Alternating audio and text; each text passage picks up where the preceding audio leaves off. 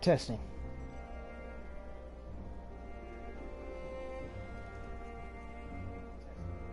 Okay. Hello everyone, my name's Ethonra, and welcome back to Final Fantasy 14 Endwalker. Sorry, I got distracted there because I need to talk about something. So, last night rather, I was talking to Niche about how we hope that the maintenance fixes stuff. Well, it turns out it didn't, because I tried to log in last night and I was like 400, or not 400, but 4,000 plus in queue, and I was like, okay, it's not happening. So unfortunately, the thing we wanted to be fixed the most didn't get fixed. So I joked with him the same joke I made the other day about how, oh, I made a joke about something, but the game's making a reality. I joked and told him it seems like the queue has gotten worse, not better. I forgot the example I gave him, but it was something that happened to me, so I made that joke about it. And guess what? Today, I disconnected not once, not twice, but 3 times. And then when I tried to set up the stream, it disconnected again. So, strange. And it happened to happen, the first 2 times were random. The 3rd time happened when I teleported here to the new area. And when I went to go do something, I came back, I disconnected. Then I had to log back in and try to stream, disconnected.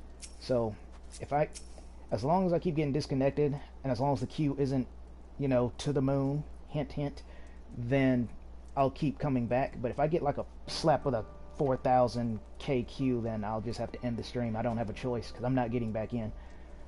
But on a brighter note, I just finished the main story quest roulette, like 5 or 7 minutes ago. Level 90 now. Level 90 Reaper. And I got to use this new move. Where is it? Communio. It's really nice. I only used it once on a training dummy, and the way you're meant to use it is it's basically meant to be the last hit of your enshroud form. So yeah, hopefully I can actually demonstrate it better when I get into a real fight.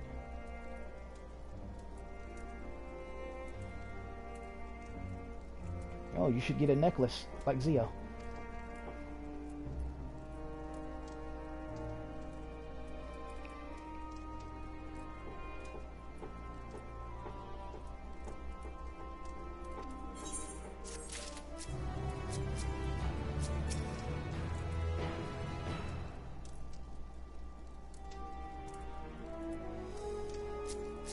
Oh, speaking of icy fields. I like how on the again, the streams have been kind of nice recently. The last stream, the thumbnail the game chose to give me, YouTube rather, is one where Luvia is complimenting me for my navigational skills, and I'm like, well, I mean, yeah, So I thought that was kind of funny, because me and navigation don't get along too good.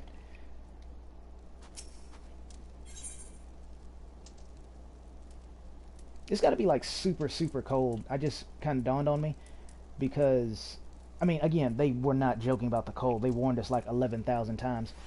But the fact that he's wearing Ishgardian issued armor, which is proven to be resistant to the cold. Like, we've seen him in Ishgard and Camp Dragonhead and all that. Did I say Ishgard? Yeah, I think that's correct. And we've seen him all over the place where it's cold, and he's been just fine. But here, he's actually so cold, he has to warm his hands up with Ishgardian issued military armor. So they really weren't joking about the cold.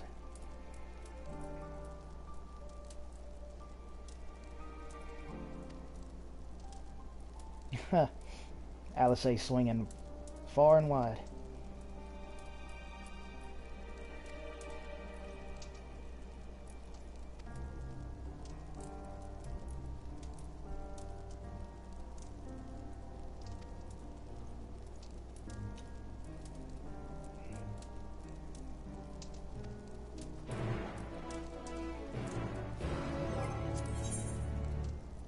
Yeah, keep in mind, again, my memory, I don't even know why I'm going to even bother finishing that sentence. So it's hard for me to remember for sure, but I honestly don't remember his character being this obnoxious.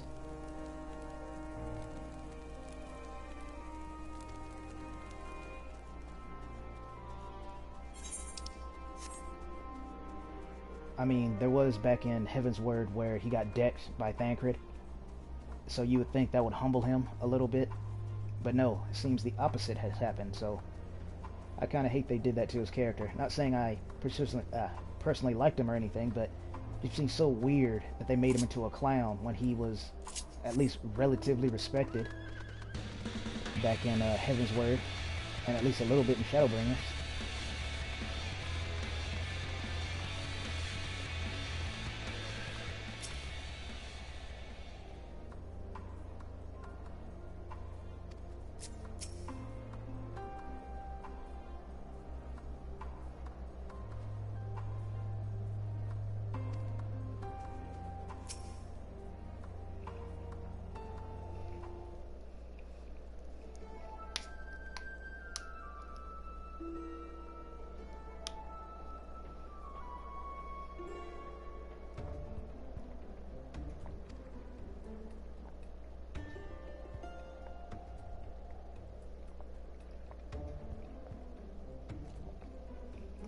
Oh, they're putting Aether current jokes now? That's kind of funny.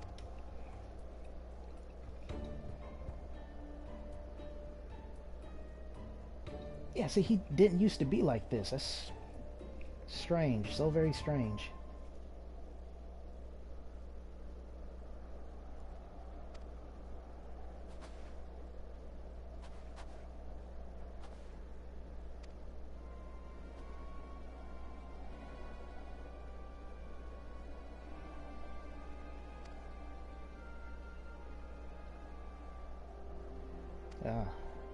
Interesting.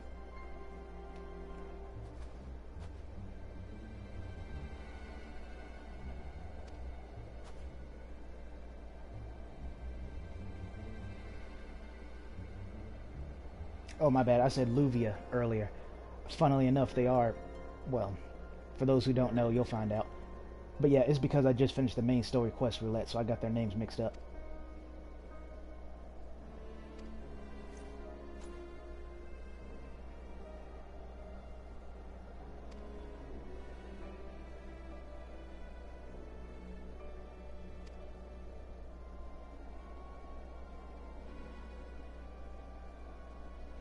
Yeah, see, him making a statement like that, that's more in line with his old character.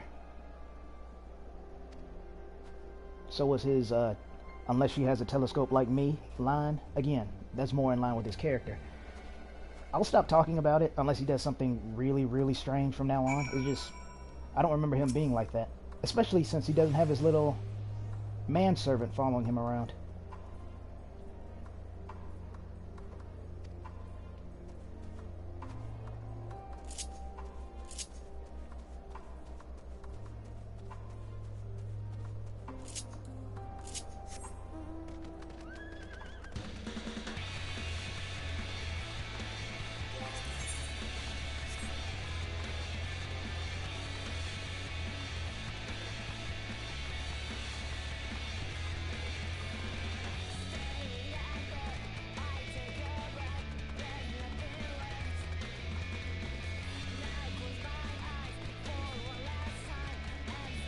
Oh good, my retainers are done.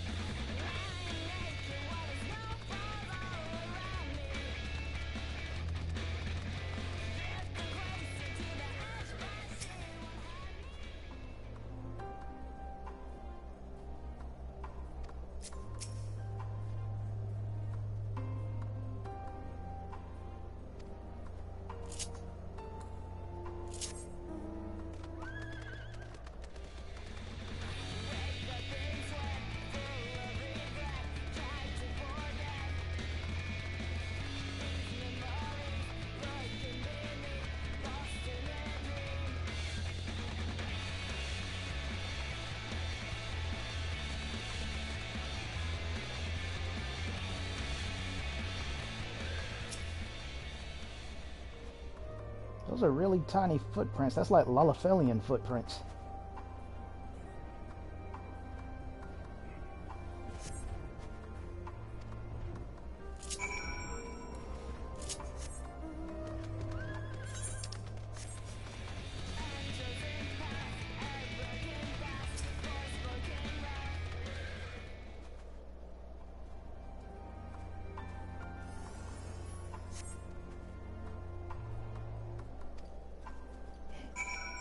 found it earlier than I was supposed to.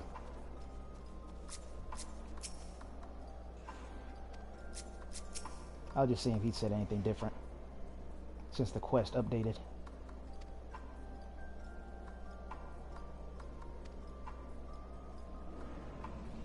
The heck was that?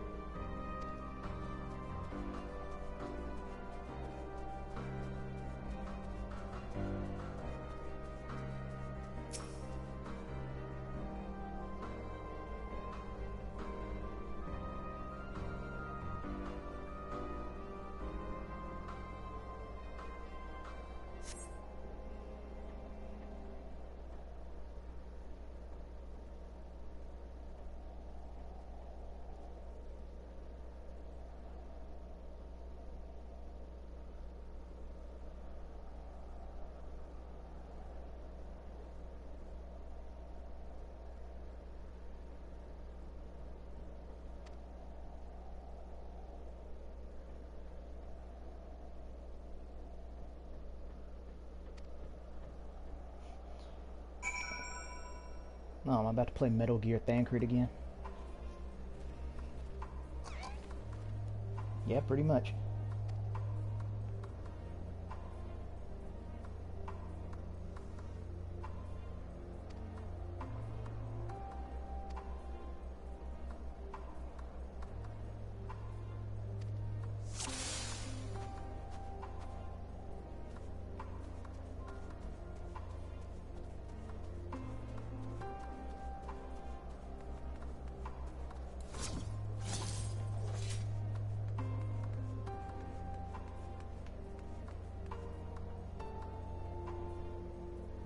I was wondering what this person was doing out here standing by this rock. Also, when I said her footprints were small, I figured it was a Lalafell or a child. I was just kind of hoping it'd be another Lalafell since we won't have one around for quite some time.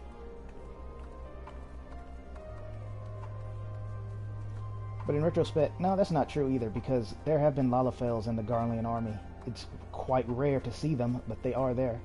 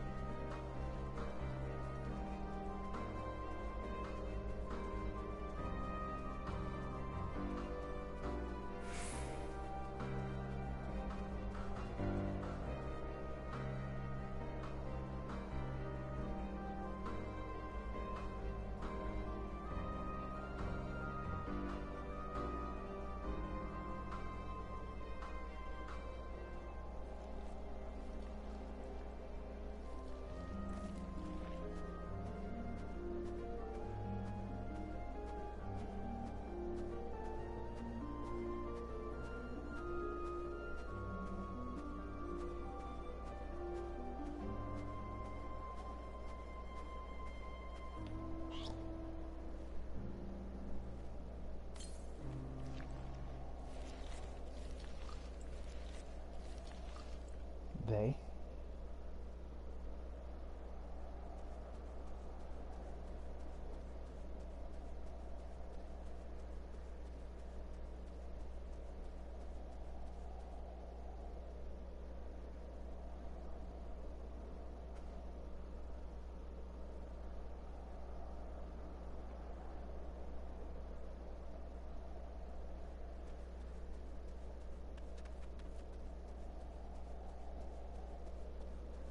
I think it'd be kind of funny if I actually hit level 90 right there.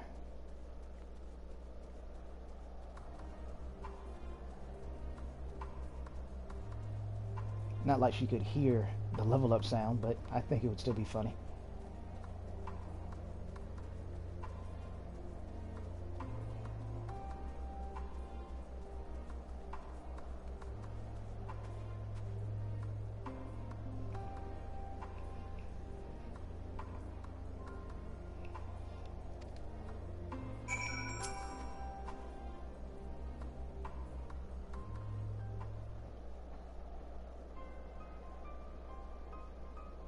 Can you imagine how startled you would be after doing all this, just to turn around and there's someone staring right at you?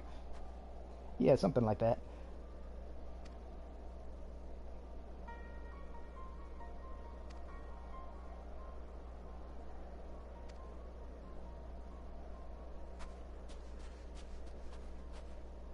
And maybe I'm wrong about her being a child. She looks smaller from that far away, but those footprints were way too small. I don't know why they made them that... Oh, I do know why, actually. Those were just generic footprints, I guess. Generic footprint asset, I should say.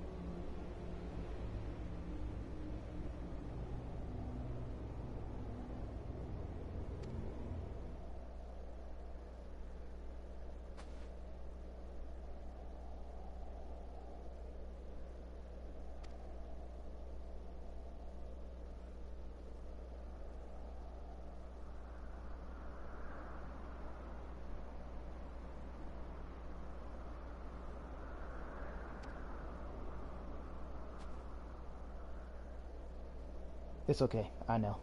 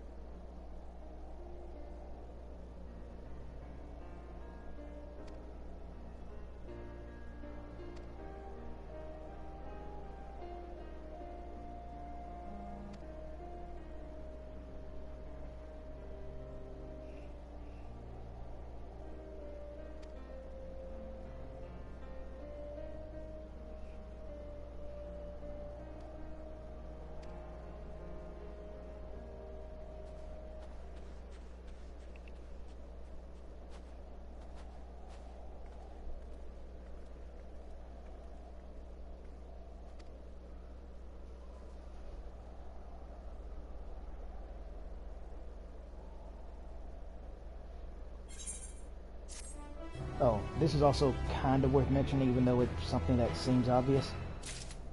Remember how last stream I mentioned I was liking how Zio would whip out her scythe all dramatically?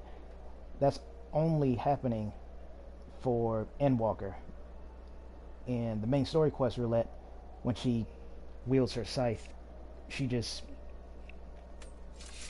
that. So the fact that they gave her a special animation just for Endwalker, that's kind of cool. It makes me wonder if any of the other jobs kind of have similar flourishes when they bring out their weapons and Endwalker cutscenes. Excuse me, hiccup.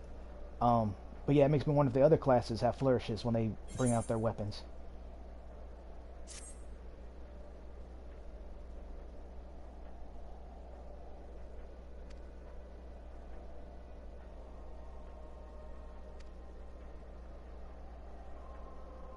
Yeah, I did notice that.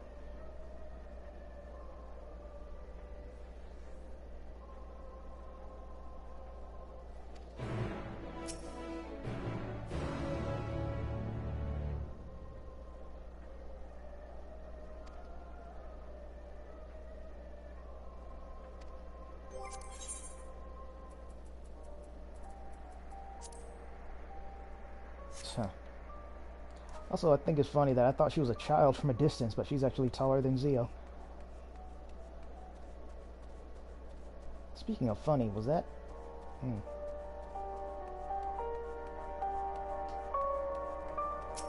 Hey, I recognize this music. I mean, it's obviously new, but for a split second there, I thought I heard like the Garlean theme in there.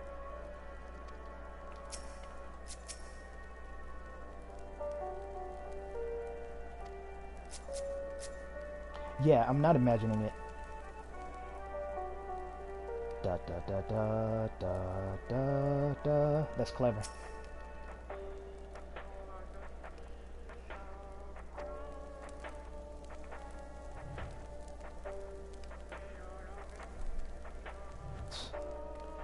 I like how I was actually able to notice that one. With Ishgard, I didn't notice that King Thordan's theme, I mentioned this before, but I'll say it again since it's relevant. I didn't notice that King Thordan's theme has a bit of the Ishgard theme in it as well, and that's mostly because I didn't spend a lot of my time listening to the Ishgard music. I was just going to and fro, talking to people, and the music is so gentle that I really didn't hear it all that well. I heard it was nice, it was pleasing, but when I was fighting King Thordan, I was too caught up in fighting the primal that he represents, without giving it away too much. So the fact that I was able to pick that up immediately, I think is cool. Because the Grimlit Dark, or that's how I say it, the Grimrit. Might as well just bring it up now since I mentioned it. Let's see, it's not Shadowbringers, it's the end of Stormblood. Oh, went too far. Yeah, right here. Gimlet Dark. Oh, and I might as well say this now since I remembered. I call this Matoya's... What do I call it? Matoya's Reflect? Something like that? Respite? Matoya's Respite is Relict. Relict, I don't know. I tried to pronounce the words correctly, but it helps if I've actually heard them before in my life and remember them.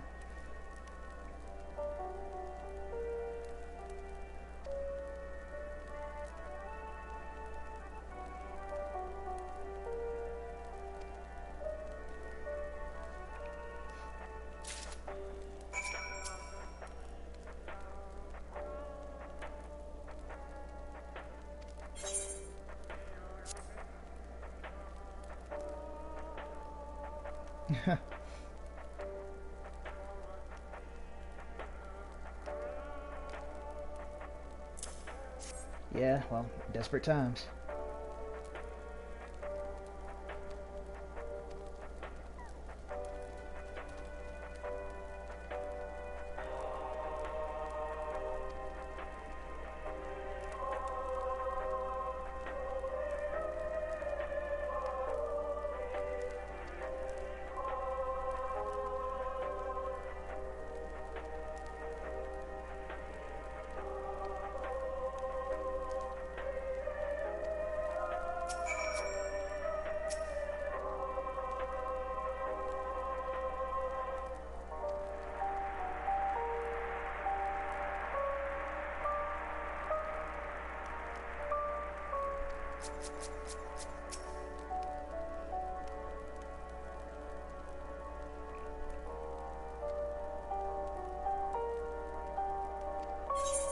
Oh, that's not true. I know you're at least a little hungry. This will at least put something on your stomach. No.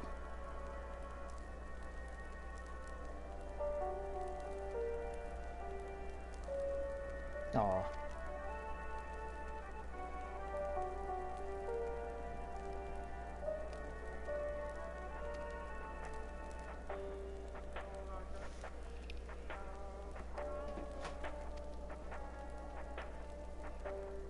I actually do know that word, cacophony.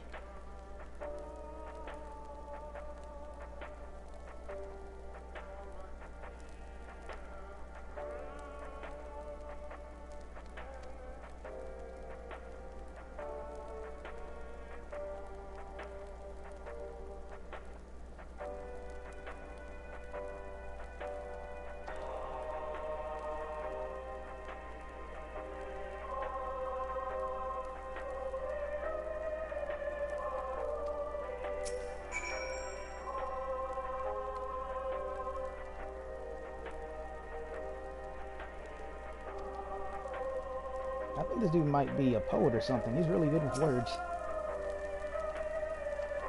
It's not what I want, it's what you want.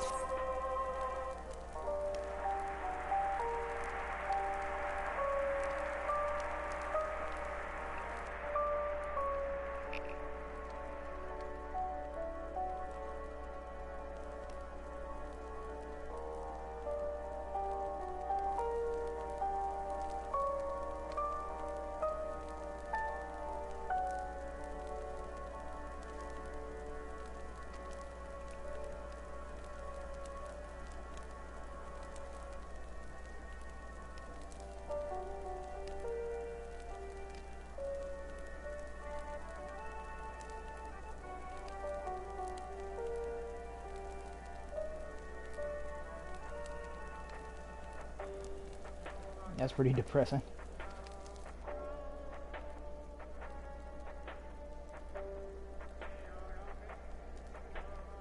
Yeah, even more depressing.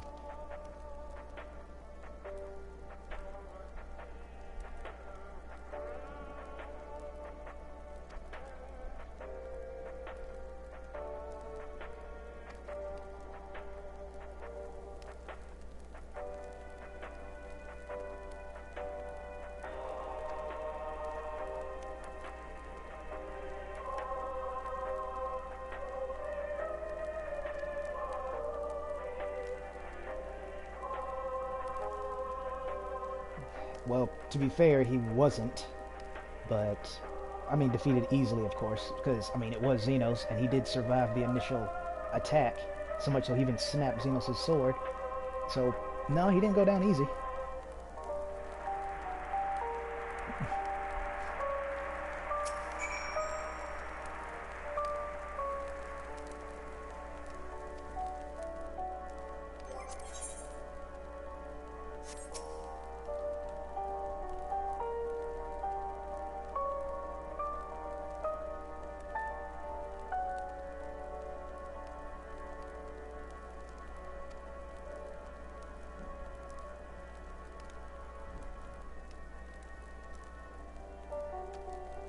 Yeah, there's that too.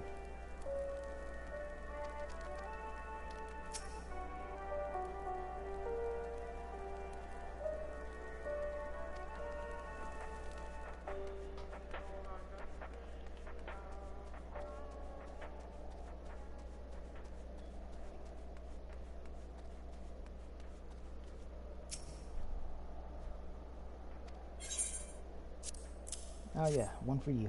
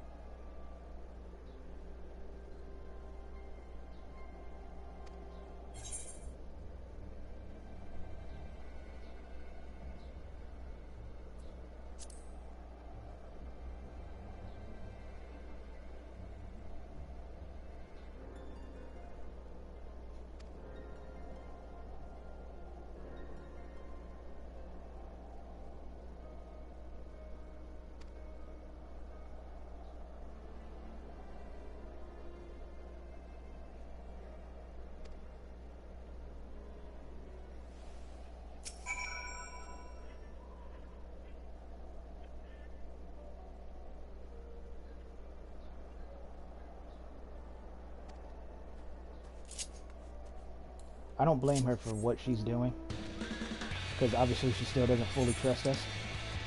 So, fine, fine.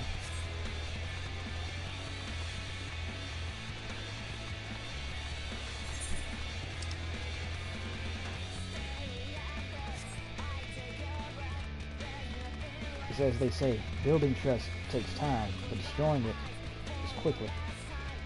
It's so very frail to destroy, but can take decades to build.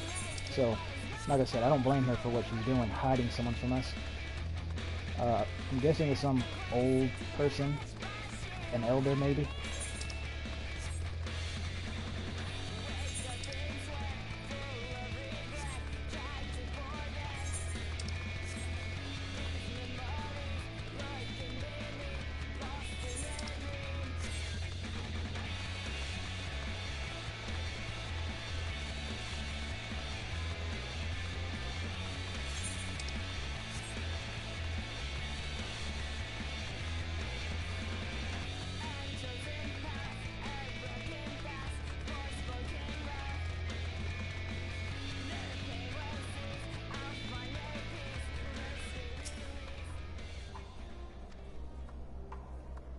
The door was opened.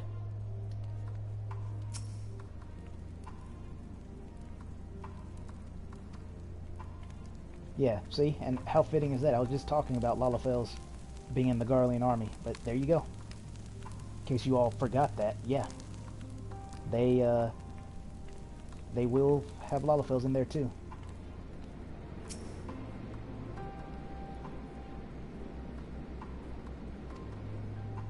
I could take care of them. And yeah, the beastmen from, I forgot the name of the area, but you know what I'm talking about, Stormblood.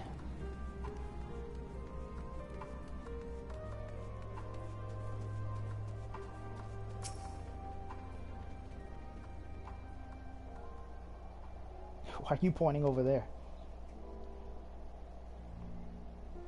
I like how his character model won't at least let him turn around.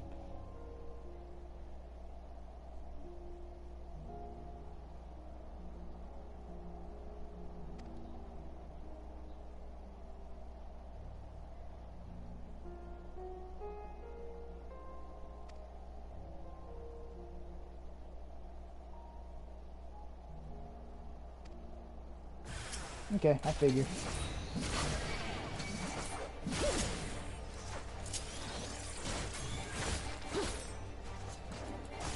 Okay, I'll save you for last.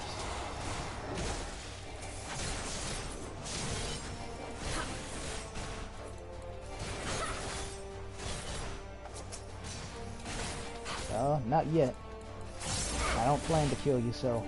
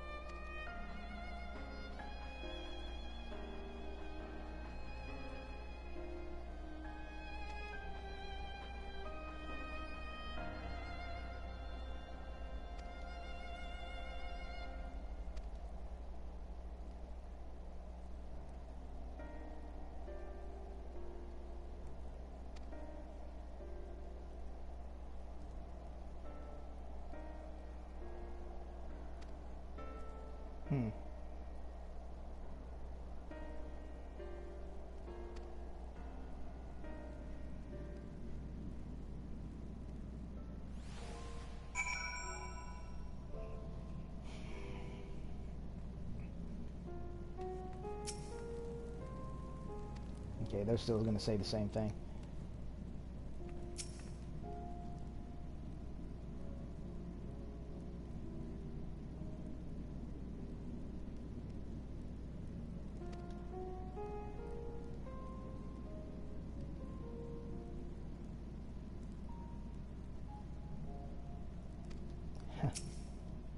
I was going easy.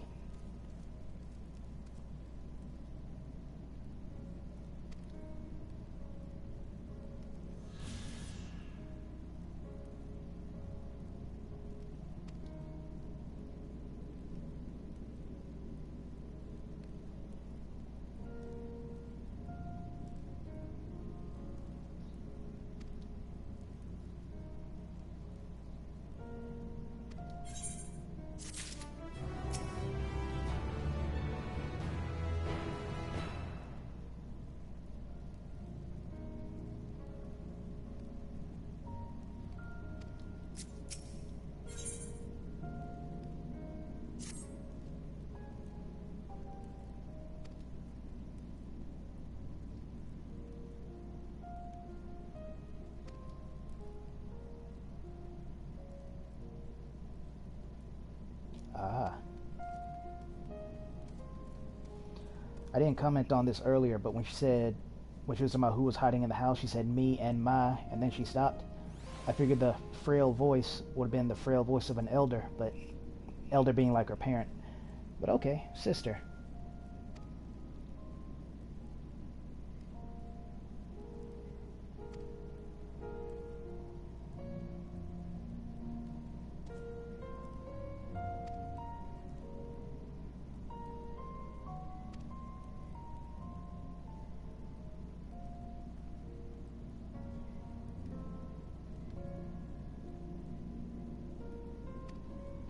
Really, Alice? You honestly can't?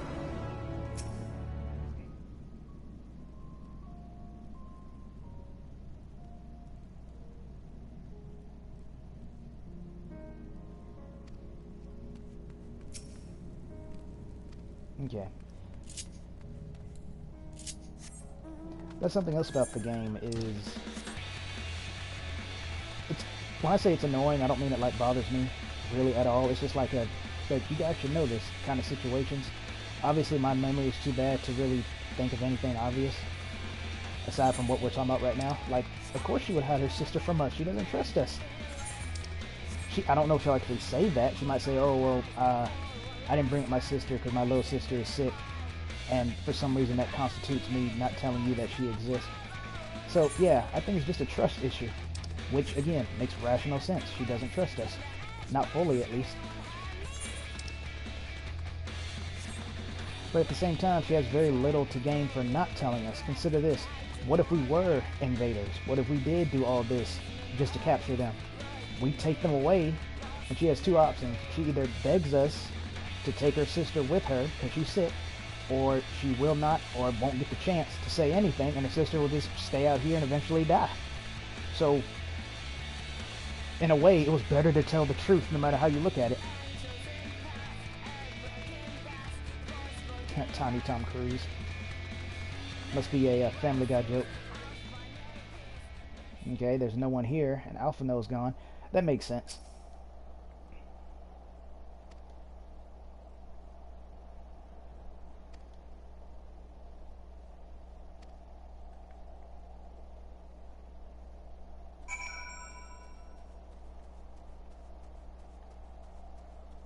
Well, I sincerely doubt Alphino got overpowered by a bunch of Garlean blue bloods.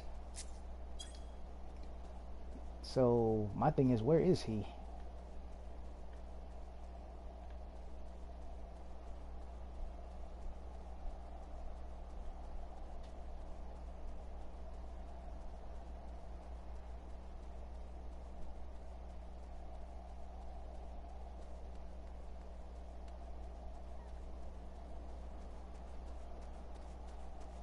Ah, I thought so.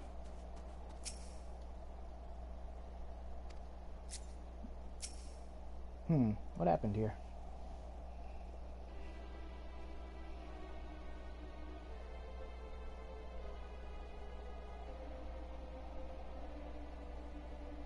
Uh-huh.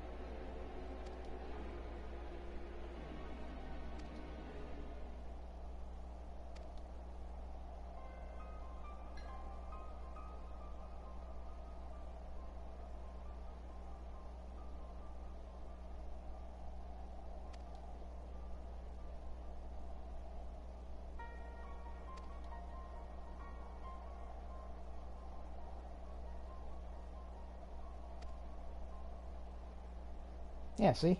They didn't trust us. It's not that hard to believe.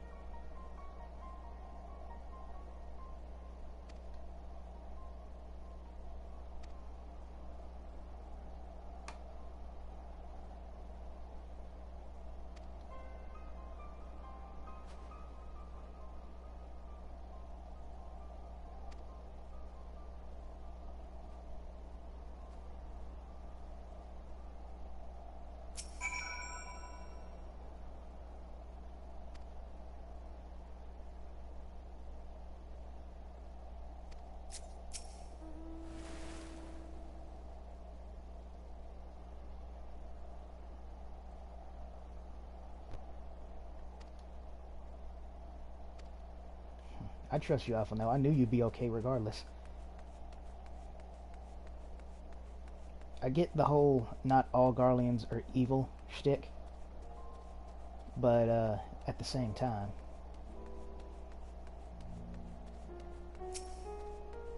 I just find it funny. I'm not saying he was. He never said like, oh, I used to be a soldier that did the exact same thing that I just said don't want happening to me. He didn't say that, but you can't help but admire the irony of what he doesn't want to happen to him is what they've been doing to us, hence the get your revenge part.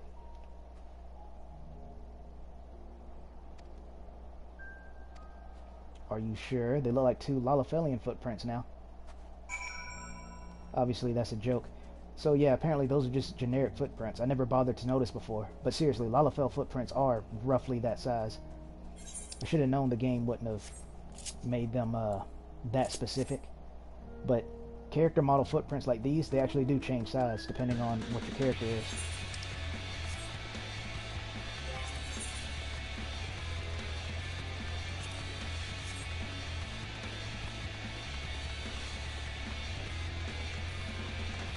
They say that shows we're both ready to fight something, but I don't see anything.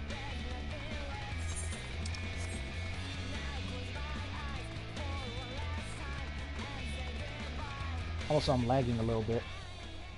Like I'm probably about to disconnect because I'm pressing R3. Yeah, that would explain why I don't see anything over there. I'm pressing R3 to dismount and nothing's happening. So let's see if I can get back in.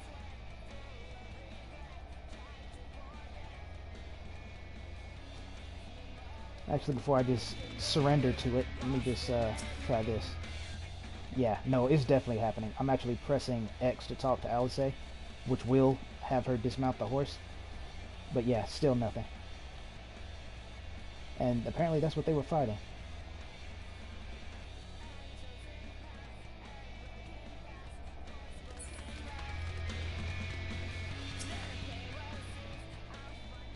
Okay, I didn't want to manually do it, but I might as well.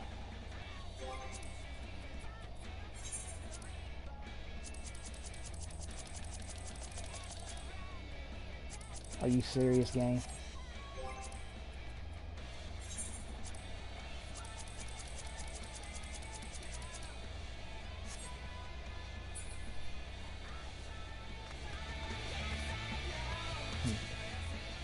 You know, I talk a lot about my irony luck. I wonder how many of you out there have experienced something similar. Everyone is having trouble signing in. How many of you are having trouble signing out?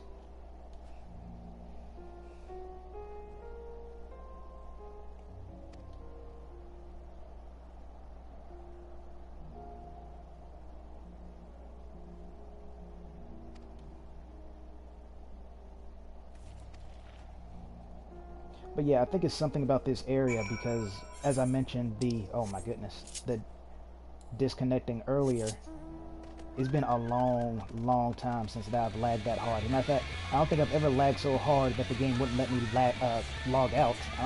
I never bothered to try when I lag. I usually just hope for the best, expect the worst, get the worst, and then try to get back in. But, well, let's see. Realistically, if they're trying to stay out of sight and hide from the cold, yeah, I was about to say they would be somewhere under shelter.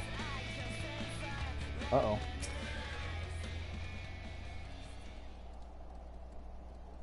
Oh, it's doing it again.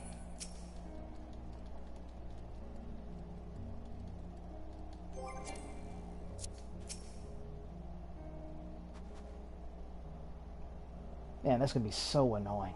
I hope that fixes soon.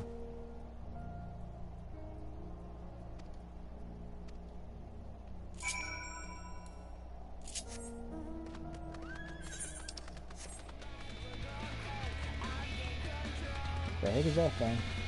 That looks like that's got to be a hunt. Yeah, I thought so.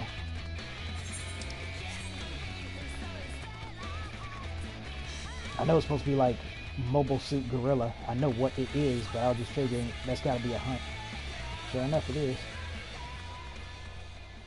Oh boy. I hope this isn't what I think it is.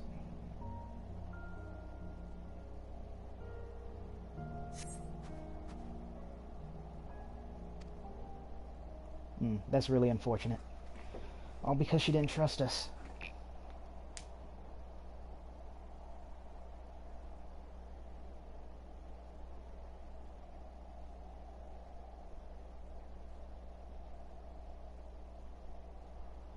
I assume that's one of the dresses, which is really sad, because I couldn't see her face.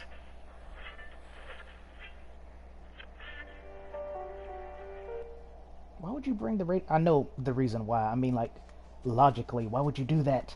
Of course that's going to attract attention. Like, from monsters.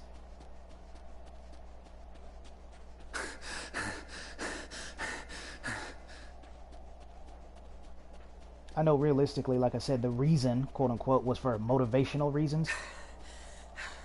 Blood trail. We found one. They were attacked. But it was a stupid reason.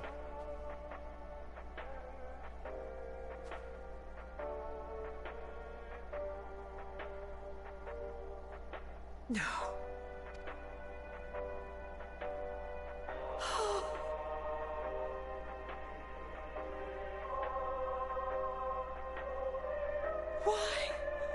Why wouldn't they?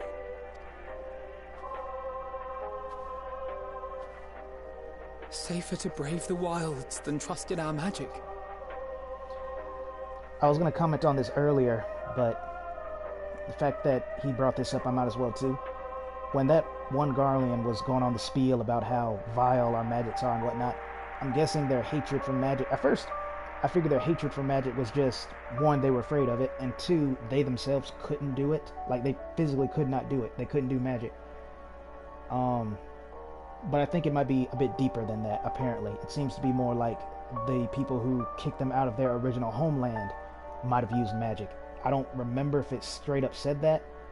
I figured it was just a regular war that they just couldn't win. You know, spears, swords, etc. But no, the fact that they would do this makes it seem like the original invaders used magic. And that's why, in addition to Garleans being able to do it, maybe, maybe not, that's why they despise it so much.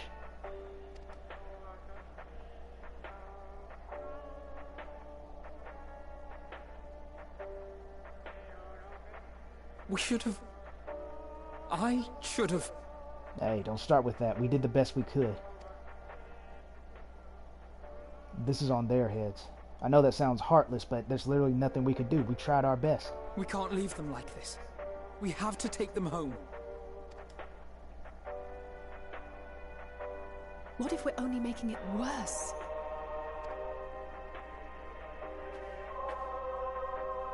Maybe we don't belong here, but neither do they.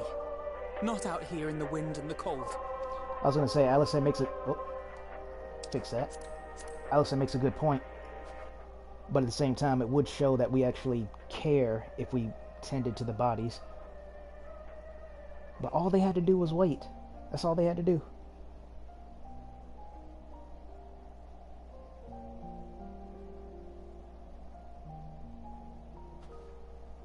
I heard the story about Varus's voice from beyond the grave. Of course, I didn't believe it. But Licinia and her sister did. Perhaps there is something to the tale after all. Huh.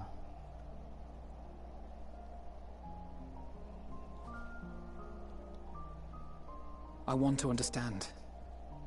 So I'm going to borrow this for a while, if that's all right. You had every reason not to trust us. We came as trespassers, invaders.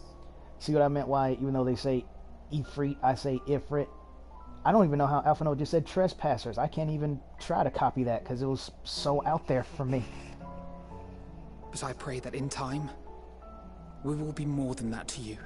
That we will find a way to help your loved ones.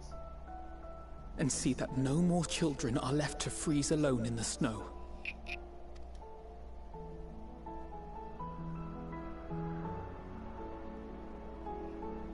This game really knows how to get you in the feels, man. They've been doing that.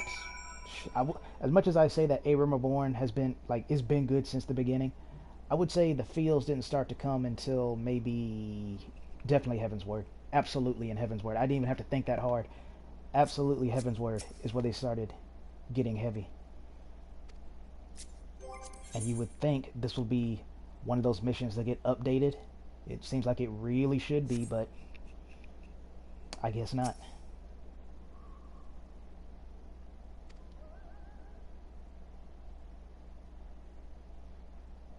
Don't start thinking like that, Alice. If we never showed up, they would have died from the cold, sickness, or hunger already. They would have died regardless. Again, I know it's cold, but it's true. You can't beat yourself up over stuff like that. Think logically. Yeah.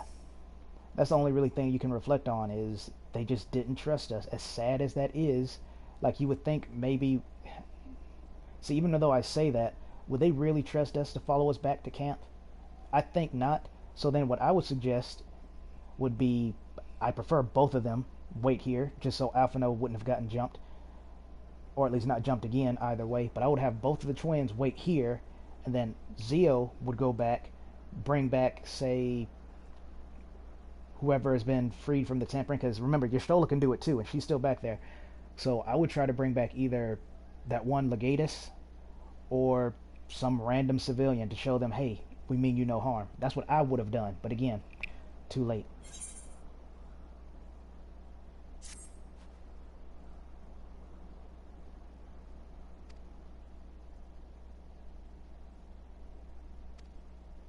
What did I just say?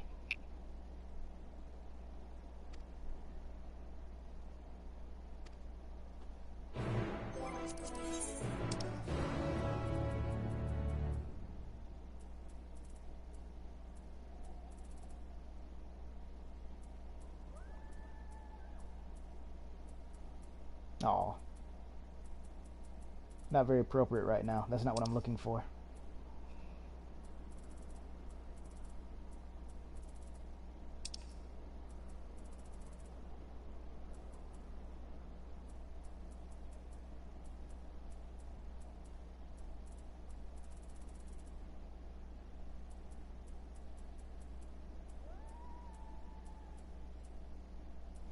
I was looking for a moment of silence, but we'll just do the generic one.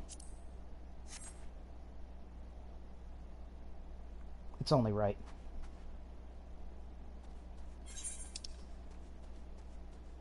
And as fun as it would be to run across the ice and snow again, I will spare us that and just teleport.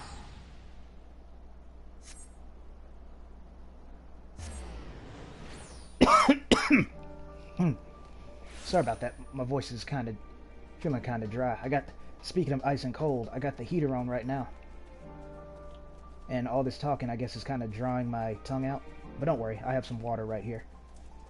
And I'll drink some once I'm in a cutscene that I don't have to spam the button on. I might do it regardless. I know I got two hands. I can drink water and press a button.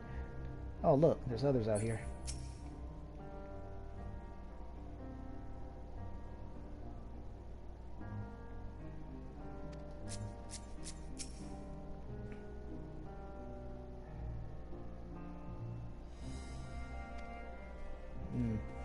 Is it that obvious? I'm glad I got his name right, Maxima, because when I was doing the joke I made in Metal Gear Thancred, the reference should be absolutely obvious, but I wasn't sure if that was his actual name, even though I just saw it. Because again, memory. So that does make me feel better to know that the joke is not as bad as it could have been, because at least I got his name right.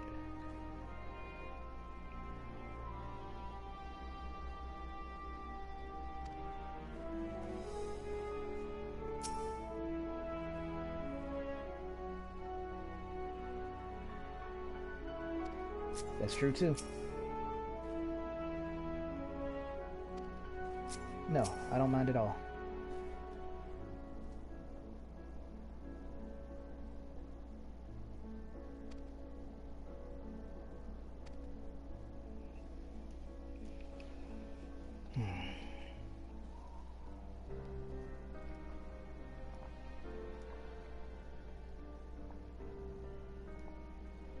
Thank you for your report.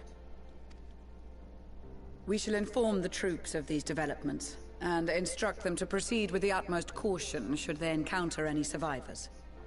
Allow me to go and speak with the ones at the victor's spoils. They may be more willing to listen to a fellow Garlean and accept our offer of assistance. That's an even better idea. Well, to be more specific, a better version of my idea, because I honestly forgot, even though we have Maxima, I was thinking about him, but it didn't, I completely forgot. Not forgot he was a Garlean, I just didn't think of him. Like, the reason why I said to choose one of the people who are already tempered is because that's someone they should already know. Like, especially if we get one of their random friends and happen to cure them. So I figured that would be more of a boost, but since we don't know, and apparently the tempering healing is still going on, then yeah, we should have sent, I would change the plan to have Maxima go instead then. I pray you are right. And though I am loath to burden you any further, should there be an appropriate occasion to speak of Licinia and her sister, please do so.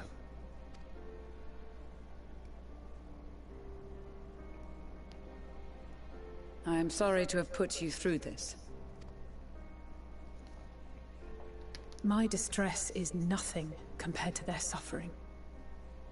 So tell me, what else have we learned?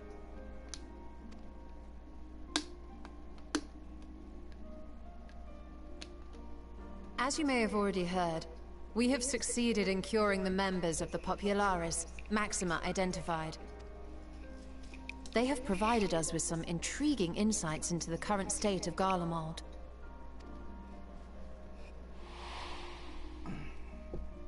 The assassination of Emperor Varus was the catalyst for the civil war. Nerva declared his claim to the throne, and his opponents refused to recognize it. Fighting broke out in the capital, where Nerva's 3rd Legion clashed with the 1st, who remained loyal to Varus even after his death. Of course, even Imperial warmongers would balk at the idea of turning their shining city into a battleground. Like burning down the wood to spite the wasps. Neither side would be so mad.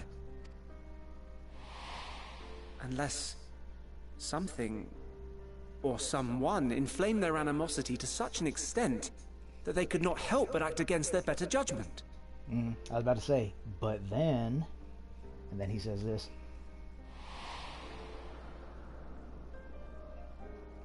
It brings to mind events at the Gimlet Dark, does it not? The Emperor's sudden withdrawal from the front lines, specifically. Nerva and his father, Titus, Varus's then political rival, took advantage of rumors that Crown Prince Zenos had been possessed by a demon. Elidibus, what better way to disparage your enemies than with the truth, or a close enough approximation? Indeed. But before their accusations could be substantiated, many of Titus's followers were silenced. While some were merely stripped of their status, others died under curious circumstances. One after another, suddenly and suspiciously. Again, Elidibus. Like as not, he had a hand in it. No evidence was found to implicate Varus, certainly. Nevertheless, Titus, Nerva, and the 3rd Legion would have judged it a brazen attempt by the Emperor to rid himself of his political enemies. And then, in the midst of this growing turmoil, Varus Sosgalvis is murdered. And Garlemald's own prodigal son, Gaius van Belsar, is named the murderer. Shortly thereafter, Nerva claims the right of succession. And in response, the First Legion claims the assassination was part of a coup d'etat orchestrated by Titus and Nerva. So no one is at fault, and everyone else is to blame. I should add that both parties received substantial financial backing, presumably to provide them with the means and encouragement to pursue a swift victory, and that these contributions came from the self-same benefactor. I'd heard House Brutus had been filling the Third Legion's coffers, but the First as well. It would seem so. Though the Populares determined that the First Legion received funds from a variety of organizations, all had connections to House Brutus. So Fandaniel, in the guise of Asahi, was playing both sides against each other the entire time. Surprise, surprise. I'm not going to remember that name, by the way. The information we gained from my friends does not end there.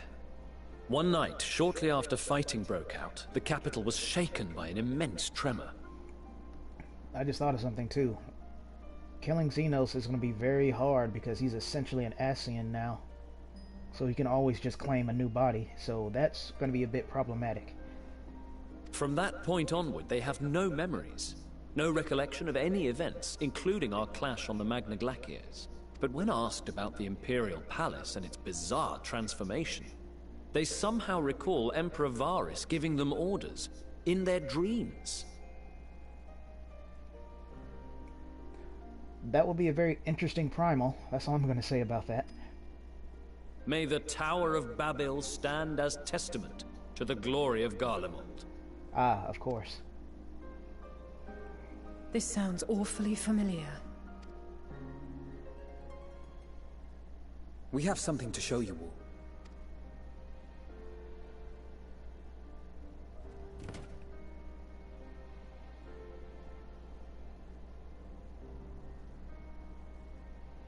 Varys spoke to them through this radio.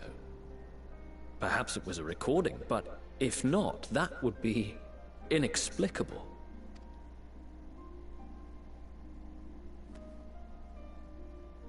We are of one mind, then. The ether that permeates the ore used in this device is almost identical to that of the talismans. I see it. While it is likely more by coincidence than design, these devices might also ward against a primal's influence. A picture is beginning to form. If the tremor felt throughout Garlemald was a wave of ether emitted by a primal, I see where this is going. then while those within range would have been tempered, those huddled around a radio desperate for news concerning the Civil War would have been spared. Oh, that's kind of neat. No wonder Licinia kept it close. Yeah, see? I was mentioning motivational, so I knew she had ties to it. I just didn't think they were that deep. But then again, she herself didn't even know it was because of the radio itself, so... My friends, I must speak with you. A young man was caught trying to steal our supplies. He is a soldier of the Iron Men, we think, but one who has not been made thrall. Thankfully, Magni restrained him before blood was spilled. The stranger is outside, if you wish to ask him questions. Well, it's a good thing Magni was holding back, because otherwise he would have just killed him. I think we do.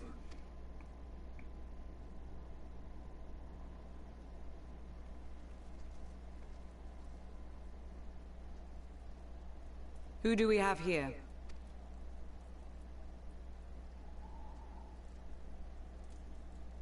Garleans? Traitors to your homeland! Have you no shame?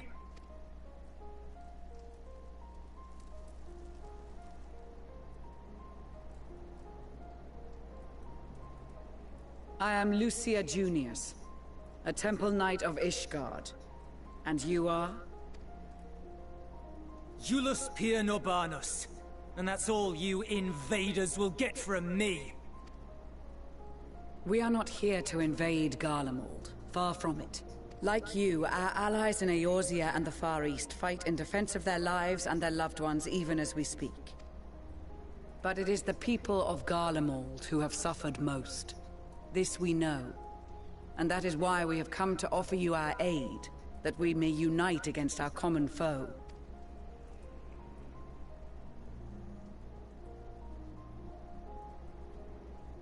Whether you believe me or not, those are the facts. Now, answer me this. I like how direct she is, because that's a saying that I use as well. I change it up, of course.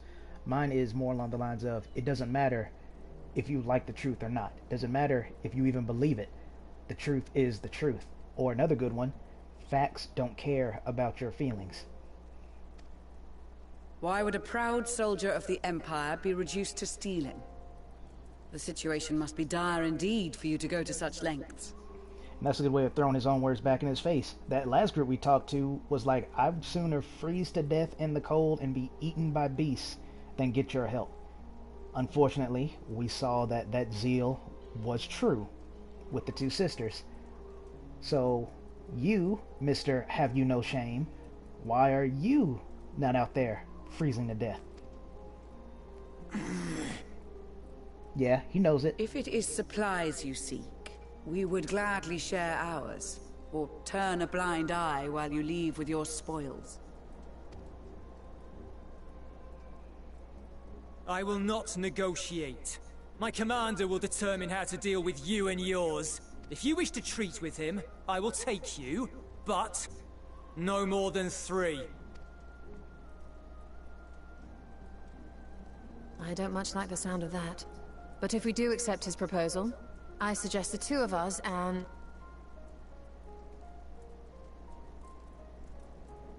Please allow me and Alize to act as envoys. May I ask why? We have seen with our own eyes the hardships the Garleans face. How their futures and lives hang in the balance. Sorry about that. It's not the warmest invitation, but it's an opportunity to prove our intentions true. Maybe not a chance to make things right, but a chance to make them better.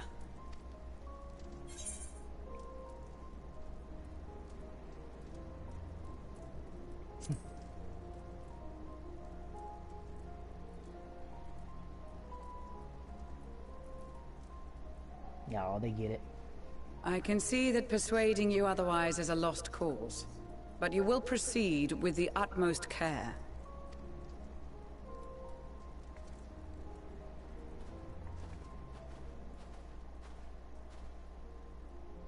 A couple of children and what? A sellsword? Is this an insult?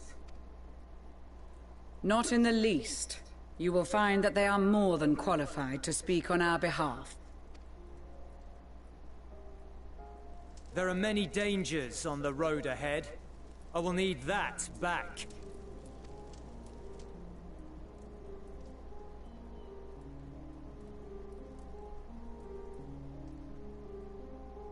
I'm hoping, you know, when I eventually play my Gunbreaker again, that we get that weapon. I really should just go to the... Next time I'll go to the market board and check.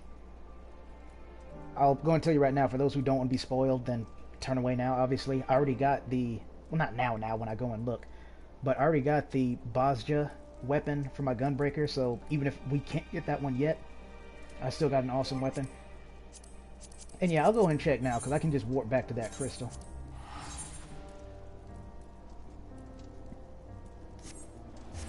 So I'll check now, just because I really want to satisfy my own curiosity, otherwise it'll be nagging at me the entire time. And we'll go from there.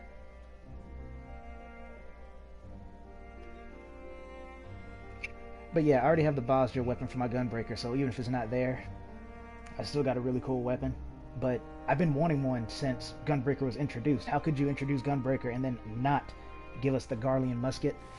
But now that we've actually been to actual Garlemald, there's no reason for us not to have it now. So, again, if you don't want to be spoiled if the weapons are here, turn away now. Right now.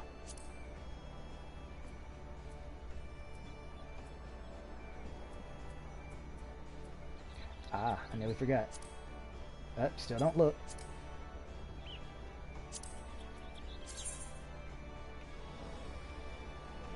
There are some really cool ones in here, though. I'll say that much.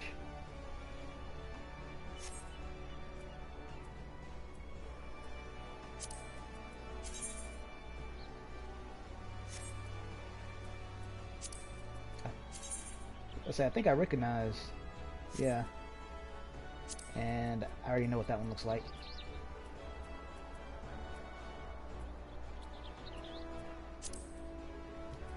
Alright. Whether it's there or not, I won't say anything, but you're free to look now.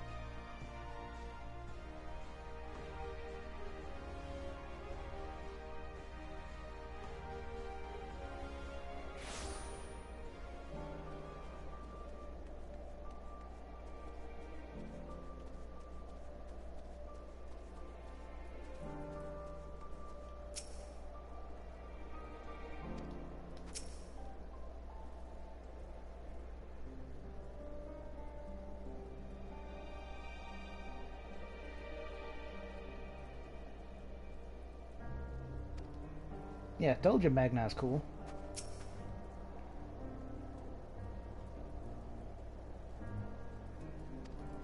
Well, I'm cool with Alphino coming because he's really good at negotiation. Alizé, not as much, but like I said, or they rather said, they both bore witness to that tragedy. So for no other reason, I guess that's a good reason, except for her to tag along.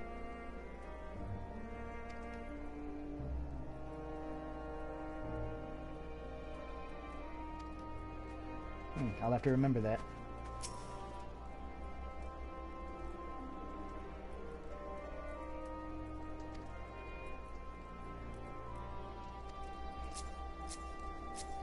You're far too compassionate.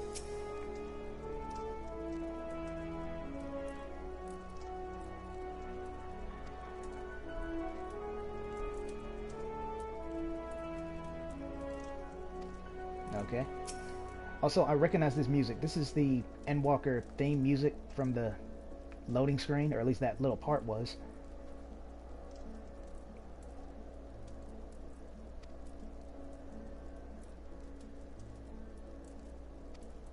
Always.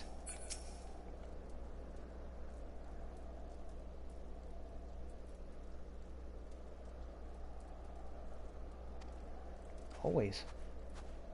Let me just talk to Alizé again, just so I can read what she said again, because that is actually really good advice. This right here. That's really good advice. Something a lot of people would miss, because they'll just go straight to her, or probably end up like me and forget. But I'm really going to try to remember that. Really, dude? You couldn't just talk to her a little bit to the left?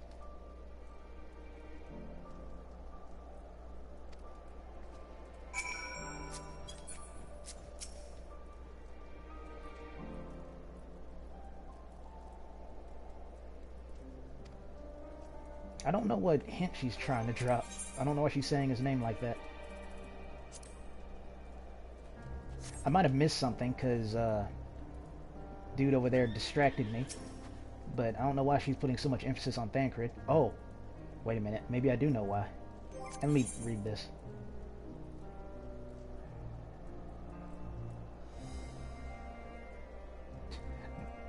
I don't know who this your hearts, plural. Zeal's heart is fine. Maybe. Hard to say because we didn't get a look at her face. But again, that wasn't our fault. She has nothing to feel guilty over. Neither do the twins.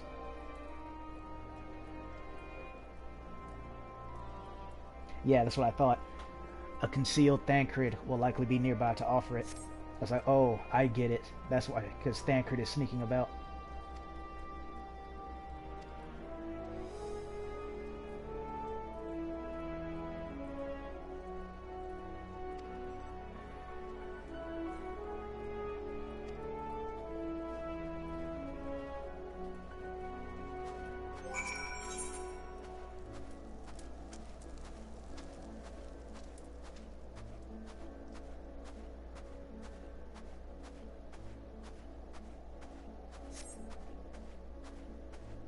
look who it is.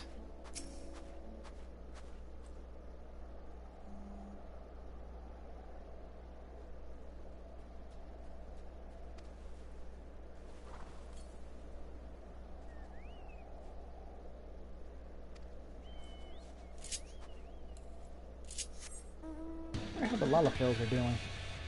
Can't wait to see them again. I'm still sad I wasn't there for the Lalafell fist bump, but oh well.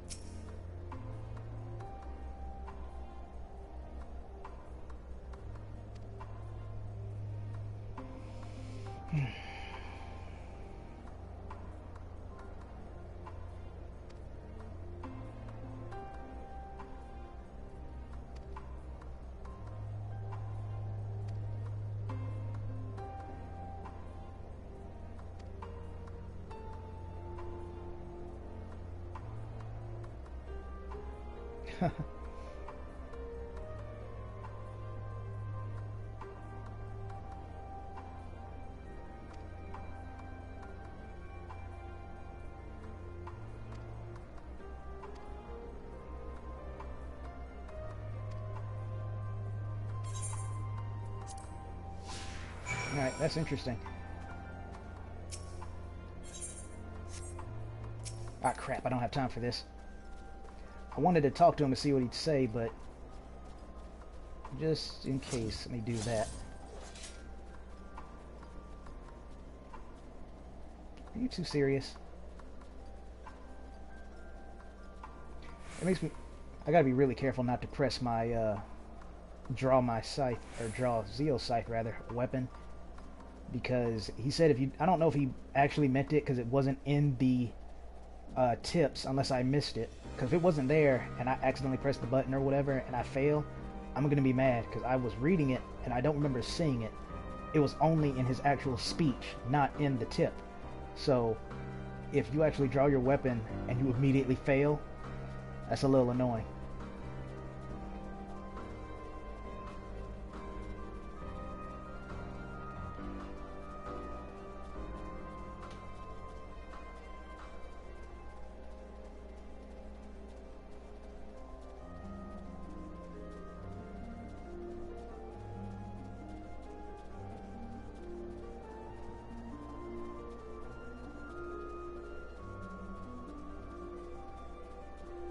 I do think it's funny, though. I wasn't going to say anything about it when he said called Zeal just a... Oh, now I can talk to him. Unless he said something... Nope. Called Zeal just a sellsword, clearly not knowing who she is. So I do find it funny, now that he knows her name. He's like, wait a minute, that's familiar. Oh well.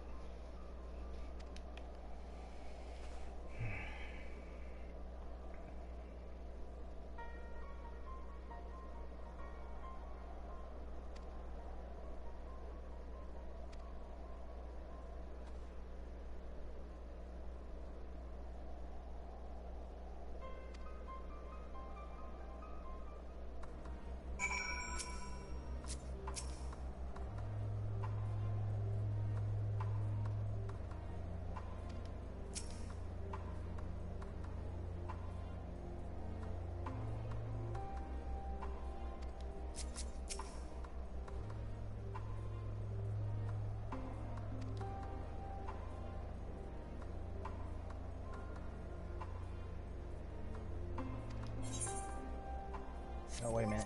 I never forgot to do this.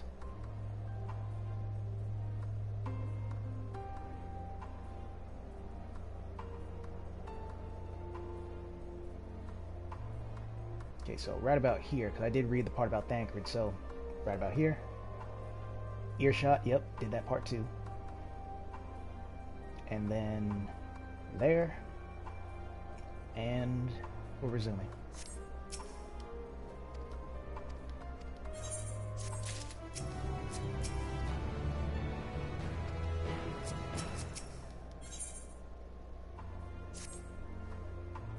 You don't say.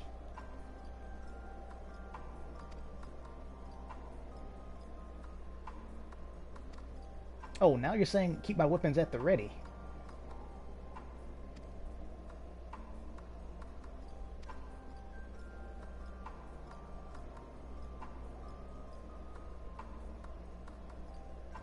Okay, well, at least I have permission now.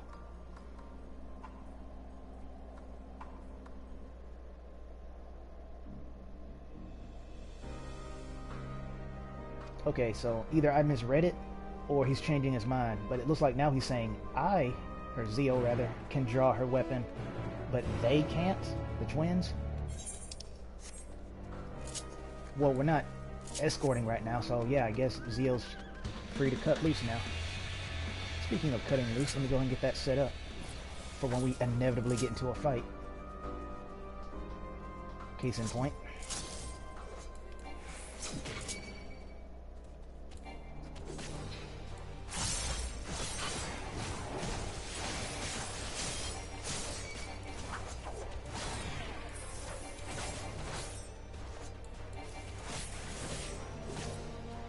That's interesting. Haven't seen one do elbow drop in a long time.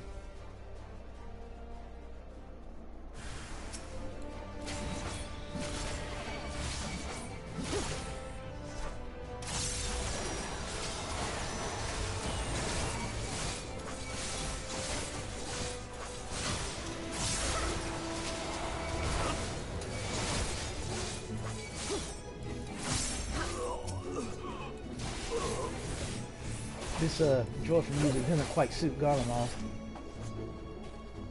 The Ildashire, not Ildashire, but the Charlian area, sure, but not here.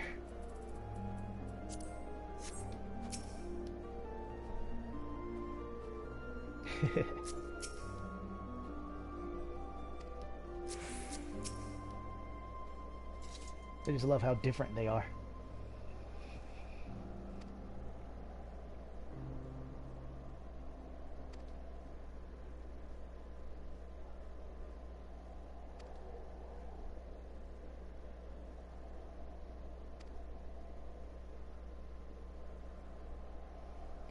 See, and this is another thing.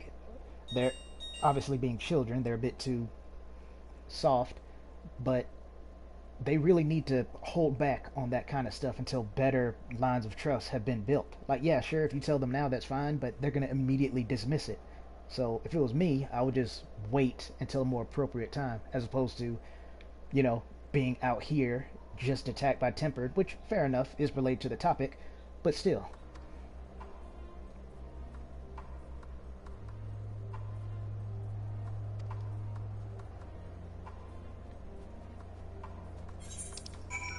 Like, there's no point bringing that up right now. They won't believe us. Not to sound cruel, but they do remember what happened to the sisters, right? It's the exact same thing. They don't trust us, so it's not happening. And it looks like I'll get a chance to show off the communio. I know it's supposed to be like communion. I don't know what language that's supposed to be exactly, but it's supposed to be communion, I'm guessing. So I'll show that off right quick.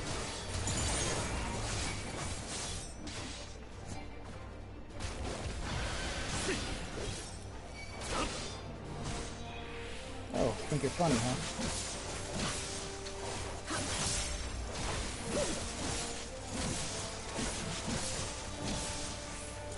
Just to make sure. Yeah.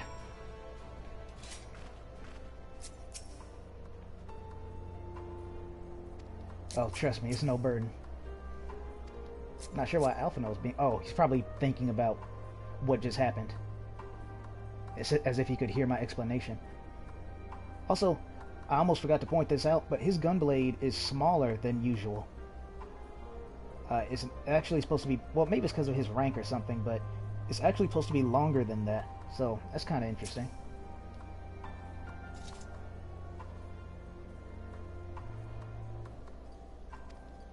Like, I know one of the first ones that might come to mind is Gaius's, because his is so long that he has to wear it on his back.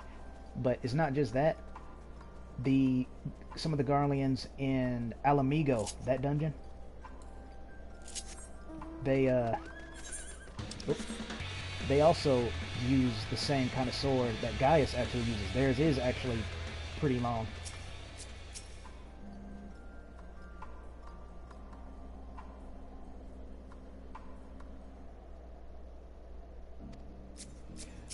Oh, okay, I kind of understand why they're trying to stop him now.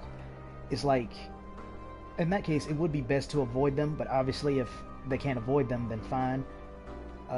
What Alphino's trying to do is convince him to stop killing them. I get it.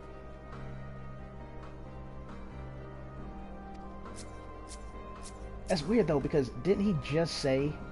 Well, I mean, I guess it's so he won't lead them back to camp, but if they're just mindless zombies and he himself is more than enough to take them down, then shouldn't he just stick to his advice and just run to the camp?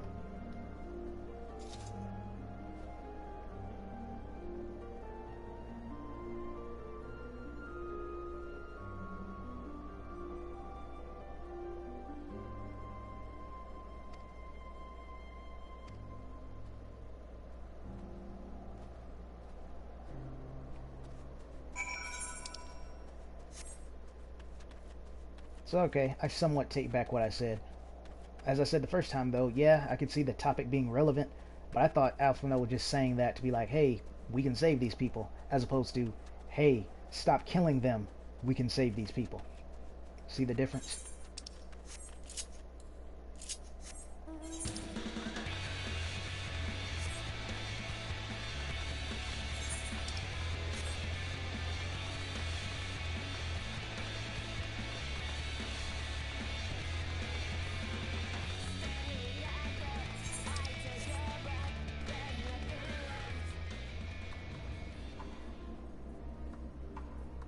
Yeah, that looks physically painful.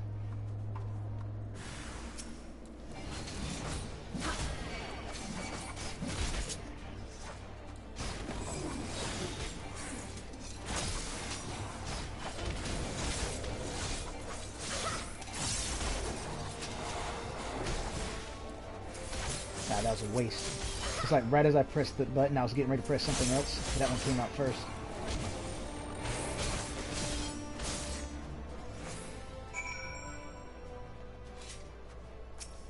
Now those, on the other hand, are definitely beyond saving. Yeah. Yeah.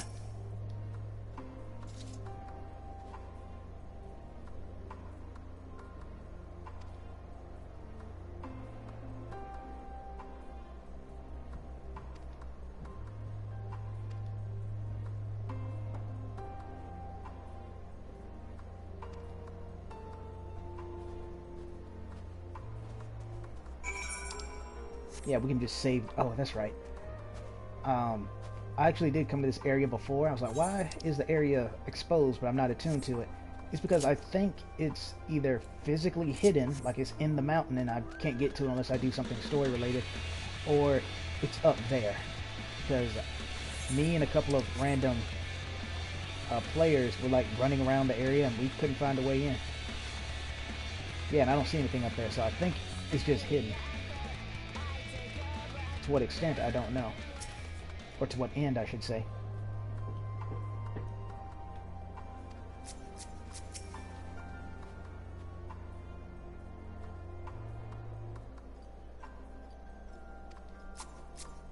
Yeah, that's true.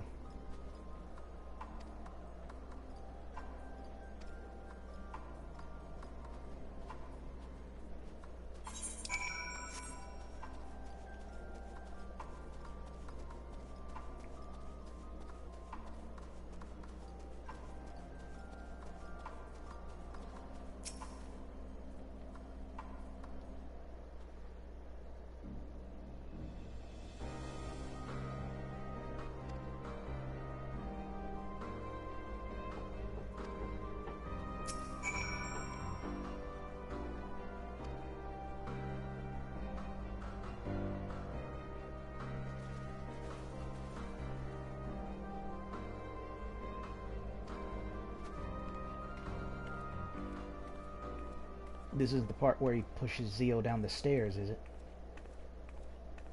Also, I like how shiny that wall was, or the metal. Nice detail.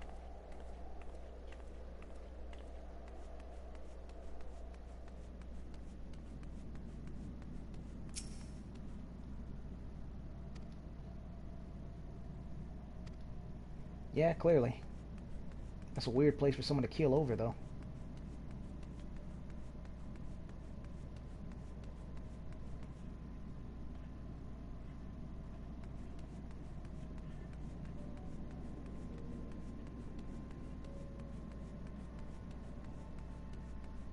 Oh, cool. Kind of reminds me of the ghost train.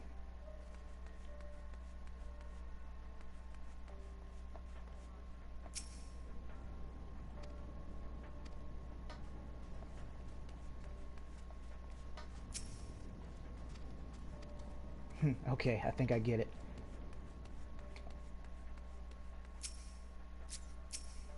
The first one I thought was more like, hey, I'm kind of busy right now, as opposed to I'm going to choose to ignore you because I don't know who you are. But still, fair enough.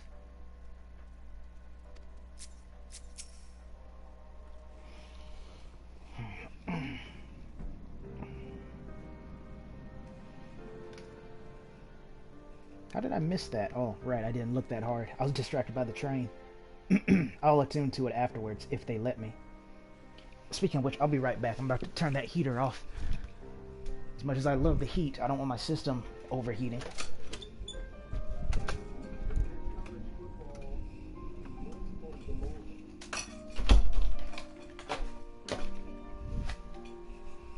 There we go.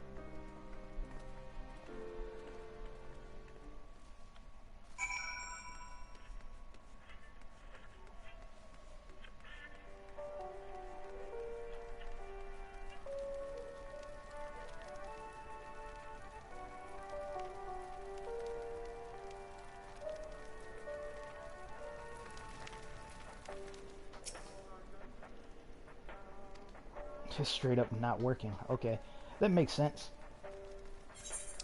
I'm not sure if they themselves turned it off or if it's a ceruleum issue. But from a lore perspective, it makes sense why theirs wouldn't be working. Well, yeah, I think so. If I'm looking at the right person.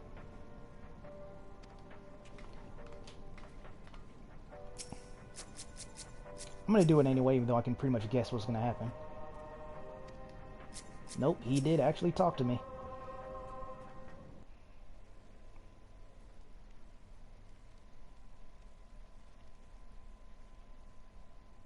These are their chosen representatives. Very well. Let us hear what they have to say. Yes, sir.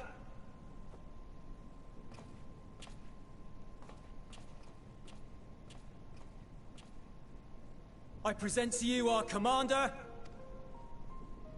Lord Quintus Van Kina, Legatus of the First Legion. The First? I had no idea you had survived. We lost our Emperor, our city, more than half our troops. For my wounds, I may never take the field again. But we survived, aye. In a manner much to your liking, I dare say. Yeah, that was a poor choice of words. We have no intention of adding to your misfortunes, nor do we bear you any ill will. Yeah, Alphino's usually more clever or careful with that. I'm surprised he said that. Spare me. Though you children may speak in earnest, overtures of peace ever ring hollow in my ears. So long as man stands to profit from his neighbor's suffering, war is inevitable. Driven from our ancestral homeland into this blasted waste, Yet still you yearned to rob us of our paltry scraps. 'Twas only with Magitech that you learned to keep your distance. Though we knew it was only a matter of time before you regrouped and returned. Conquest and Empire were our only defenses. Emperors Solus and Varys understood this, and through their campaigns saw us grow and prosper. Much blood has been spilled in Garlemald's name, aye. But if it is a choice between yours and mine, then it is hardly a choice at all. I do not deny that a great many conflicts throughout history were driven by the desire or necessity to gain by another's loss.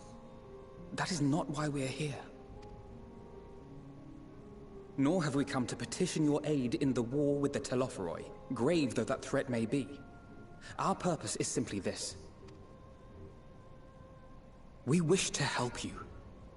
Let us help you. If there is aught that can be done to ease your plight, we would be glad to do it. Perhaps you would.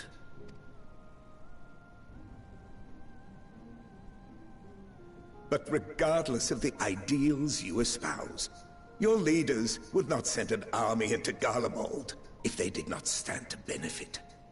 Wrong. If we accept their aid, they will expect their efforts to be rewarded once the Telophoroi are no longer a threat. Still wrong. And after compensation and concessions, the great empire would be brought to heel.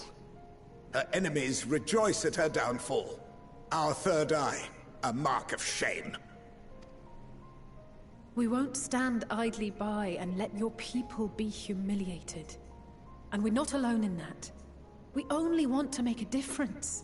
To make this world of ours better. Surely you can understand that. What I'm trying to say is, there are so many people who just don't care about making you suffer. And maybe that's almost insulting after all the suffering you feel the world has subjected your people to, but believe it or not, that's the truth. And now we're here, and all we're asking is for you to tell us what you want, what you hope for. So much blood has been shed, so much lost. All because of this endless war. Who wouldn't want to end it? Can we not work together to face our problems as one?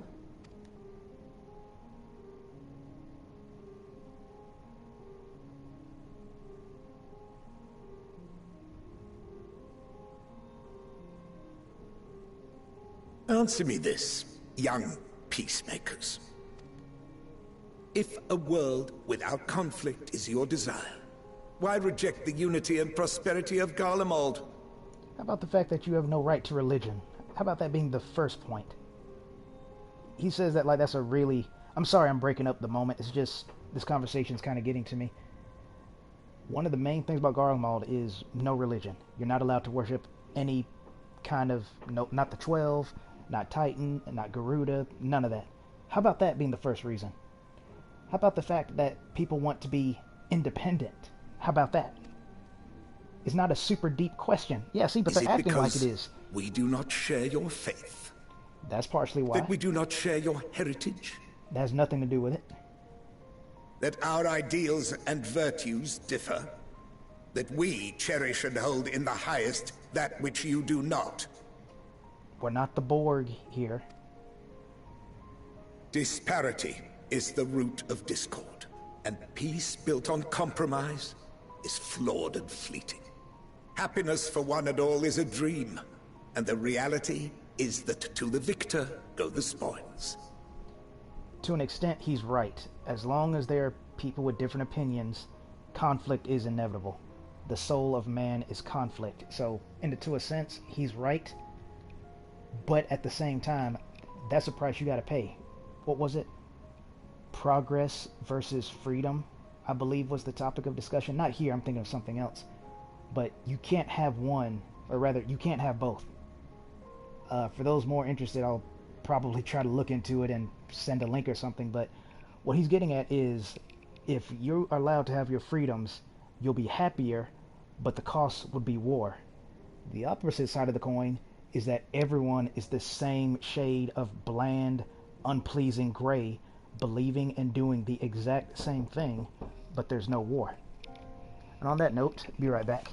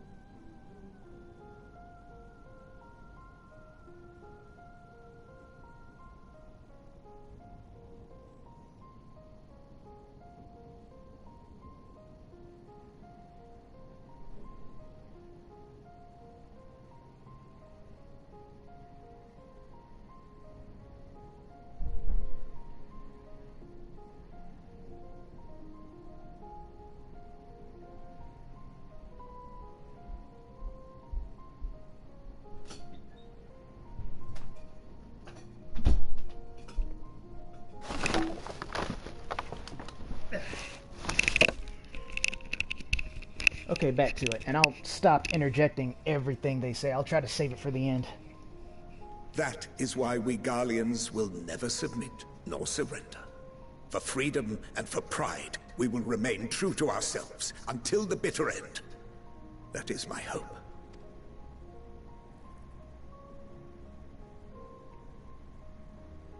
It seems there is nothing more to say on the matter.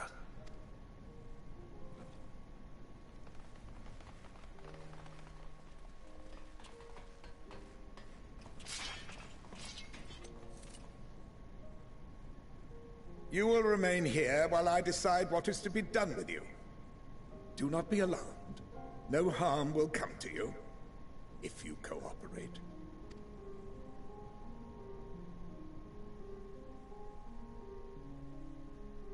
We will not resist. However, as your guests, I ask that we be allowed to speak with the other members of your group. As you wish. I had no intention of locking you up, as by dawn you would be frozen stiff and you're no good to me dead. You are free to move about the encampment, but there is one condition. Collar them.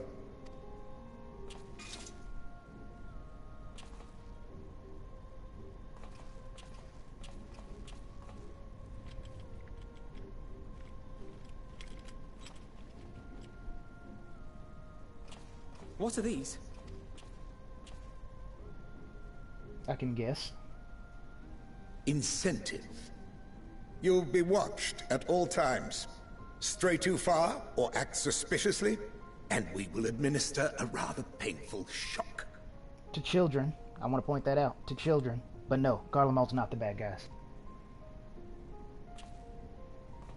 Stop. Keep away from that one.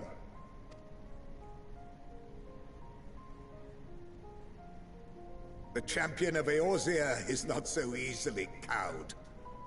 Yeah, I figured he would know who Zio is. And again, I'm sorry. I know I said I wouldn't interject after everything, but I wanted to make a comment on something he said. I was going to try to save it to the end, and I already forgot what it was, so I'm sorry.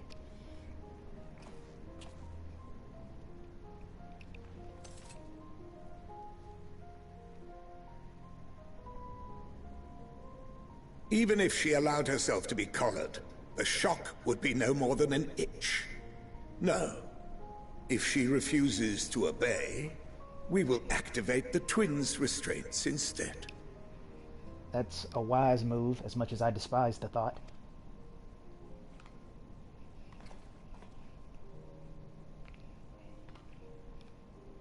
You needn't worry about us. We'll forget we're even wearing them soon enough. Even now, you still... Why go to such lengths? What is it all for? I'm so annoyed that I cannot remember what I wanted to comment on. I really was gonna try. I was like, okay, I'll stop interrupting and I'll just save it for the end. He said something, and it was good. It was really good, and I wanted to comment on it, and I cannot remember now.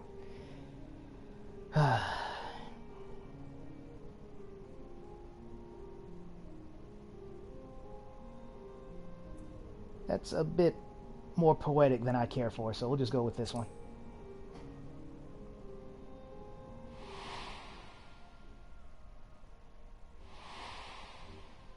What about Elidibus?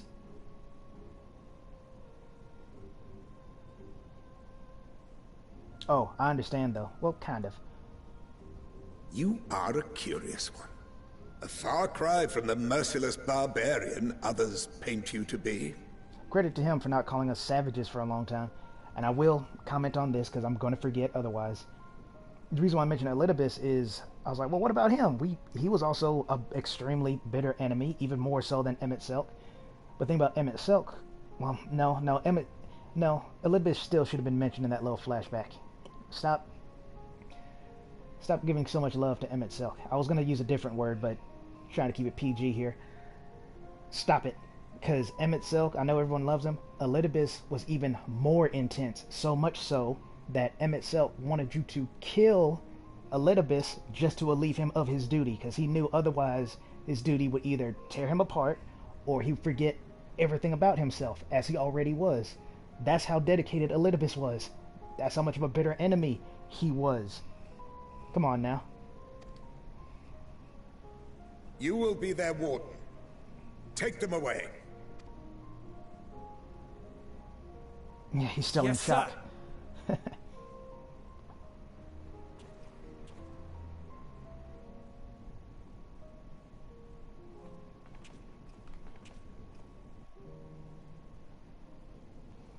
Also, like how Alice says, it's essentially assuming that, we're going to be on our best behavior, so we don't even have to worry about the shocks.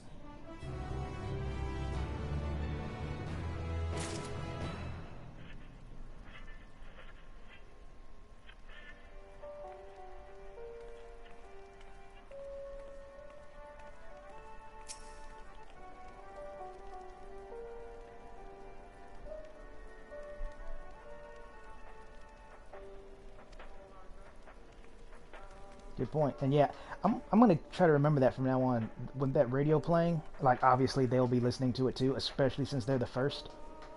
But I do think that's really neat how, because of the radio, they were able to resist the tempering. Yeah, I was figuring there's no way he would actually help me, will he?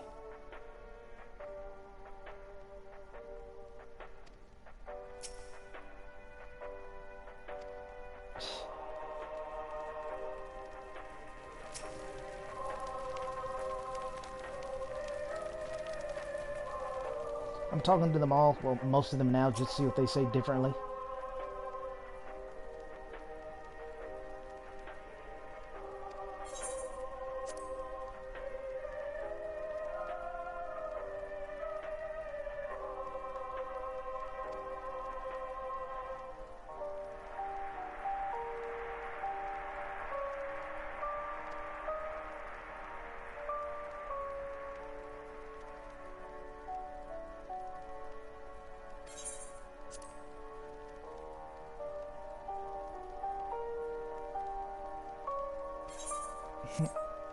Short, sweet, and to the point, huh? Keep the charm up. Hence why I gave credit for their commander not calling us savages. I mean, even Xenos did that back when, I think it was our second encounter with him. He was like, oh, I remember you, the champion of the savages. Alright, I'll talk to you later and see how you feel about that. I don't know why they hate us specifically so much. Maybe because we use magic. But they do remember that they invaded Erosia first, right?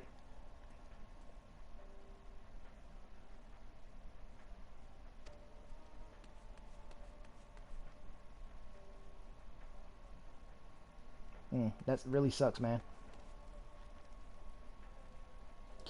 Can you imagine being so hungry that you actually cry?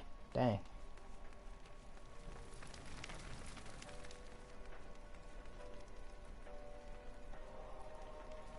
I mean, I know like babies and children do it, but that's only because they can't procure food for themselves, especially, you know, babies. So, but being a grown person, an adult, and you are so bereft of food that you cry about it, that's some intense hunger.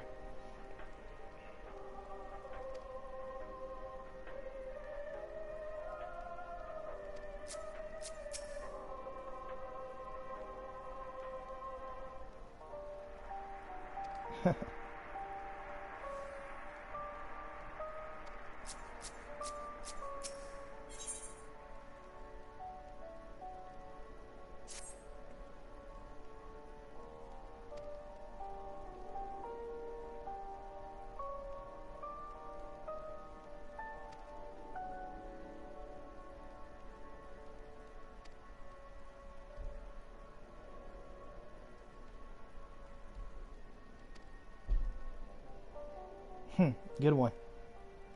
See what I meant? That's why we have Alpha now.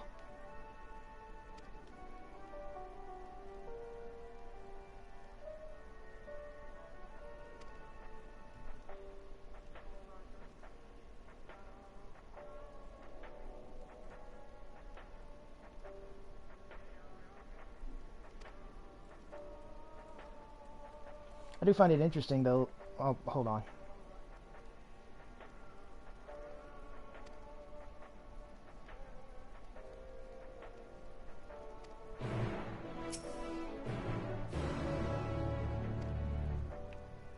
Yeah, whatever.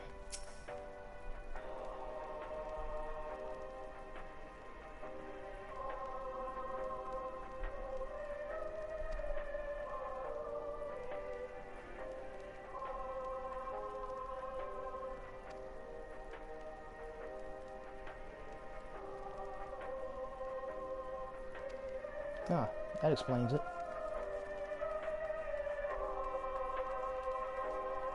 I'll remember that that's there. I'll interact with that last, considering its significance.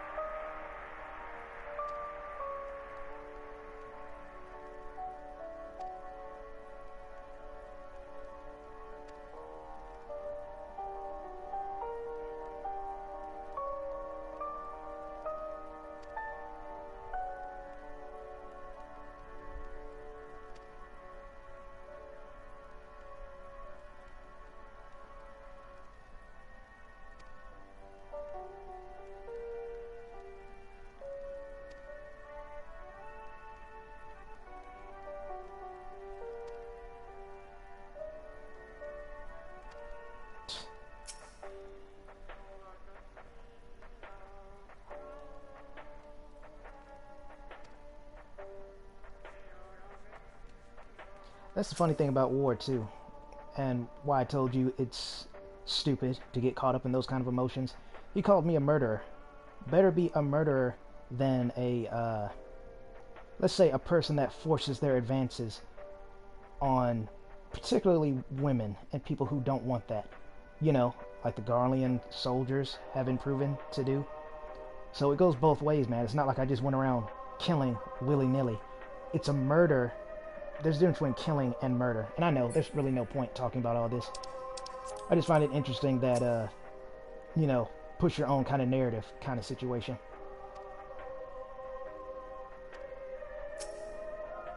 Yeah, I figured that was next. Oh, hey, you already changed your tune, huh?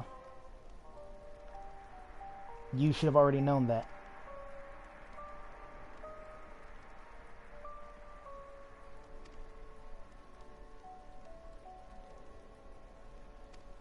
It's not my fault they were weak.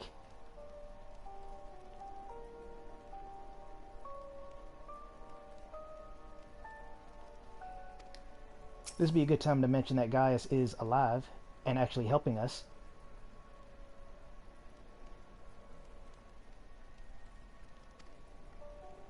Okay. What else was I going to say about that? Let me try to remember what it was. Oh, yeah, besides the fact, now would be a good time for Gaius to be here. I wish he had came anyway, to be honest. But back to what she said something. Let me try to remember what it was before I forget. Oh, another faceless enemy to be cut down. Well, gee willikers, maybe you wouldn't be a faceless enemy if you weren't wearing the mask and the helmet. Something that's actually meant to dehumanize you. Not you in the sense that, you know, like being forced to live outside on a collar. I mean dehumanize you in the sense that whenever soldiers or organizations or whatever are trying to be more intimidating, they hide their faces.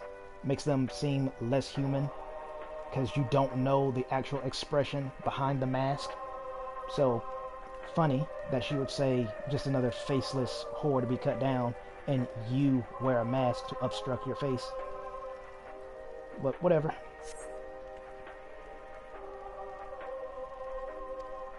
Yeah, that's pretty obvious.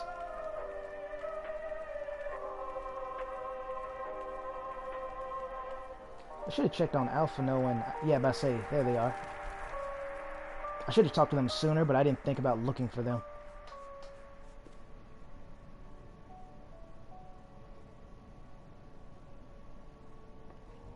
Ah, poor kid.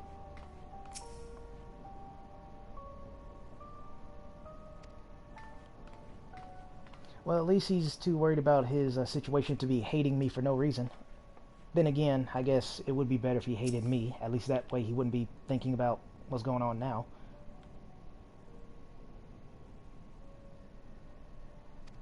Hey, that's the spirit.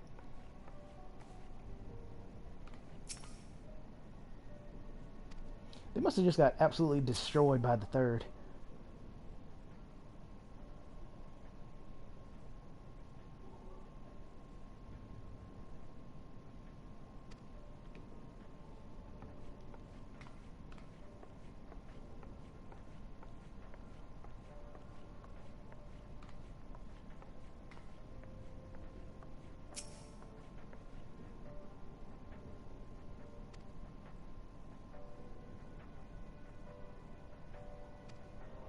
Yep, can't heal them either, even though we could solve the issue. Oh, wait a minute, I think that's what I wanted to say when he said that. Something about magic. Remember earlier I was like, oh, I wanted to comment on that, but I forgot. I think it was something about, oh, I don't think it was him, but a comment I did want to make is I do find it interesting, again, that they refer to us as savages, but we have the intellect and ability to use magic. Magic is probably the farthest you can get from being barbaric and savagery. So I find that, again, pushing your own narrative quite interesting. But I think, like I said before, that's probably why they despise magic so much. Not because they themselves can't use it, even though that's partially a reason I assume, but more so is because the invaders that kick them out use magic. If that turns out not to be the case, then I'll be genuinely amazed why they despise magic so much.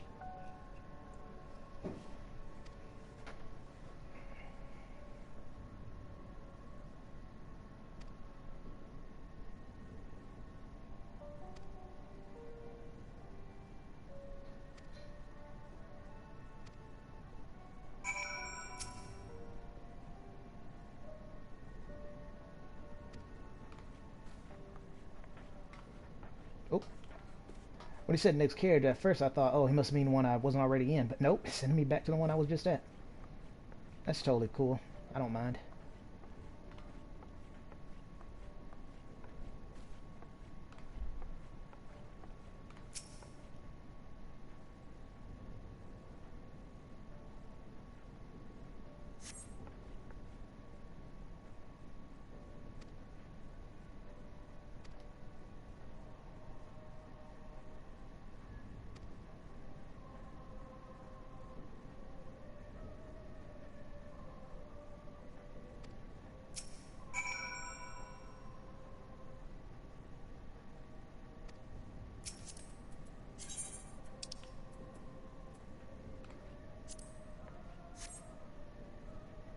Yeah, I'll be okay, buddy. Hang in there.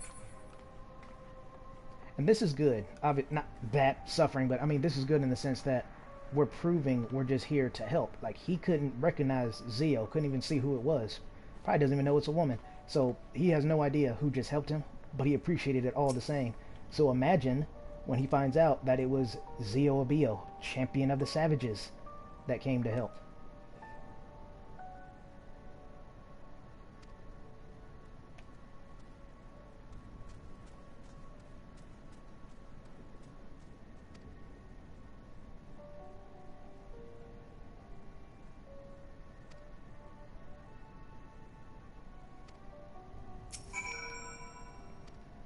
Yeah, that's not a bad idea, because again, we're forbidden from using magic, which is too bad, because we could solve this problem right now.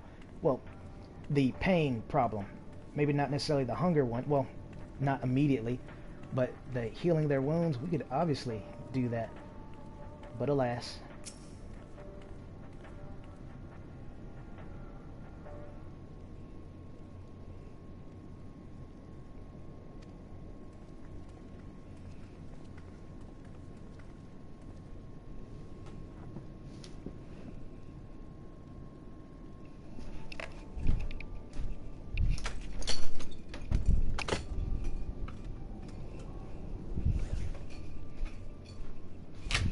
Oh, my phone fell. 1 second. There we go. It's somehow still dying. That's interesting. Usually when I plug my phone up, it'll charge a bit, but it's losing power faster than it's charging. Hopefully that won't be an issue for long. Maybe try putting it somewhere else. Maybe that'll help. There we go.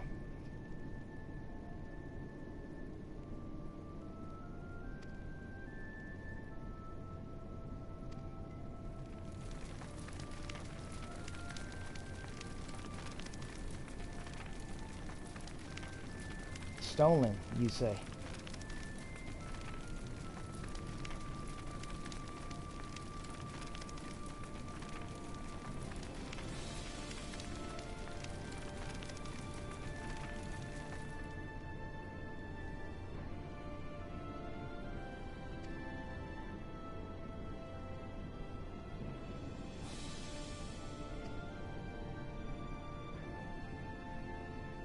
Yeah, for the worst. Another reason I can see why they refuse our aid is because one of them made this clear, someone did. They don't want to be indebted to us. Even though we'll tell them, you know, you don't owe us anything, they're not going to believe it. So that's the main reason. Pride or whatever definitely plays a part as well, but it still boils down to a trust issue. They don't trust that we want something in return.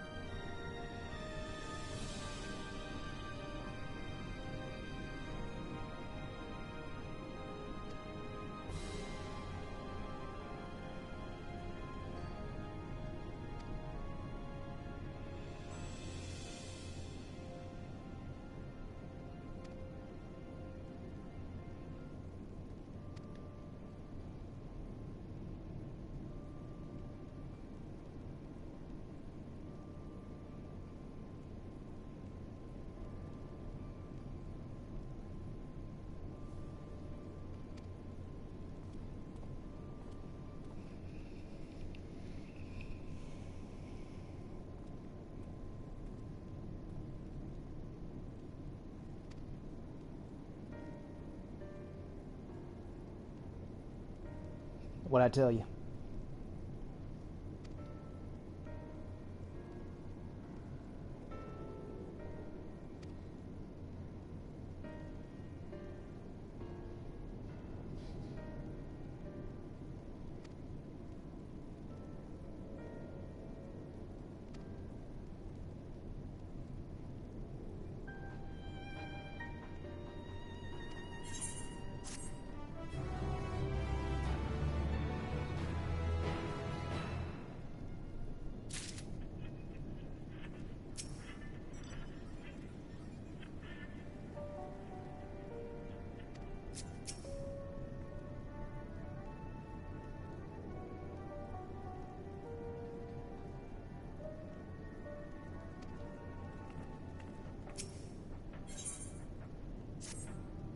Nope, didn't mean to go that fast.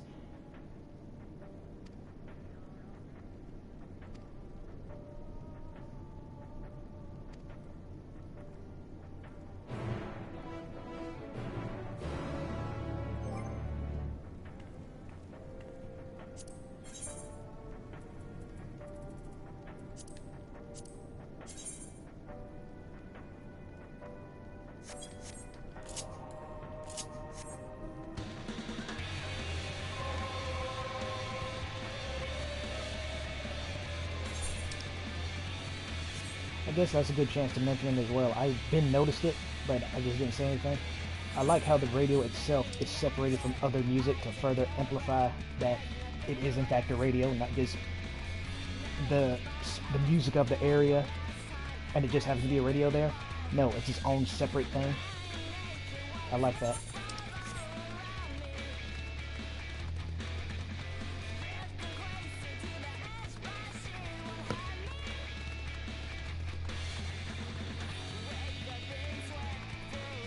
Give me 1 second to check my phone again. The battery's actually going up now, which is good. So, there. Hopefully that'll do it.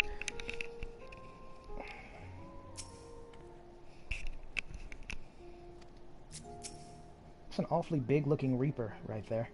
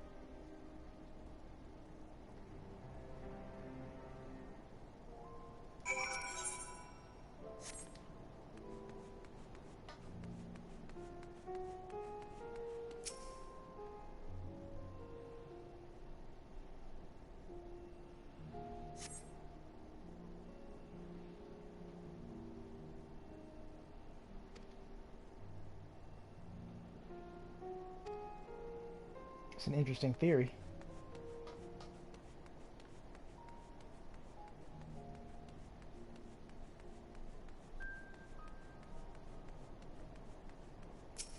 Hey, look what I found.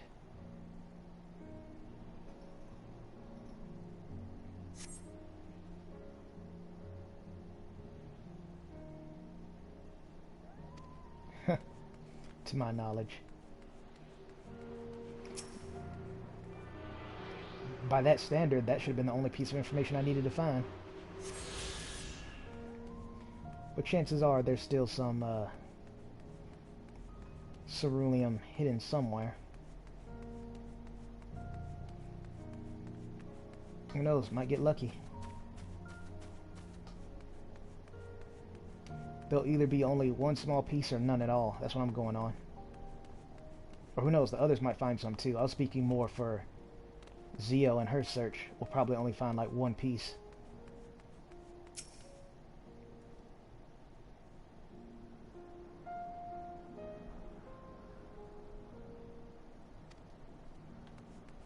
That's a good point. And yeah, I was right. These things are gigantic. Like, those are huge Reapers.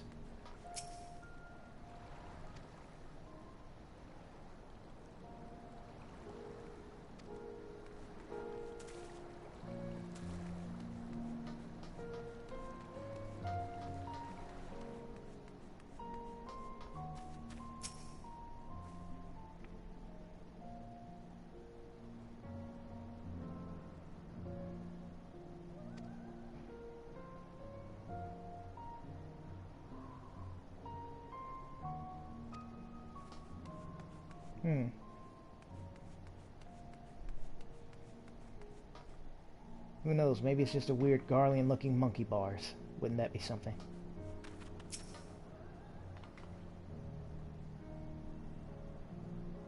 Or not monkey bars, jungle gym.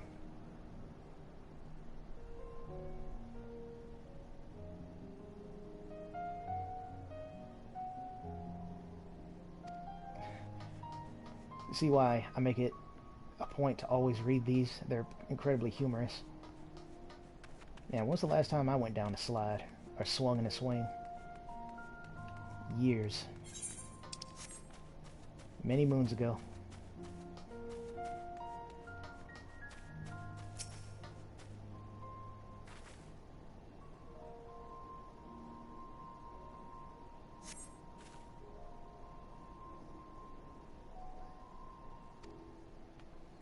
Yeah.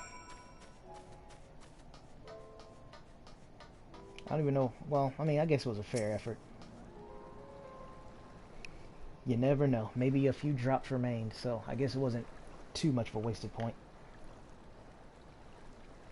Also, excuse me for a moment. I'm going to take a small bite of this food, and I hate eating on the mic. I remember the first time I tried it, I'm almost certain it got picked up by the mic, but at the same time, unplugging the mic makes a noise, and I was trying to be as quiet as possible.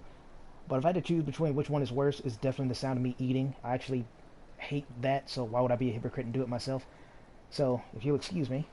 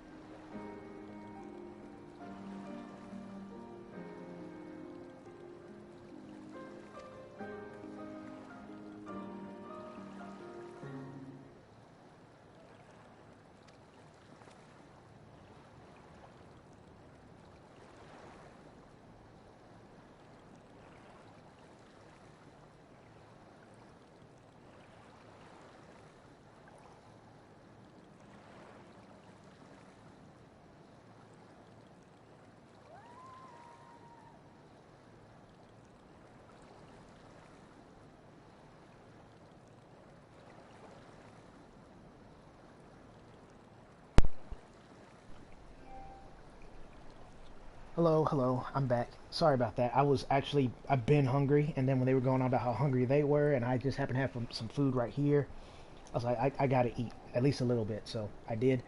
And that statement right there almost made me feel stupid, because I was like, oh, wait a minute, Garleans can kind of use magic. But then I was like, wait, no, they can't. Because one of the things about Garleans, and again, remember, they dare call us murderers and savages, they induct, by force usually, people into their army. So say for example, if they themselves can't use magic, but they would, and let's use the more appropriate word here, enslave other races to work for them. So that's why, quote unquote, some Garleans can use magic. They're not really Garleans. Even if they have citizenship, they're not pure-blooded Garleans, which of course would also discriminate against them even with their citizenship. So for a split second there, that confused me. But then I remembered, oh yeah, he's obviously referring to people who aren't true Garleans. That's why they can use magic.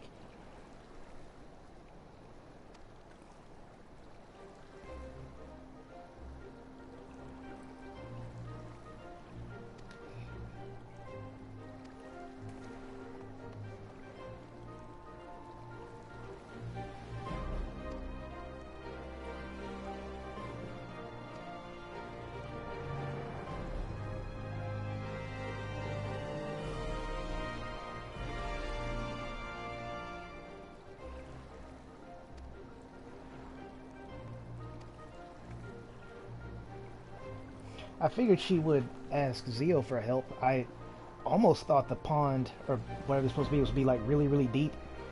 Like at my apartments, technically we don't have one, but the apartments next door have a pretty big pond, and it's very, very deep.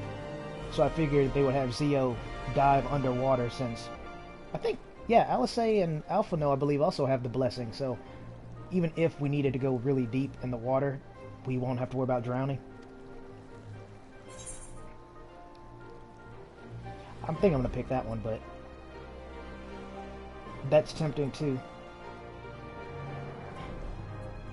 If I was a Lalafell, I'd probably pick that one, but no, Alice likes to be competitive, and I remember our last competition we had in Shadowbringers, so sure, I'll pick this one.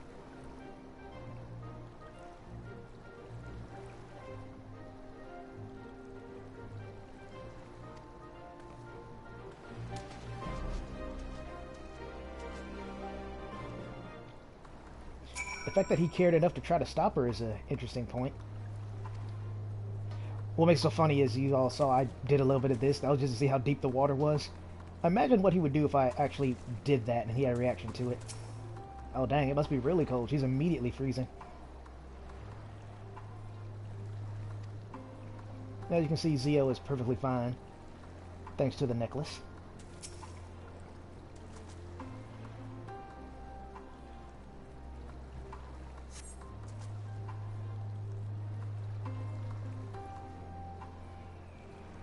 Huh. Oh, was that all?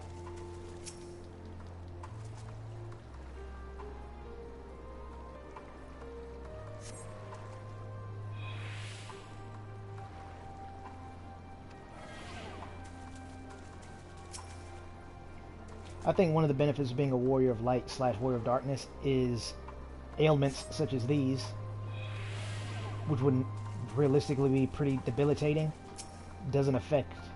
I'll keep it to Zio, because again, from my perspective, the reason why it doesn't affect Zio as bad is because warrior of light. Like, say for example, being poisoned, and then she gets over it in like 10 seconds. Or bleeding, like getting cut open, bleeding wounds, that's a debuff. Gets over it in like 20 seconds, things like that. I imagine that's the benefit of being a warrior of light. They had the chance to actually put in an item there, but they didn't.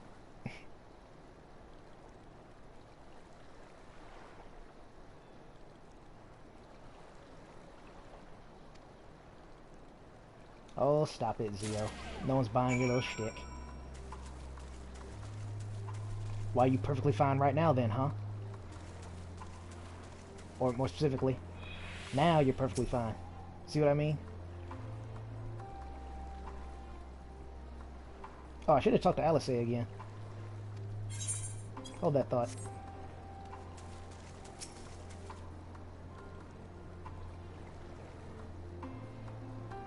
See what I mean? She's so competitive. Oh, she's great. I'm glad Alice is like a little firework. Or firecracker, I typically say.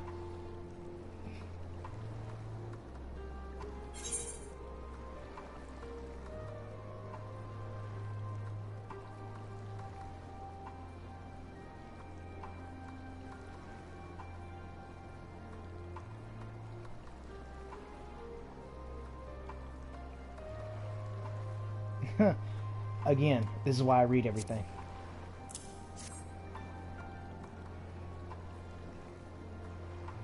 At least that way, you know, the people I bug and annoy with my commentary, at least I offer you that. I'm sure some YouTubers and channels don't. They just speed through it, or they read really fast, or they actively skip the cutscenes. That's hard to believe that there are people who play this game that actually skip the cutscenes and then have the audacity to ask what's going on. I always find it kind of disrespectful to do that, like you're insulting their work, but that's obviously just my perspective, my opinion.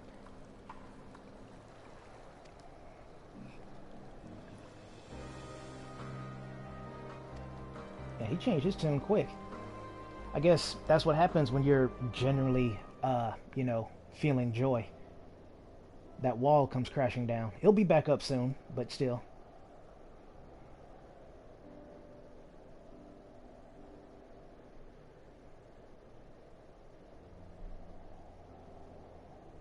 funnily enough, Zio started off in Ul'dah.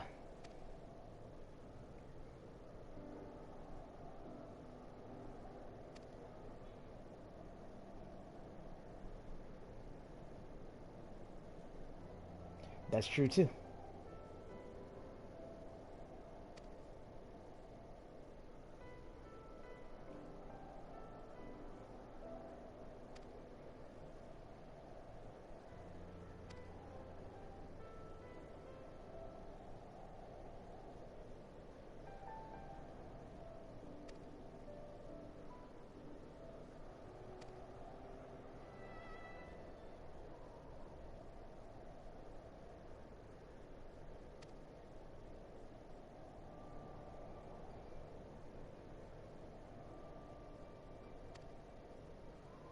Can't help but notice the ominous tower behind him. That's really good iconography, I think is the word. Probably not.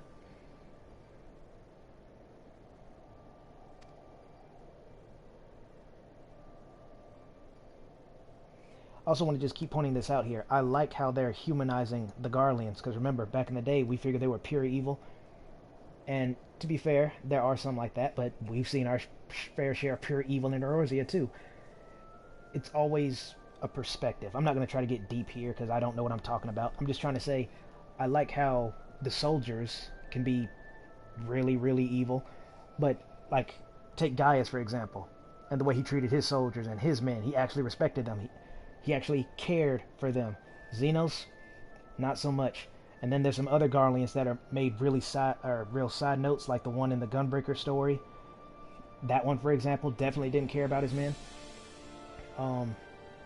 So it's always seeing it from the soldiers, people who have to fight and surround themselves with bloodshed and death, as opposed to the citizens who almost certainly have no idea that's what their soldiers are out there doing.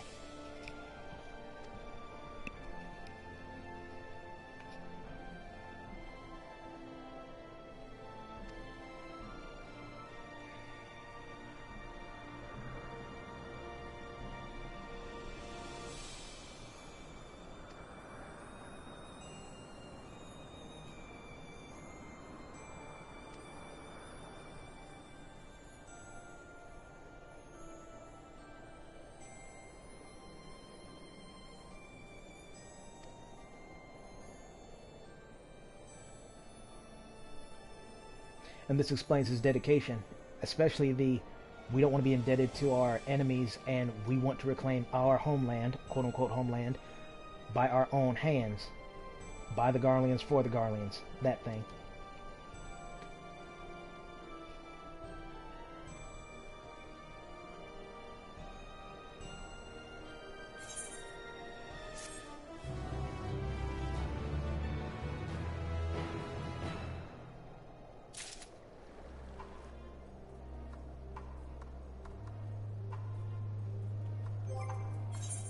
Let's see, how many of those do I have?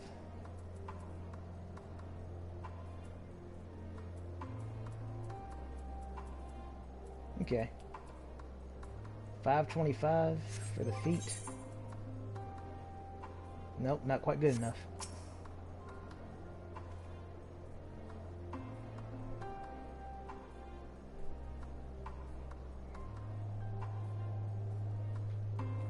Yeah, that's obviously what he was doing when he was asking him, you know, how's Garland? Were you born in Garlemald? What was it like living here? That kind of thing. That's obviously what they were doing. So, I appreciate that. I'm sure Julius does too, even if he doesn't recognize it. Tell me about it.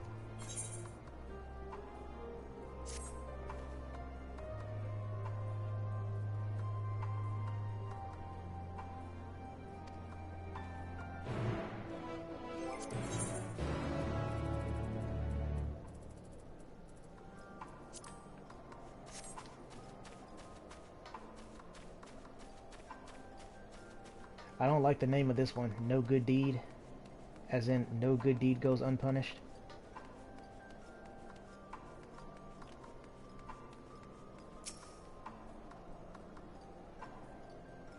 It's funny he says that because I happen to saw a Colossus behind that building.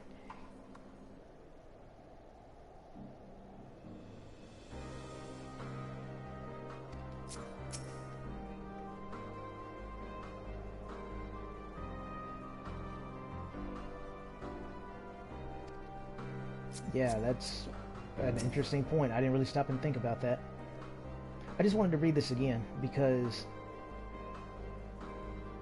I mean, realistically, I guess we'll never know. But at the same time, if I was the Telophary, I would just have my brainwashed soldiers reprogram the Magitech to do whatever I need it to do. So either way, wouldn't it be helping the Telophary?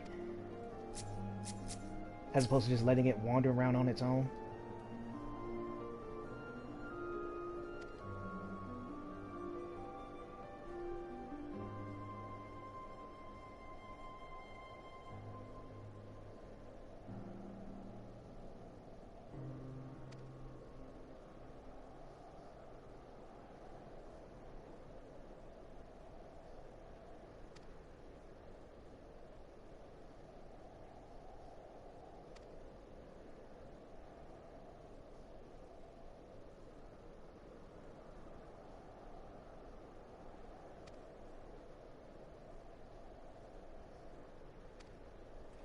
Interesting. I like all the various different mini games, for lack of a better term, that they're having us do.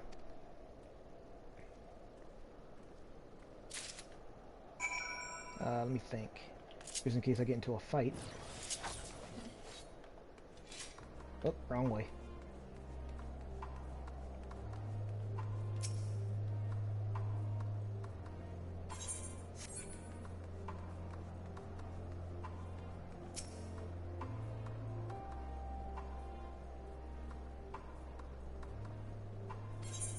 I'll go ahead and use a bomb. Oh, well, let me back off.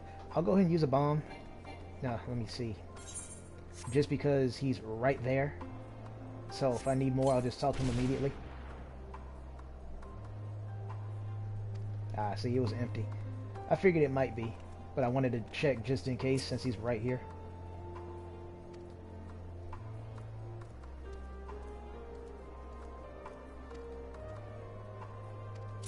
Yep. I'm pretty sure I could do this an unlimited amount of times because the story would literally be impossible if we ran out. But that being the case, I'd rather... Also, let me fight one of these just to see what it's fighting like. Plus, I get to build the gauges up a bit.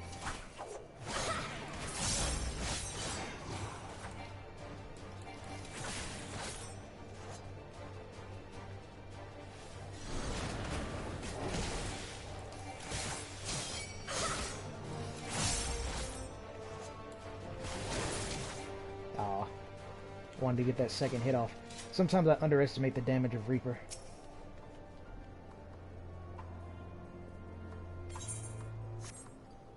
Well, we won't know till we crack it open, like an Easter egg.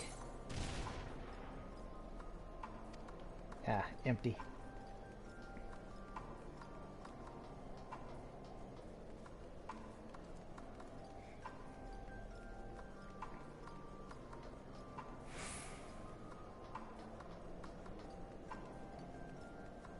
I was planning on fighting that Colossus anyway. That one we don't know. At least let me check this one first. Ah, they beat me to it. Okay, that one straight up tells me it's empty, so...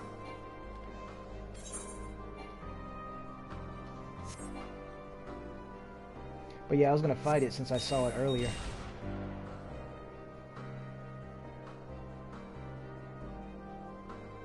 What'd I tell you? Always about perspective. That's cool. I'm a little surprised. I guess they didn't want to make it obvious to have the Colossi over here, kind of like guarding it.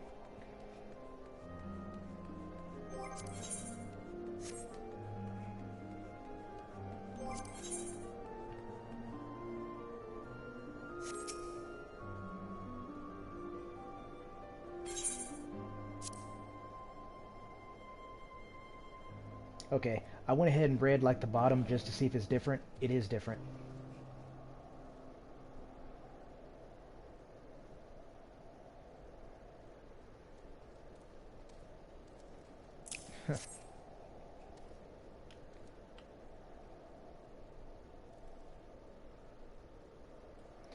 Yeah, get used to that. Zio has, like, main protagonist tier luck. Don't know why.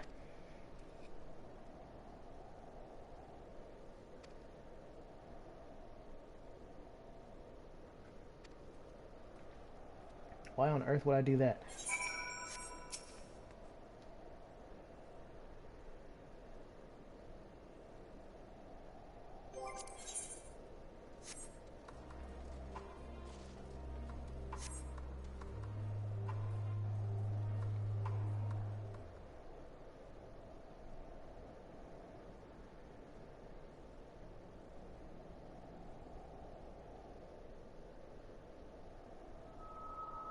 finally escaped the watchful gaze of your keepers, have we? Ah, that's why. Don't react. You'll only draw attention to yourself. Just carry on as you are and listen. After you left with the Garlean lad, Lucia bade a few of us scouts follow you at a discreet distance. We observed you being led into the station, but decided against venturing inside. Smart. When you emerged sometime later, and we saw that the twins were sporting Magitech collars, it was clear what had taken place. Now, as quietly as you can, tell me everything.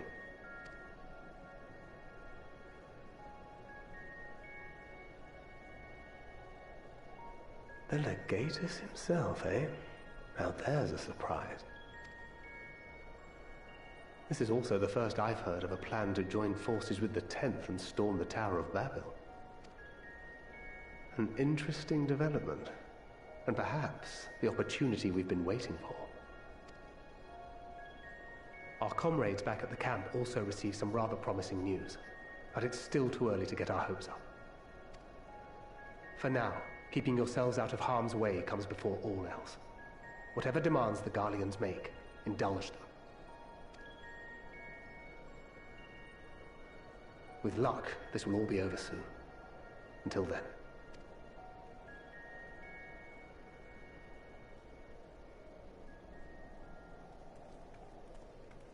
They had not gone far.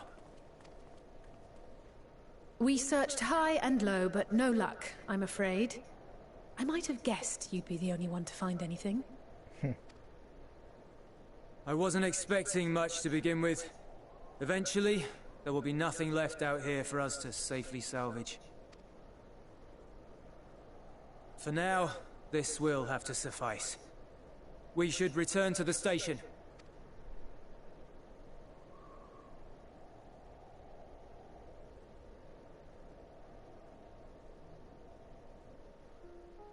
Oh, that's good. I was hoping they would bring us back here like that. Ah, there you are. Heard you'd gone hunting for ceruleum above ground. Now, think about it. They had little choice since the Ethernet, or Aetherite for us, is disabled. Figured we could just get there on foot, but still, I'm glad they just did this. Brought back a king's ransom? Hardly.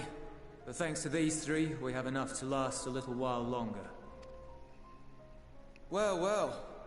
It's not at all as I was expecting, these ones. For savages, they seem positively docile.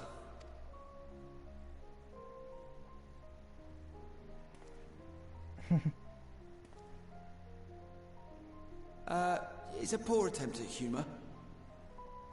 In all honesty, I'm grateful for your efforts. But even with another night of warmth, there are those among us who may not live to see the morrow.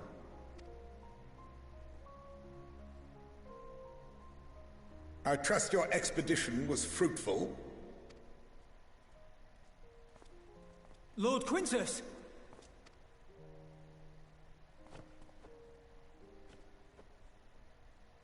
Use what you procured to refuel the armor. Yeah. But, sir, what about the heaters for the camp?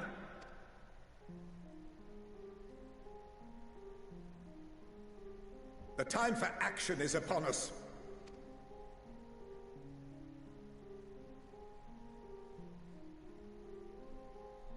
My men and I have matters to discuss. In the meantime, you are to wait here. Do not forget, you are being watched.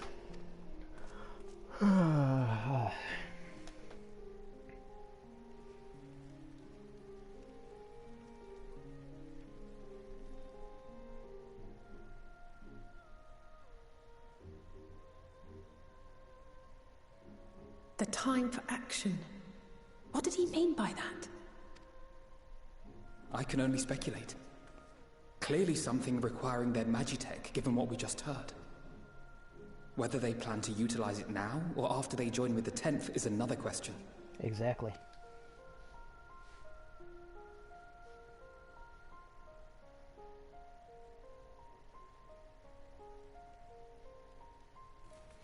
By the way, those boots that dude had on, those were what I was talking about. Those look really good.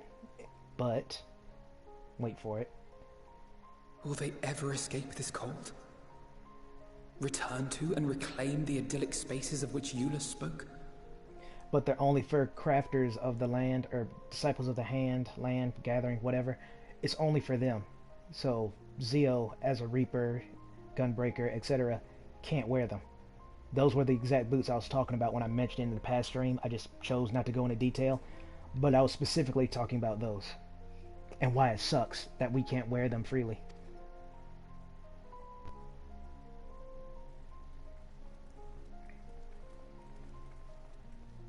Finished your war, Council? But no, they will give us a coat that's just a reskin of a coat we already got.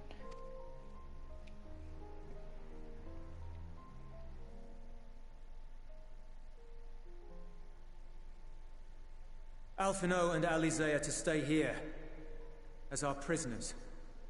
They will be released once your comrades have relinquished their supplies and withdrawn from Garlean soil. Until our terms are met, they will be detained at a separate location.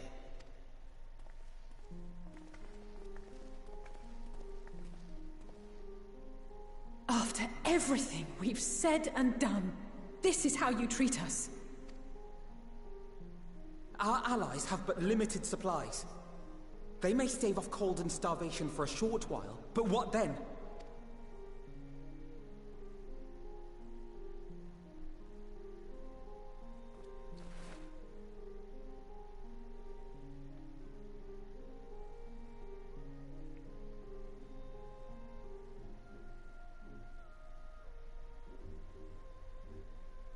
For now, keeping yourselves out of harm's way comes before all else. Whatever demands the Garleans make, indulge them. This would be something I would actually say.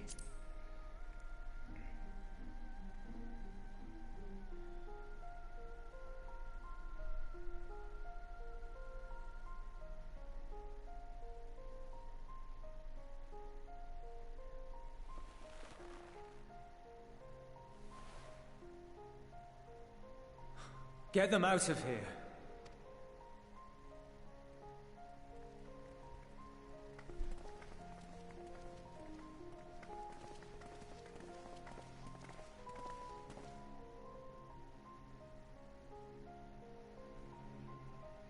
That was actually a good part on Julius's, I think that's how you say his name at least, Julius's character, is how he was holding. That's what I like about stuff like that. Show, don't tell. I know some of those high and mighty, holier than thou, I know what's best kind of screenwriters would tell you different, but show, don't tell is actually a very, very big deal and an excellent storytelling tool. Even though I told you why, I'll explain it anyway just to make my point. That shows that Julius not only still has humanity, but he still cares. It'd been different, and I'm almost certain if his commander was here, he'd either say, don't make me repeat myself while holding the button, and that'd be it. Or he would just shock them right there, then stop shocking them, then have them taken away anyway. Or he'll say it again, don't make me repeat myself. He'll do one of the two things. Julius, on the other hand, not only could he not bear himself to say anything, he just simply held up the button and he was like, I really don't want to do this, but I will if I have to, that kind of thing. And I believe he would have if he had to, but he clearly really didn't want to. That's a good sign.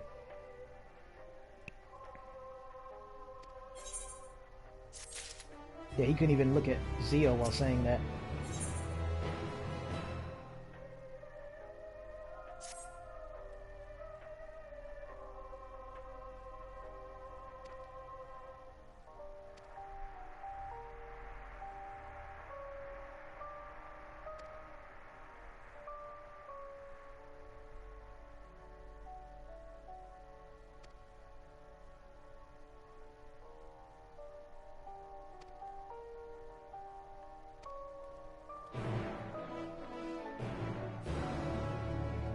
Wasn't Octavia one of those faceless Garleans she was going on about? Speaking of faceless, small wonder I don't remember what you all look like.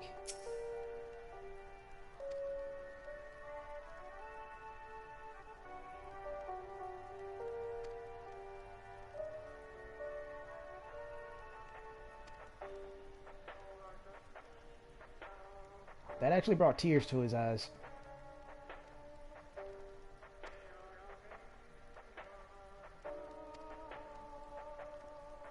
The fact that he said that and then the music just happened to be playing that haunting part, can't help but feel a betrayal coming on.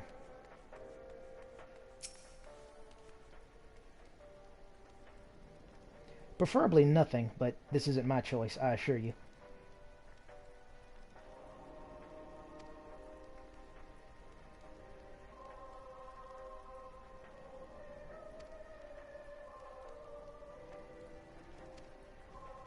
Yeah, so in case Mr. Maniacal Laughter didn't make it clear, pretty sure betrayal is on its way. Which is fine. I'm been kind of scraping for a fight, or scrapping, whatever, for a fight anyway. Plus, if we spare their lives, it'll be further proof that we mean no harm, and more importantly, being a blow to their hubris, their pride, their honor as Garlands, so I'm up for a fight. I've not seen a flying Moroboro though. I was about to say the name of the cigarette, because every time I think of one or the other, I think of one or the other.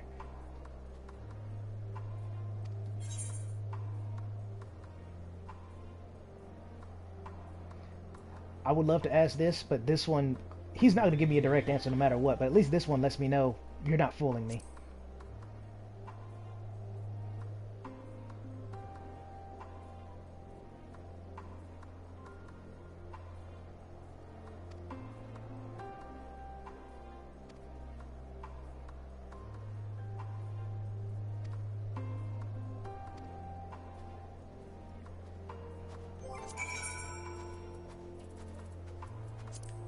Okay, good. This one actually has some story.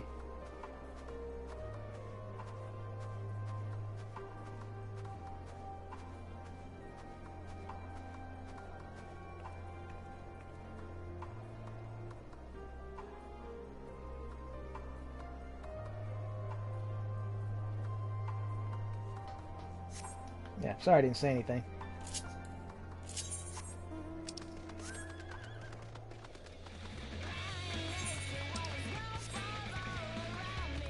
I like how the song picks up there.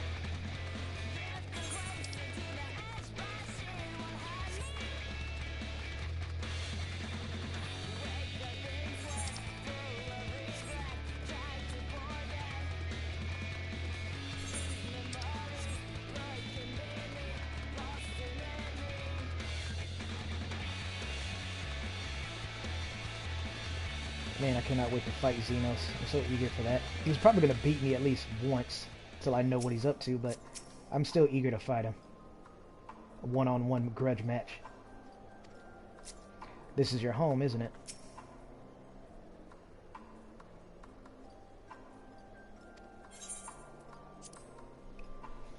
It was I can tell by the ruins this place used to be beautiful.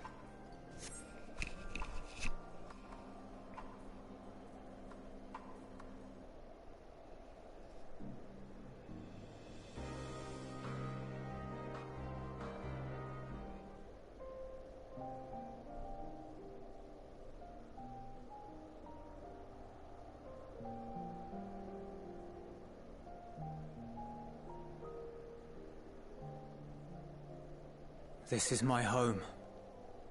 Our home. At least it was, until that night. I was with Lord Quintus when the capital fell, and thus spared. My family, who did not own a radio, were less fortunate. This also goes on, I didn't mention it before, but this also goes on to explain why they have such faith that Emperor Varus is speaking to them from the dead, and most likely they're thanking him for keeping them safe from tempering. Give me one moment, by the way. I need to check something.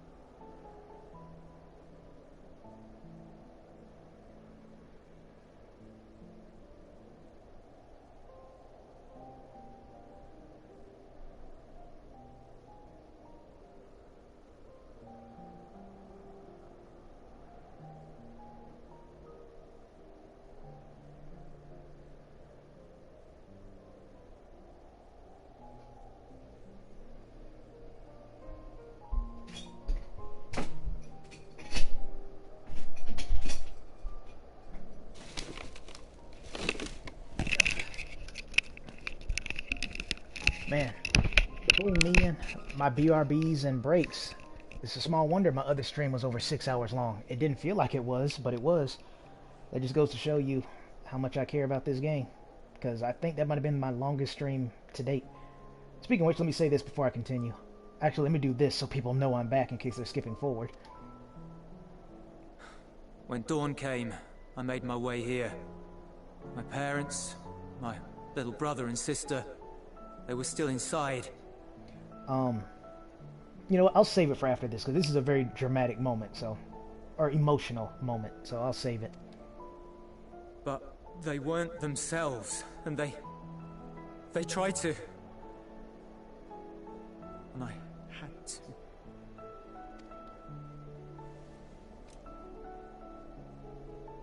I'd promised to take them away from the capital that very morning, to somewhere safe, to hide until the fighting stopped. I promised.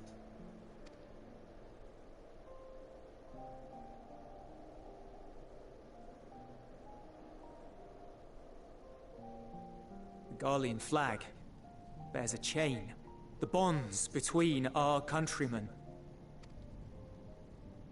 A red link at its center, the blood of the fallen. Our loved ones who lived and died for Garlemald.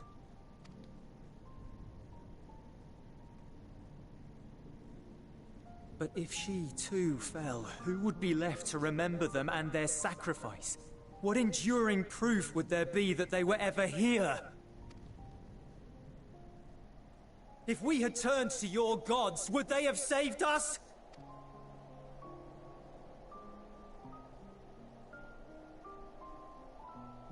I'm sorry, forget I spoke. We should go.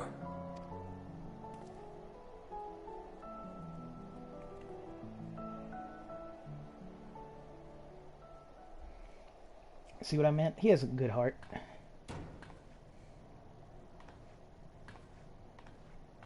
Oh, I know Alice does. It's no use. So I know she's not enjoying this at all. I was going to say she's incredibly bored. Alphino, on the other hand, he should be like just... Believe me, I do not enjoy being here any more than you. But she wanted us to play along, so that is what we will do. I figured he's not a scholar anymore, so I guess Arcanist, so basically scholar. So, I was going to say I'd expect him to be reading a book. I didn't mean like his Arcanist book, but I meant just a book in general. Maybe chilling out on the bed, laying down or something. Because I know he can tolerate this better than she can.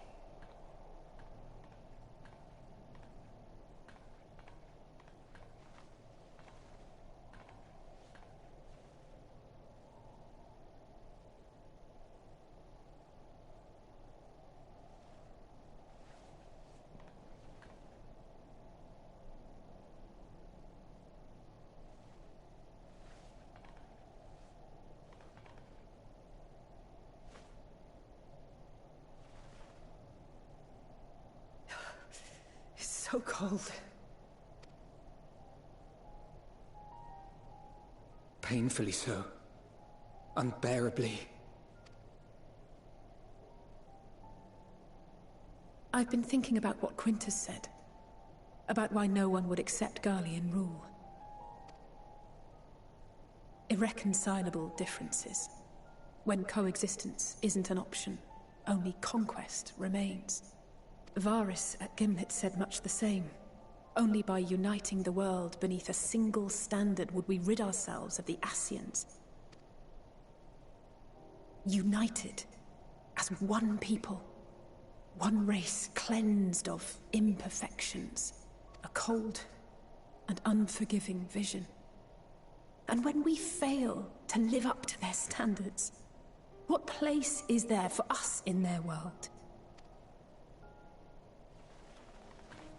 But the truly sad, truly frustrating thing is how damnably similar it all is to the lofty ideals of Father and the Forum. Non-intervention.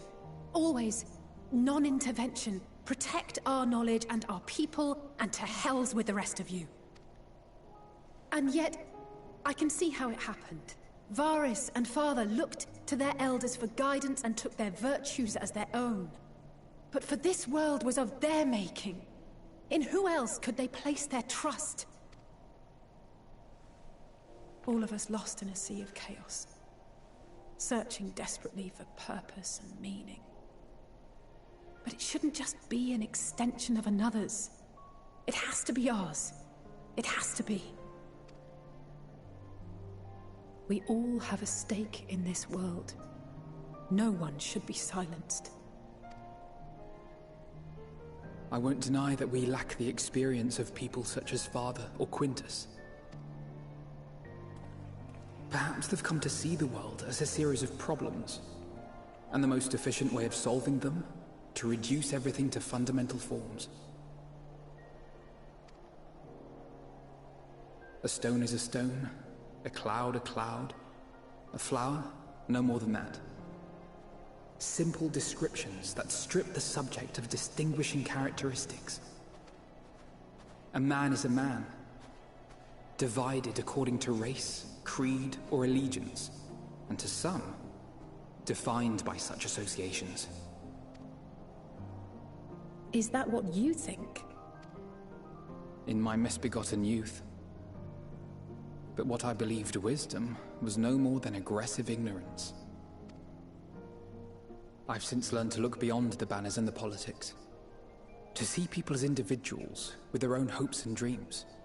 As for my dream of building a better world, well, every day I'm reminded that it is far more complex than I had ever imagined. But it only spurs me onward, to find the wisdom and the strength to see it through to the very end.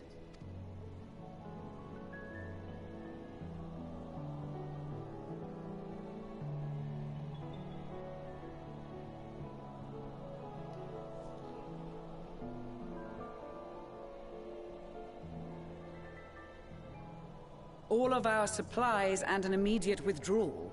These are your conditions? Demands. And you forgot about the airship. Once again, you will leave one behind. It will be used to return the prisoners. Their collars will be removed prior to the exchange.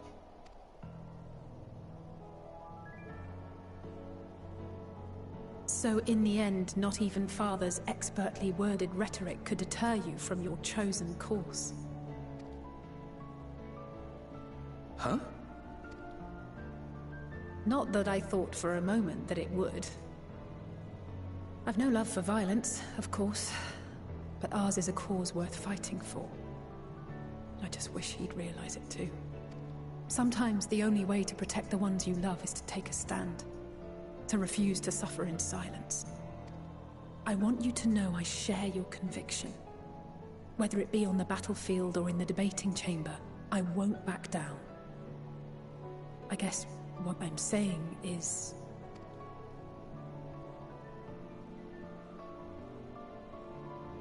You've found your own reason to fight. Yes. Yes, I have. God's willing, there will come a day when we can finally lay down our arms, and there will be peace. But not until the Telophoroi have been defeated once and for all. And you, brother, will have a vital part to play. By your words and deeds, you'll lead the way. I pray I am up to the task. There'll always be naysayers. Those who think us fools for even trying. It's easy for learned elites to criticize earnest efforts and assert their moral superiority, all without offering alternatives. Not that their sophistry has ever wounded you. So stubborn and strong. Stronger than you even know. Don't ever change, you hear me? If you stumble, I'll be there to catch you. Or give you a thick ear. Maybe both, for good measure.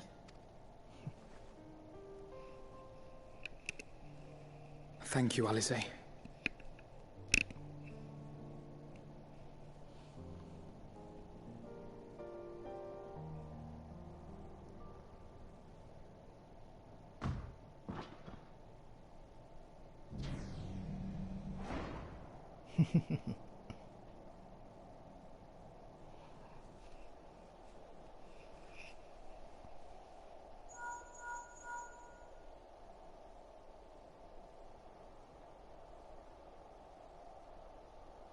The scouts have secured Alizé and Alphino. Their collars were removed without complication as well. They report no casualties, not for their party nor the guards, who will wake from their premature slumber in due course.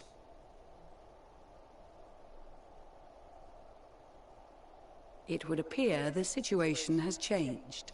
I propose new terms. We have information that will be of great interest to Lord Quintus, and I wish to speak with him in person.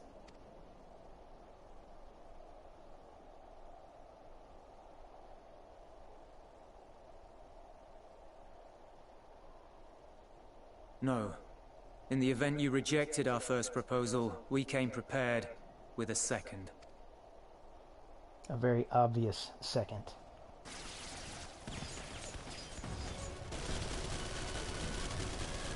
Ambush!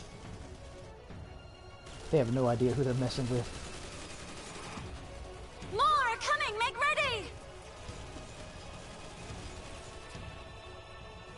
We, the loyal soldiers of the First Legion, proud servants of Garlemald, of the fallen Emperor Varys, shall safeguard these lands from the barbarian hordes until our countrymen return! How very tragic. Stop, both of you!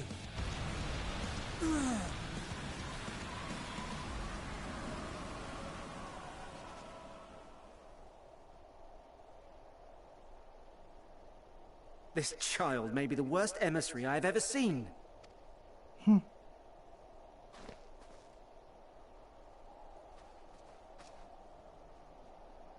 We received an urgent communication from the Grand Company of Eorzea. Envoys from the Imperial Army, led by members of the 10th Legion, came to Alamigo and requested an audience. They explained that their efforts to coordinate the reclamation of the capital with the aid of the 4th, 5th, 8th, and 12th had ended in failure. Communication between most legions has broken down entirely. Most of the 10th's conscripts have deserted, leaving their forces severely depleted.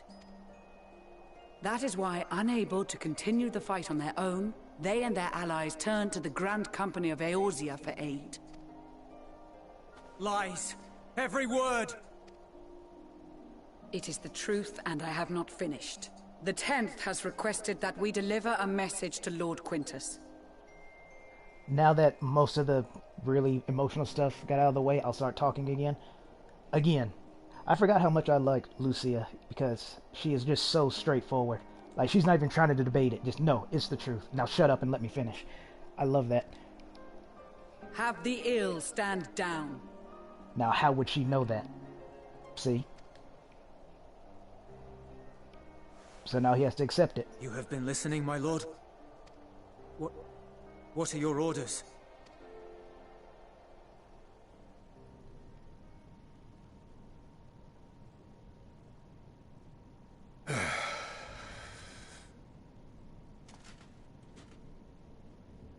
Inform her that we will honor the 10th's decision.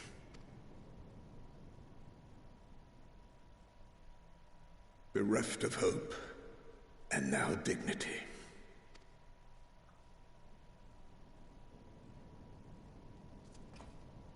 I release you from your duty. All of you.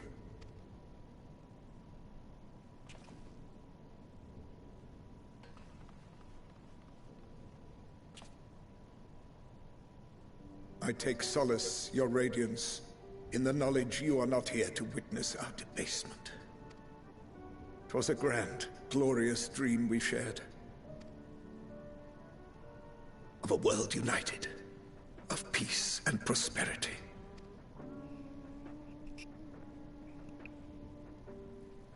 We are ghosts, you and I, memories of days gone by. Bonds forged in blood that I will not see tarnished.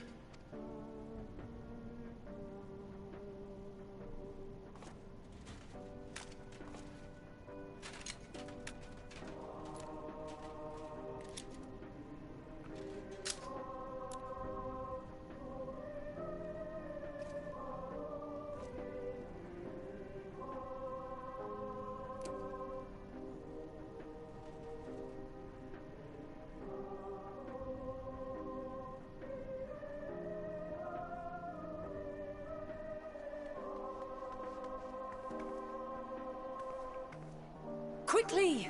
We have to reach the station before it's too late. If there is still a chance that Quintus will agree to a truce, we must take it. I just hope we get there before he and his men do something rash.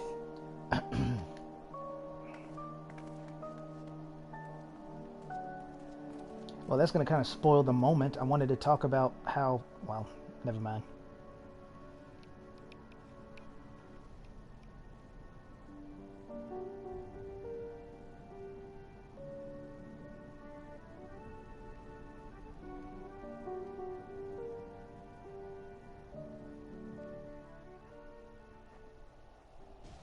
That's definitely a downer on things, but try to salvage this.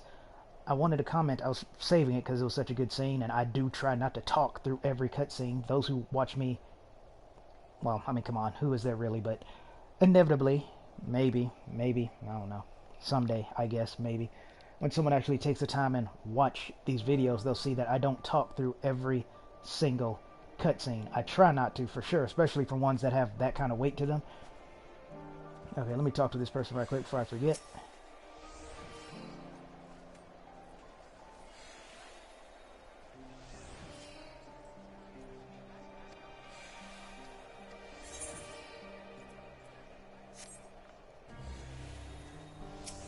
I'll bring it up when I actually talk to Alphino and Alice. I think they're over there. I can't quite tell. If they're not, then I'll just bring it up before I finish.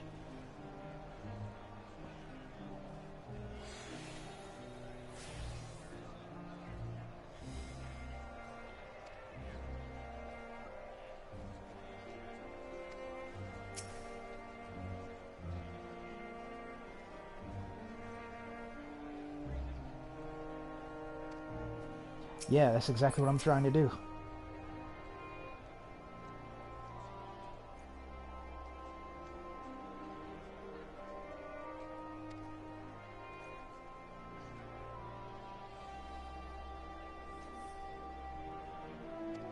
Thank you, Sadhu. Appreciate it.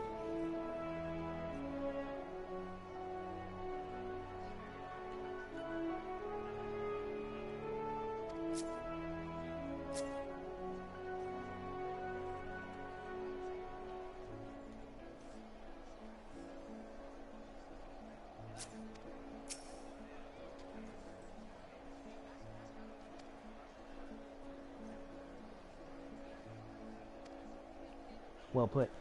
So I'll go and comment on that. That's how you know. I can't see because the moment has passed. I can't really remember exactly how I wanted to put it. You know, trying to stay quiet for the sake of the cutscene. But that just goes to show when it comes to our sides are more or less even. Then if it comes down to it, that's a new coat. I just noticed that. That guy has a new coat. Let me see that. Ah, okay. I kind of like the look of the old one better, just because of the white fur, but that's good. I'm hoping, you know, tanks have one like that.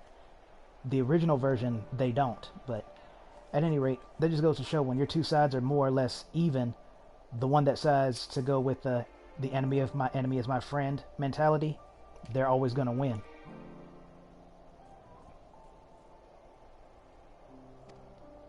Good call. So let me say this now, because Alice and Alphino are not here right now.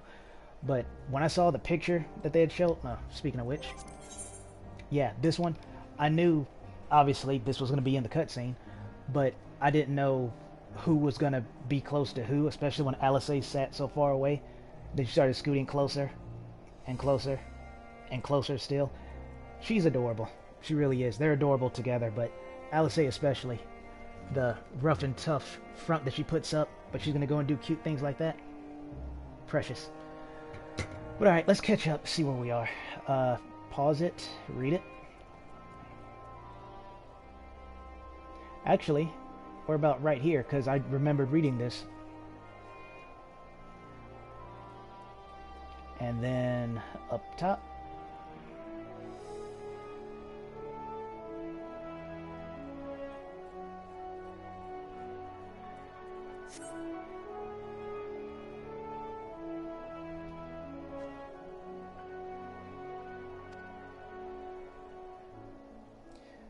Yeah, about that.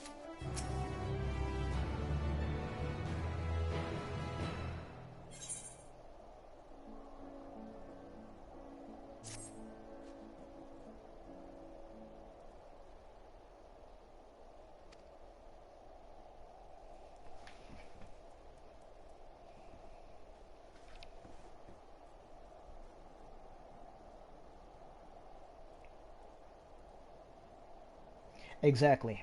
I wanted to comment on that as well, but I don't remember exactly what I wanted to say. But Lucia obviously put it far better than I could. But yeah, it was just a dumb gamble.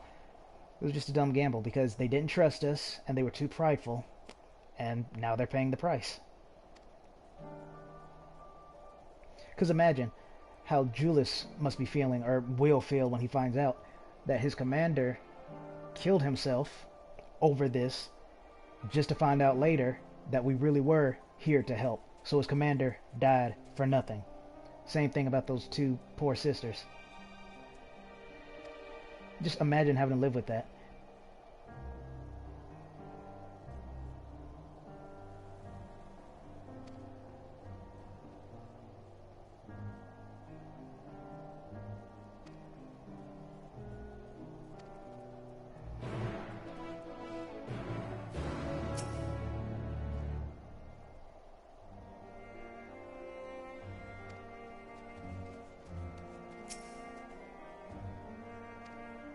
Okay, I just seen if he was going to say the same thing, and he is.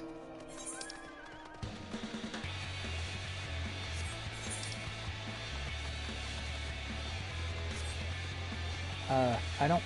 Oh, no, there's one more thing I wanted to mention. It was, I don't remember... This is really sad. I don't remember if I already knew this or not, but I do know originally I didn't know what it meant. The Garland flag, I had no idea what that was. I figured it was just a design, but I don't remember if they've mentioned it already and I just forgot. But either way, let's just assume I didn't know for whatever reason. I definitely wouldn't have thought that, one, they were chains, and two, the middle one represents the fallen. That's actually really deep. Oh, speaking of which, something else I just remembered, and why I was saying it was so sad, because I thought for sure Julius was about to get the taste smacked out of his mouth, is that he said, you know, for Garlemald, we're all doing this for Garlemald. For the Emperor, the founding Emperor, blah, blah, blah, blah, blah. Ascian. An Ascian who would see them all destroyed. An Ascian who's in the Telophary. An Ascian who is responsible for the reason why they're in this situation right now. Ascians did this. Ascians founded the Garlean Empire. Ascians are the reason they're in this situation right now, and they are willing to fight and die in their name. That's why I said it's so sad. And they say ignorance is bliss.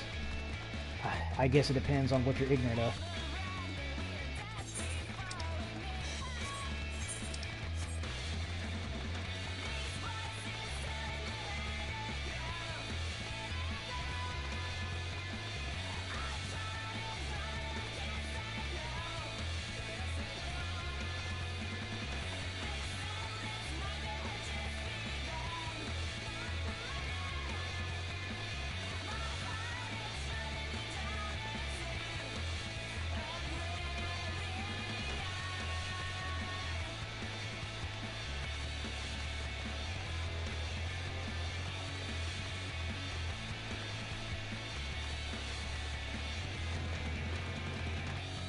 That's interesting that they called it a cerulean sprite and not a, you know, ice sprite. There's some variation of that. Just curious why they chose cerulean. Wouldn't an earth sprite make more sense to do that too?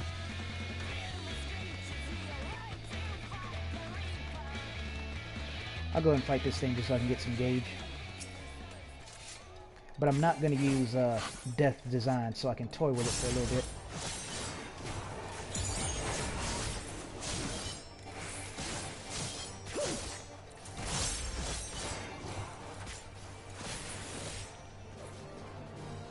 Reaper's going to be so much more fun once I get a lot of skill speed.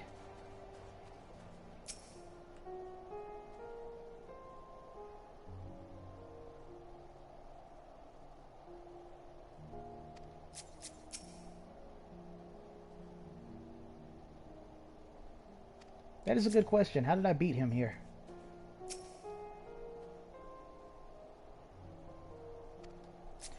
I kind of want to go down myself to see if I can find his body. Like, is it actually there on the floor, or will it only appear in the cutscene?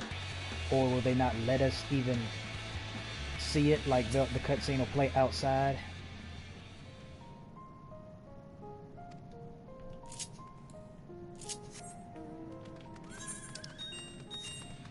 So just out of my own curiosity, I just want to go down here first.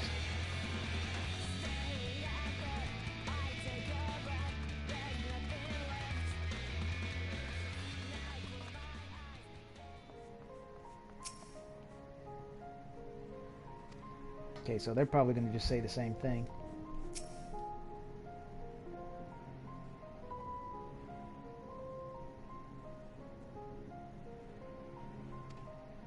Definitely misguided, and no, apparently everyone's not going to say the same thing. See why I bothered to talk to him? Yeah, so for some reason that person didn't change their dialogue. Let me read what he said again. Maybe I'm wrong. I could swear he said that before, but everyone else's dialogue is different. They didn't say this stuff. Okay, yeah, I think he was in here, and the door is closed now. Oh, nope, I was wrong. Yeah, there's the blood, so they removed the body.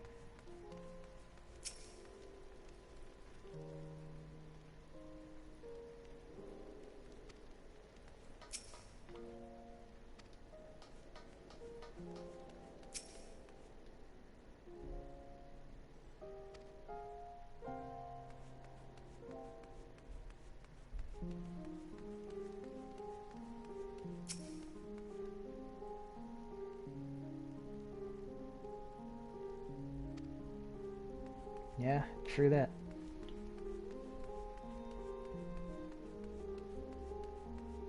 Also, can't help but notice there's actually music playing here now, not the radio.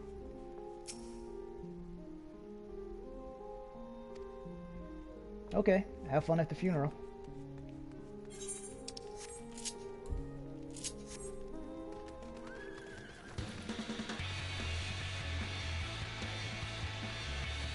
Can't help but think of, I think her name is Elua. I might be wrong about that. From Genshin Impact, the one that, quote-unquote, everyone despises because of her lineage, to the point where they wouldn't even take her money. Kind of what's going on right there. It's like, Gil is Gil, dude. Does it really care who it comes from? Apparently so. Speaking of which, make sure I've caught up on this. Okay, this one's not going to change.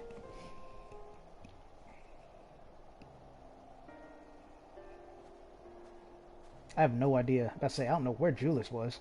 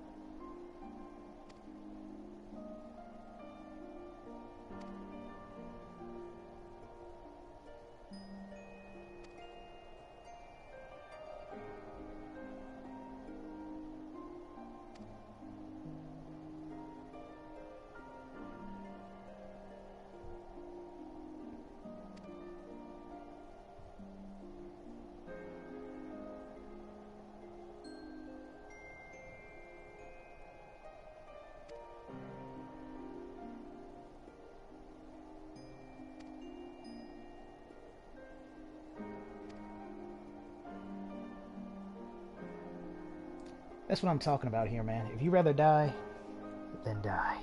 That's your choice. But we are here to help, whether you believe that or not. Again, this isn't on my conscience. As cold as it sounds, I know I'm kind of breaking the wall here, but I'm being serious. None of this is affecting me because it's not our fault. Is it sad? Yes. but it's not our fault.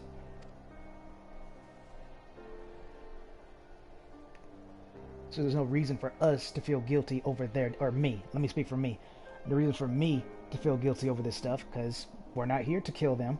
We didn't provoke them to suicide. We didn't tell them to do it. We didn't tell them to stay out here and freeze to death. That's on them, not us.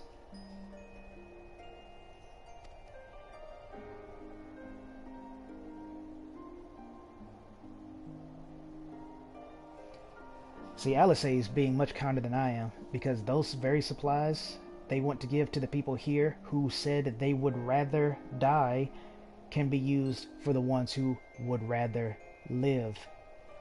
Just saying.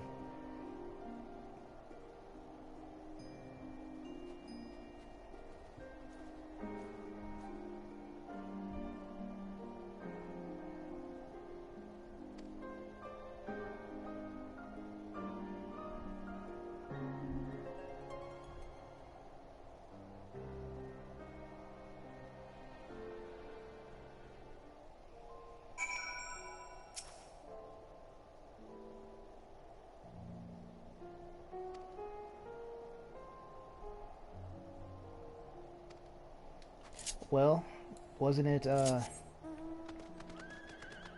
wait, no, it wasn't Emmett Self. I'm thinking of freaking Loki. Emmett Self might have said something similar, but let me not give him credit for something I'm not sure of.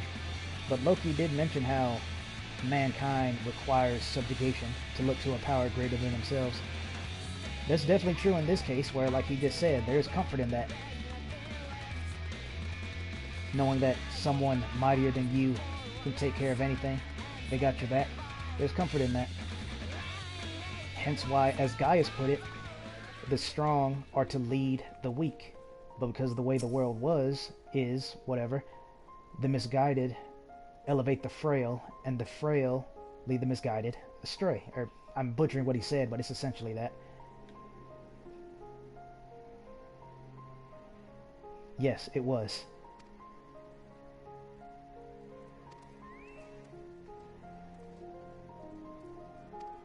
Hey, that's the spirit, buddy. Yeah, I figured people... Sorry, that might have been a bit loud. I don't know why I said that so loud.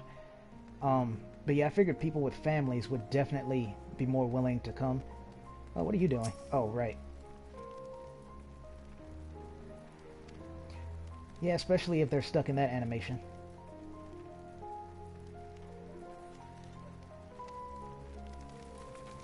Leave it to Raha to help keep me, I'll say calm, but that's not the word I want to use. More like... Yeah, I guess calm would work. What about you? You've been more or less okay.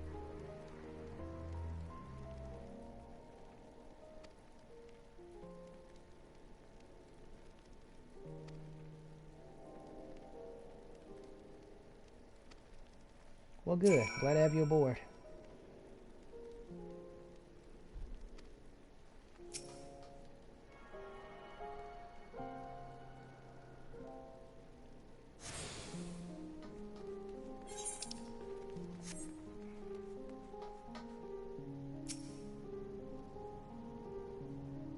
Aw, Alphino actually looked at me.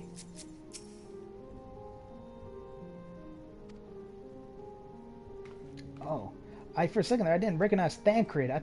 No, that can't. I'm about to say, for a second there, I didn't recognize Thancred. I was like, wait a minute, why is he wearing armor? Is it part of the espionage? And then I thought, well, no, there's no reason for that. Because I saw the blue name, but I saw Thancred. It was throwing me off.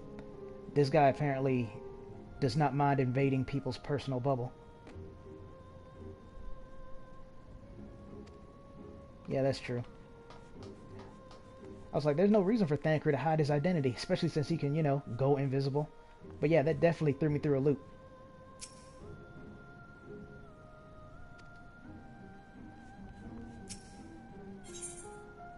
Oh, my mistake. You're an actual quest giver, so I guess you're not coming then. And that's sad. I thought for sure you would. But then again, they're probably like, hey, bring me supplies instead of me going with you. Okay.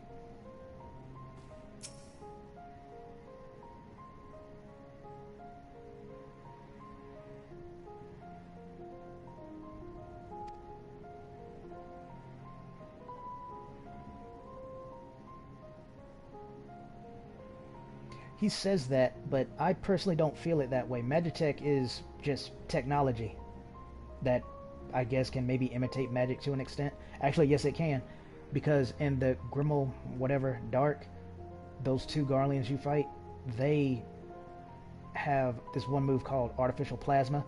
I'm guessing that is basically lightning, you know, magic. So that's all Magitech is to me. I don't see like a Magitech Reaper and then think that's the devil incarnate. So I don't know about that one, Ariane. I get your point, but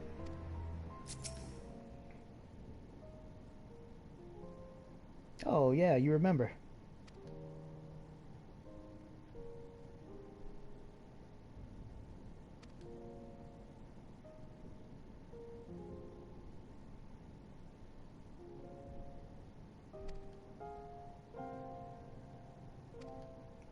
You know what? Since you're probably... Not only was I right about you...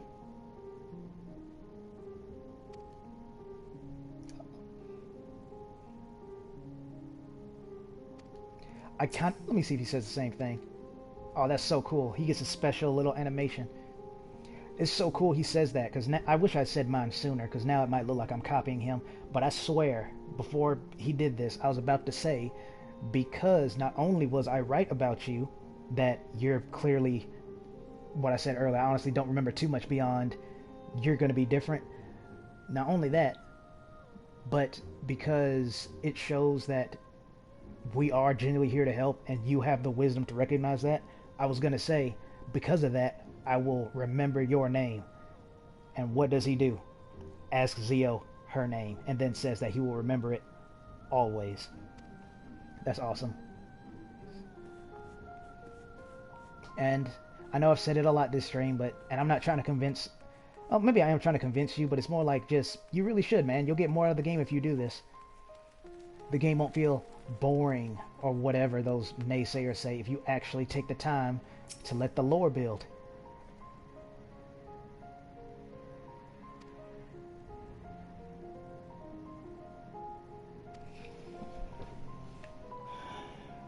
That reminds me, I didn't really look for, Estinian crap.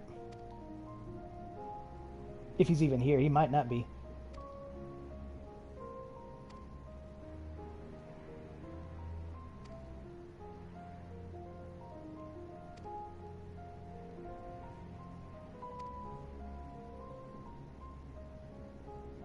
Oh, it's Thancred. He looked over there, so I thought he was looking that way, but then, yeah, that guy's still there.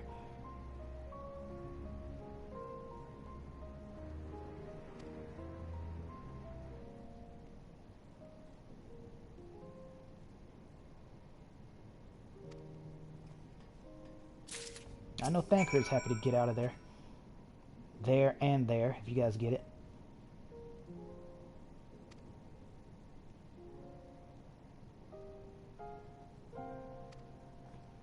I'm kind of surprised, well, maybe not surprised, because I am going awfully slow, but I'm somewhat surprised that, yeah, Temple Knight. I'm somewhat surprised that, I haven't come across a second dungeon by now. I thought for sure I had like 2 or 3 dungeons by now, and that Garlemald will be like the final area, because Garlemald, but, nope. Oh, how about that? You're willing to talk now.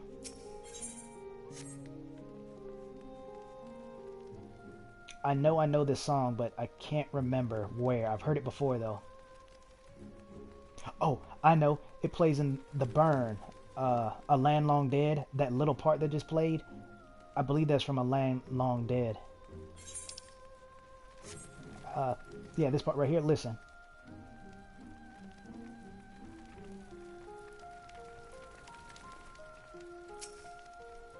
Okay, it might be different, but it really does remind me of The Burn. Oh, you're still saying the exact same thing? Talk about being boring.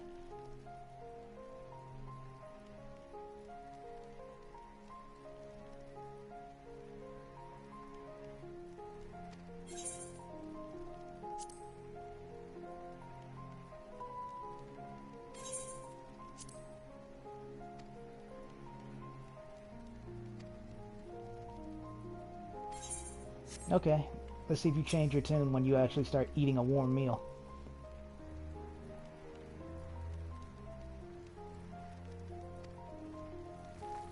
Yeah, I'm with you there. Okay, let's hop to it.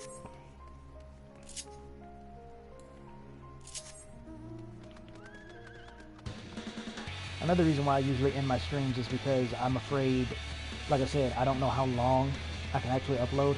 The longest video I've ever seen, and I do mean, like, people complain about videos being long, but I honestly rather them be long than short, because at least when they're long, I can pause them whenever. I should have been sarcastic there. I have this one little sarcastic saying where I say something along the lines of how, oh, you know, it's too bad videos are so long. If only there was like a magical little button that lets you freeze time so you can come back and check the video whenever you want, aka the pause button. So yeah, I'd rather the video be long, so at least that way I can just sit there and enjoy it like a movie, as opposed to having to scroll through 100 different videos because you've made your parts like 10 minutes long, which is fine. I'm just saying, generally speaking, I'd rather the video be really long, like a good 30-minute video watching your favorite YouTuber play a horror game. That's definitely better than, unless you got like automatic playlist on where you don't even have to worry about it too much, where the videos are like 7, 10, 15 minutes long, and then you have to go and find the next one, and God help you if they don't have a playlist or the playlist is out of order. Yeah, so I'd rather just have the long video. But I said all that to say, the longest video I have ever watched from start to finish was 12 hours long. But thanks to that magical pause button, I was able to take breaks and come back later at any time. So the whole complaint about videos being too long, I think, is silly. I'm not going to insult them and say it's stupid, but I will definitely say that it's a bit silly.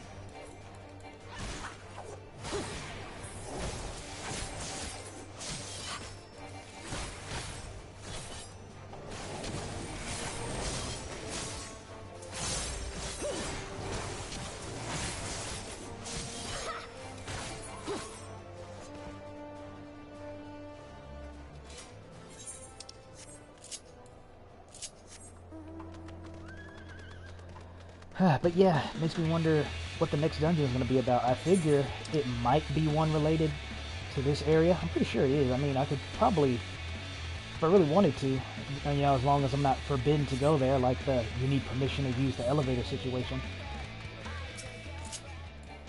Okay. Hold on, let me do this so I can not lose my concentration.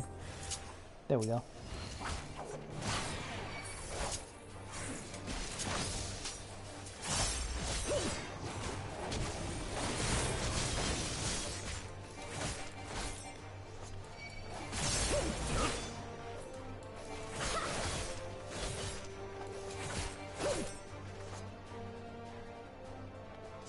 Okay, I think I'm supposed to do, yeah. Cause like Thancred gave me something for something. I was kind of distracted. So I figured, you know, since I couldn't finish them off, nor would I have wanted to, because we can cure them. Which reminds me of the difference between healing and curing. And I always found it interesting that video games, I didn't really think about it till like Kingdom Hearts back in the day. PlayStation 2 didn't even have a memory card until later kind of days, where I was wondering, why is it called cure when it's not really a cure? It's more healing. Healing and cure is not the same. For example, try to get my thoughts together, because I had this conversation with myself a little bit ago about the difference between being what a cure is and what healing is.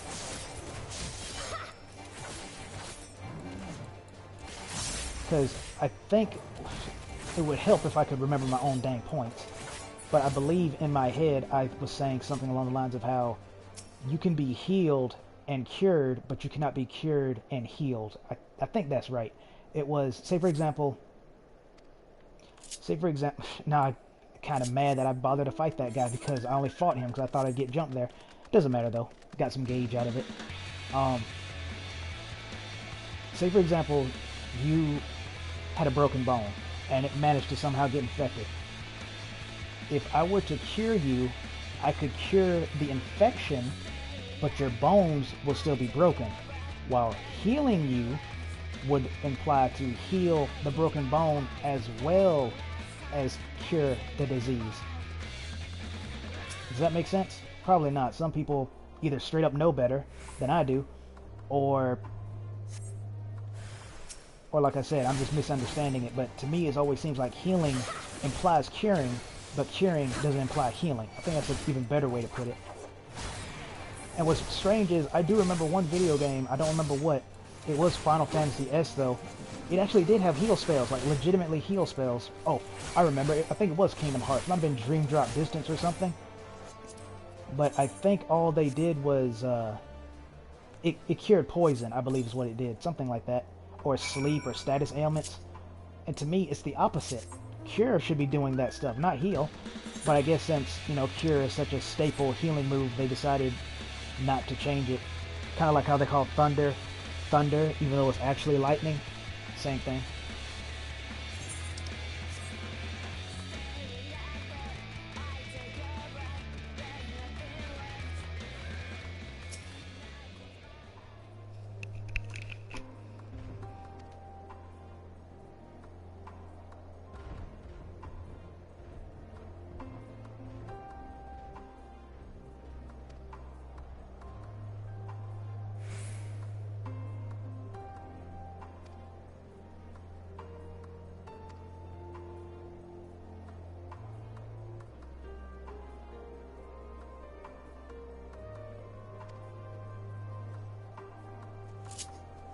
As much as I love Thancred's line of work, I unfortunately couldn't do it, mostly because of my bad memory.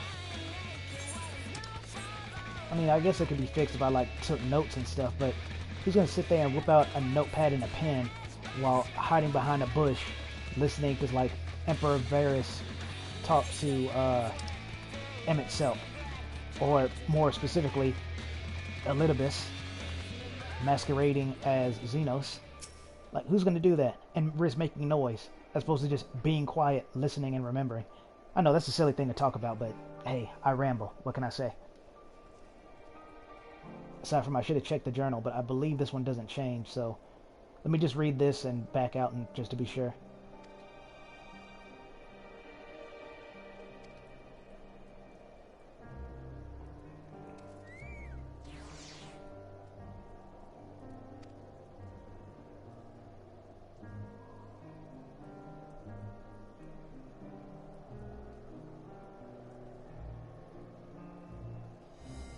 Huh.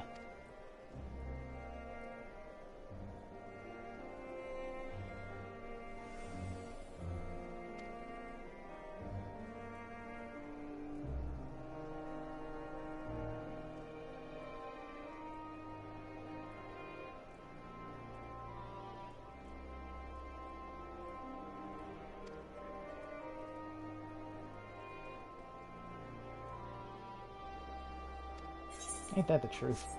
That's typically how it goes with suicides. And yeah, that one didn't change. Alright, let's just skip ahead.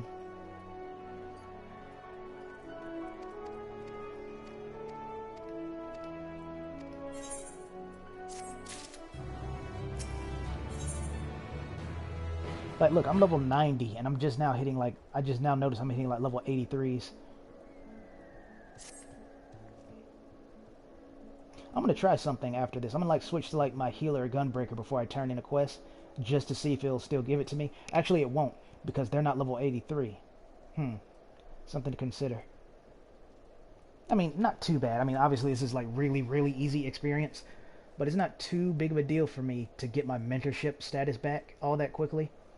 I'm definitely dreading going as healer, and as nice as it would be to show people how to tank, at least, you know, somewhat competently, I will miss playing Reaper, so it's going to take a while for me to get that out of my system before I actually go back for my mentor status. Funnily enough, I have seen some people already have their mentor status back already. At least, I think 2. Definitely 1 for sure.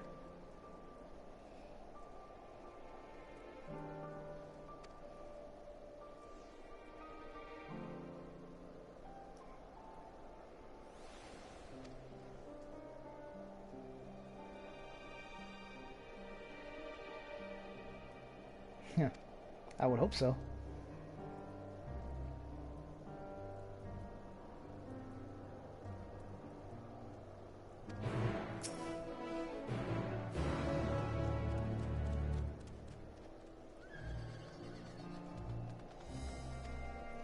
Yeah, just don't tell them that. But yeah, like I said, it will obviously not be as fast if I just catch them up to 83 and then do the story, let them get EXP like that. And I could do that, and I might, depending on if I just stop playing for today or get disconnected or something. But as for right now, I'll keep going as Reaper. And I knew this one would have one because it had a special image.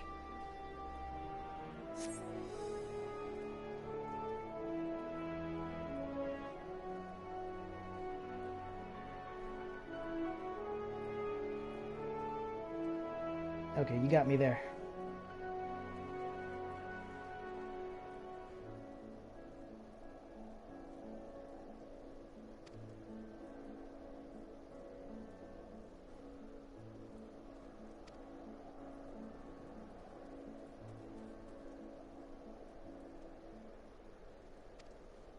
That's obviously true.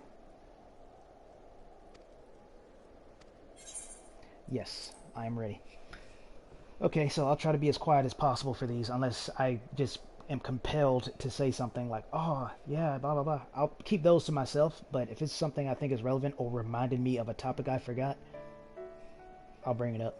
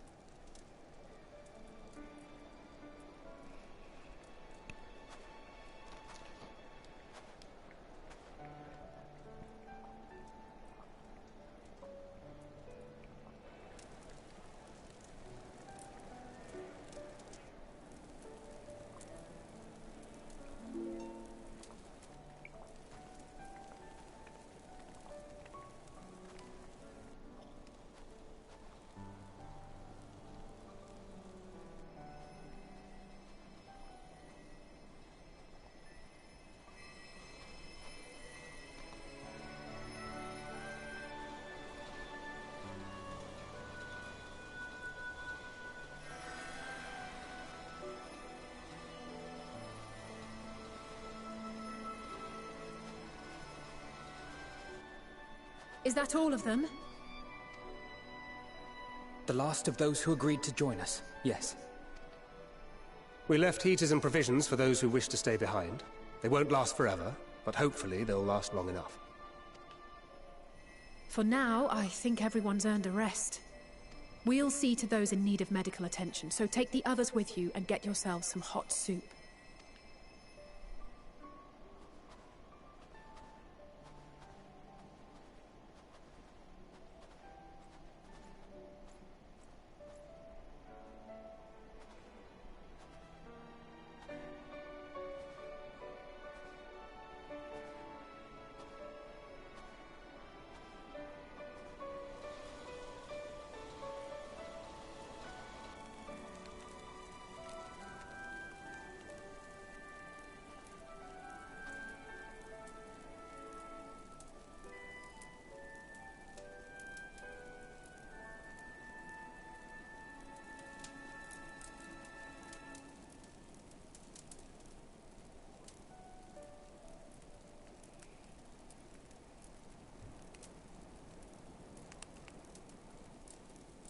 Warmth. At last. Marvelous, isn't it? All thanks to the resourceful machinists of Ishgard, I might add. On their behalf, I bid you warm yourself to your heart's content. Hold on. Your people might have scribbled a few things on a piece of parchment, but it was our Minson Smiths that put the bloody things together. Well, be that as it may, we single-handedly got the interior heating up and running again, didn't we? The hells you did! We were there every step of the way! We? You barely raised a finger to help, you ale-sodden reprobate! I'll only interrupt right now. Or for right now. It just... They definitely replaced his voice actor. I know that's obvious. Or at least I believe they did, because I do not remember him sounding like this. And at first I was just kind of ignoring it. But it's undeniable now that he's getting all this screen time. His voice is undeniably different, and I honestly think it's worse now. I don't know why they changed it. Don't care. I'm not talking about the voice actor. I don't know who it is. I don't hate him or nothing. I'm just saying the old one sounded better. Leaving it at that. I did a damn sight more than you, you lily-livered bilge rat. Take that back. Make me. I will not stoop to your level. Here. Okay, one more thing. It's like they gave him the annoying Lalafell voice. Like, you know, anyone who's made a Lalafell before, and you scroll down all the various voices, you know exactly what I'm talking about. He has that voice, but he's a grown-ass man. That's partially why it bothers me so much, because, one, even for a Lalafell, that's an annoying voice. But, man. Okay, back to the stuff.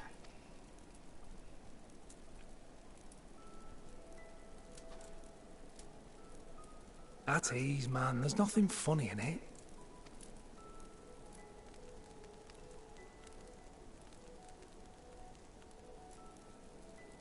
I'm from Alamigo, but was a conscript until recently. Used to eat this with the officers. Apparently, it's adapted from a steppe recipe. This is my first time trying it, and I have to say, it's not half bad. It's a bit too flavorful for my liking. Perhaps compared to what you're used to.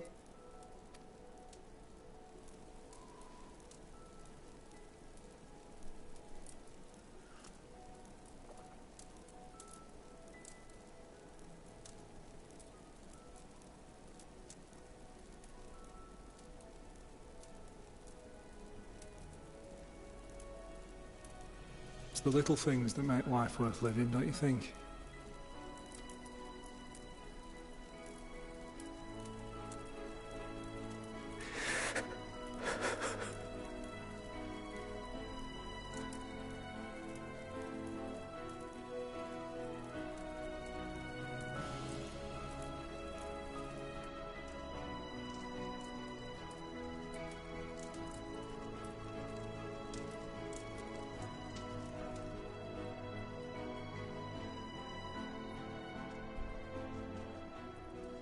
I know this is not a dream, and yet...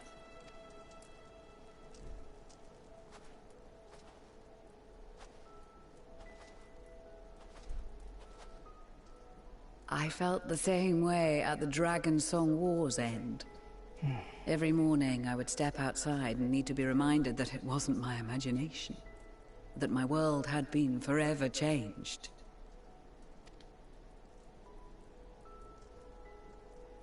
And just as I had grown accustomed to the idea, again you change my world in ways I never thought possible.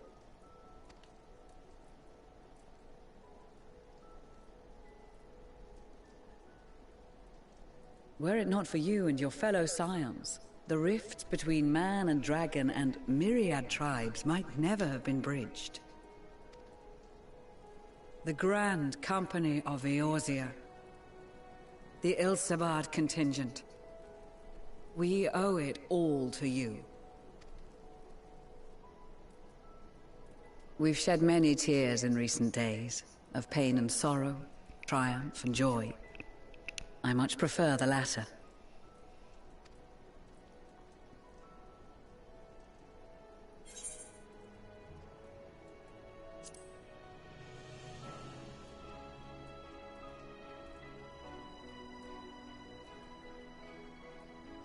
I'm honored to fight by your side. As an Eorzean and Garlean both, I shall do all in my power to bring my peoples together.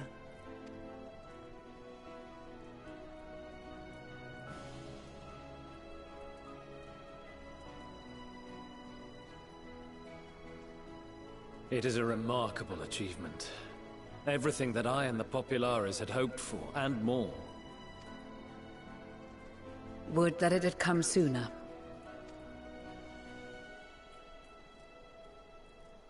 Indeed. Too many are not here to see it.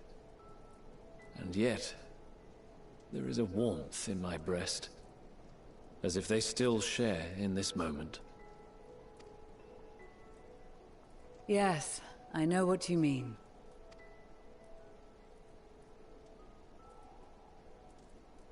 On a night like tonight, the wind and cold seem to pass me by.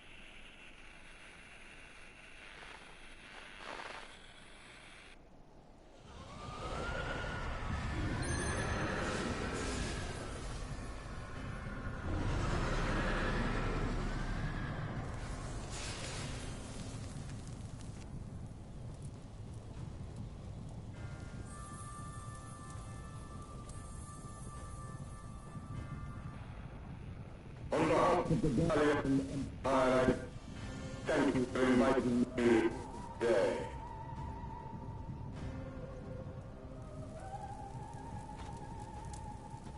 What? Emperor Varys?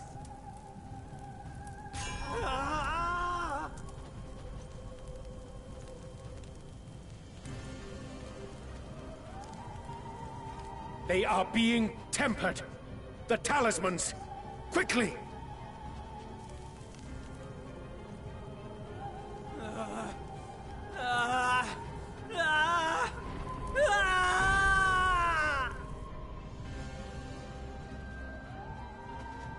Save me, brave hero! Ahem. My lord has requested your presence, and I would hate to disappoint him.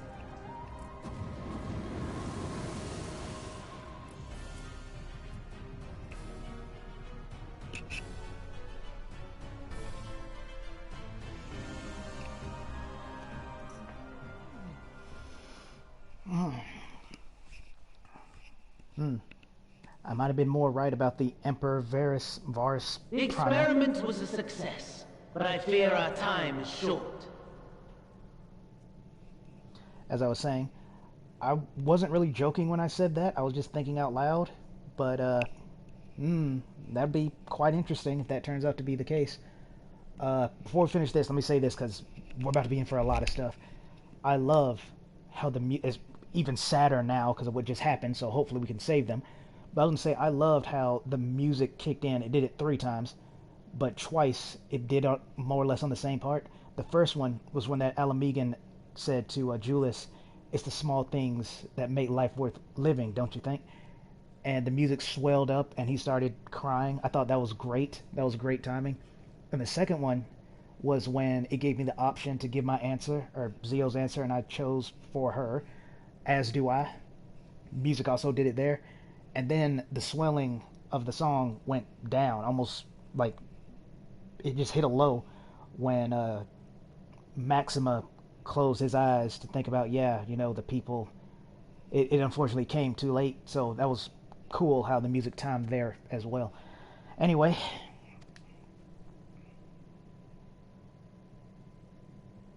I shall begin the preparations.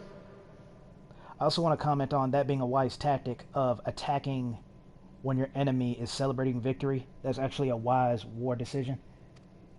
Because that's when they're at their most vulnerable. Now, it is time for you to awaken. Aside from being straight up asleep, of course.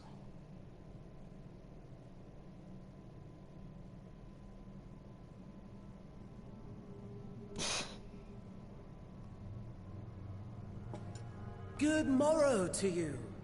Here, have a taste before it gets cold. Oh, but be sure to remove your helmet.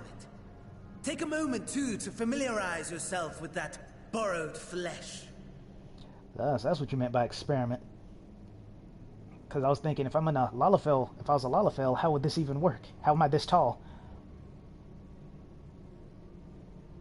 So, how does it feel? I, for one, find those first moments within a new body to be most refreshing.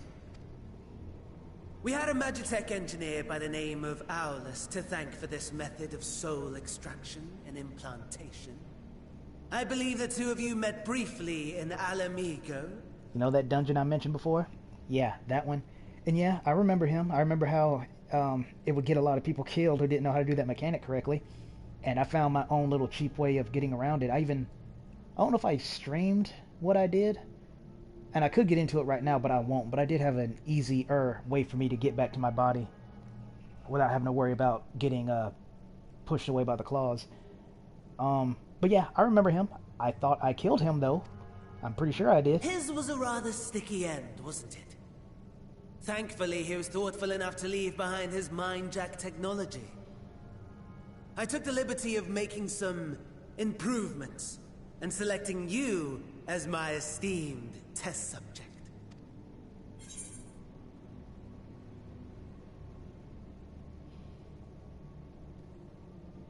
Yeah, I want...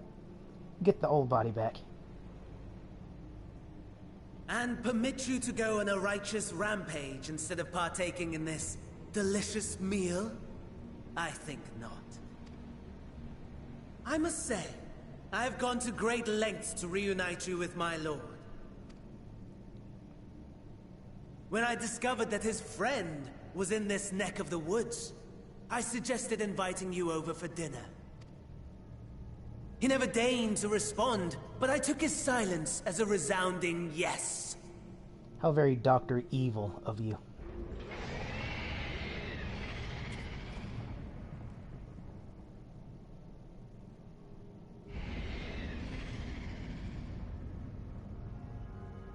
Oh my! Daddy is pleased his grumpy little boy has finally found his playmate. Okay, that all but confirms it.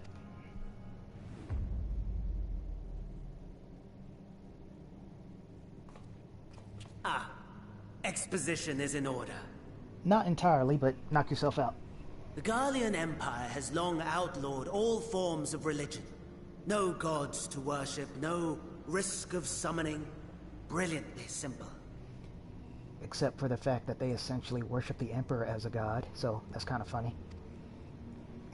But people being people must turn to something or someone in their hour of need. Who then? One last interruption.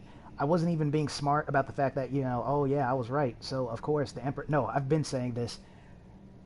And he's pretty much saying the same thing. It all boils down to faith.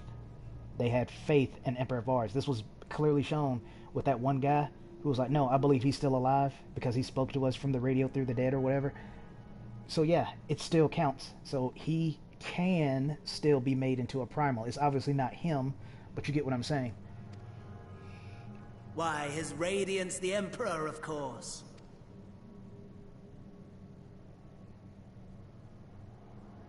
As you have observed firsthand, Garlemald has seen better days.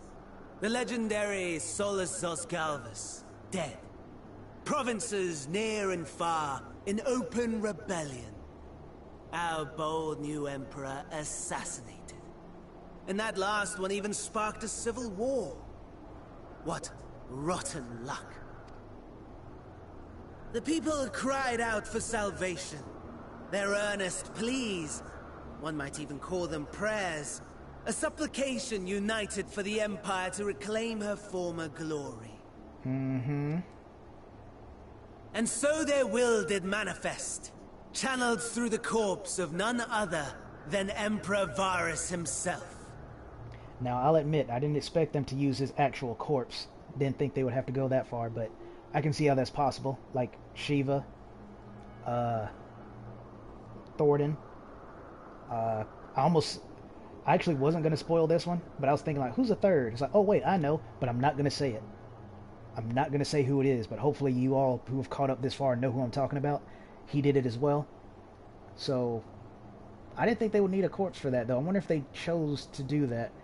Instead of just, supplication with the crystal, not supplication, but supplementation using crystals and ether. But no, they actually used his body, so that's interesting. And lo, the Savior was born, the embodiment of the Garlean spirit, their anima. Clever. I know that summon. I don't remember from where. I wanted to say maybe Final Fantasy X. It calls to its subjects, compelling them to take up arms and fight. I don't know which one it first appeared in. I'm just trying to think of the first time I saw it. It might have been Final Fantasy X, Final Fantasy XII. I'm not sure, but I am aware of a summon called Anima. It's very zombie mummy looking. And just as the wealth and power gravitate towards the Empire's capital, so too does ether from every corner of the globe. The towers with which you and your allies have been so preoccupied were created as an extension of Anima itself. An ingenious design. Oh, wow, that's really interesting. Give me a second, I'm trying to think of something. I think the Emperor's Corpse, at least, was the first time this has happened, because Shiva was obviously alive, or Iceheart. I can't remember her real name, unfortunately. Who else? See, I already forgot who I already mentioned. I know the Forbidden One, the one I'm not going to mention, but who else did it? Oh, right, Thordan. He was also alive. I think this might be the first time that a corpse was used, though. Would you not agree, my lord?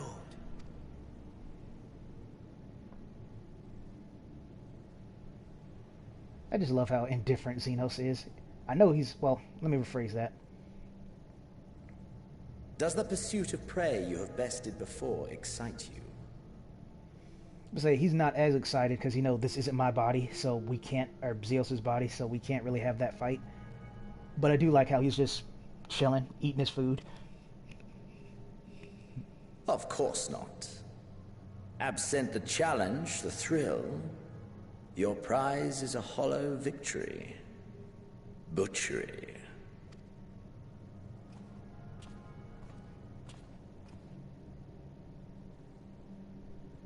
Perhaps you think that to be the extent of my promise. I have no doubt fallen in your estimation since Alamigo. Fair enough. But do not let your disdain deprive us, of an opportunity to craft an even more majestic moment of euphoria. I have been honing my craft as I set the stage for our reunion.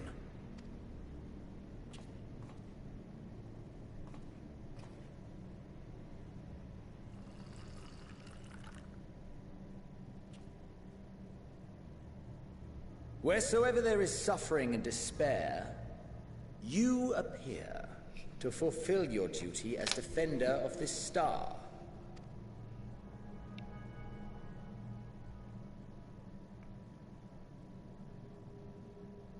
The chaos and destruction that my hordes have wrought are my gifts to you alone.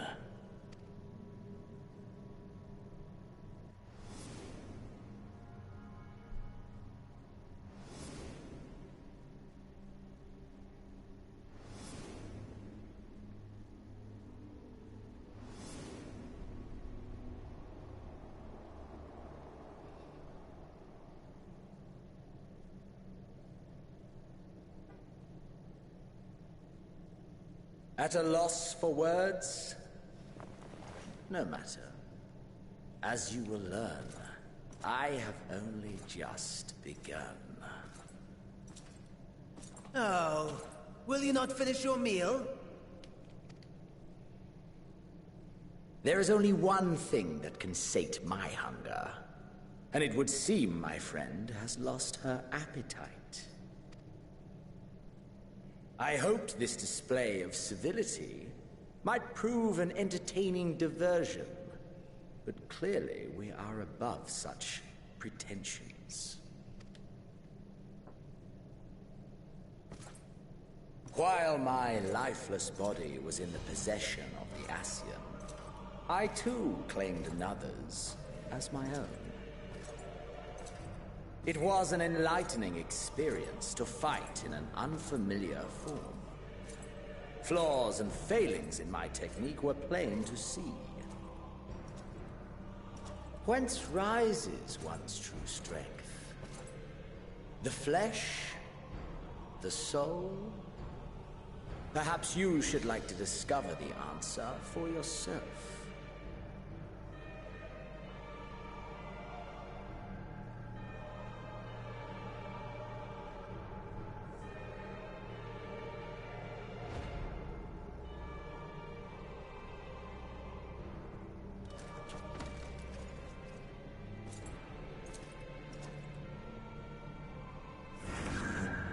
or together.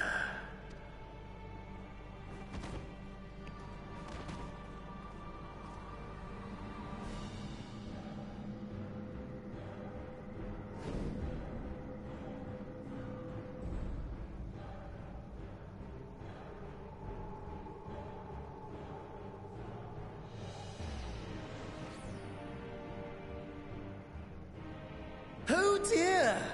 Whatever would happen if my lord were to greet your friends as you? I shudder to imagine what carnage he would wreak. We'd better hurry if we want to avert the bloodbath. You can thank me later for my generosity.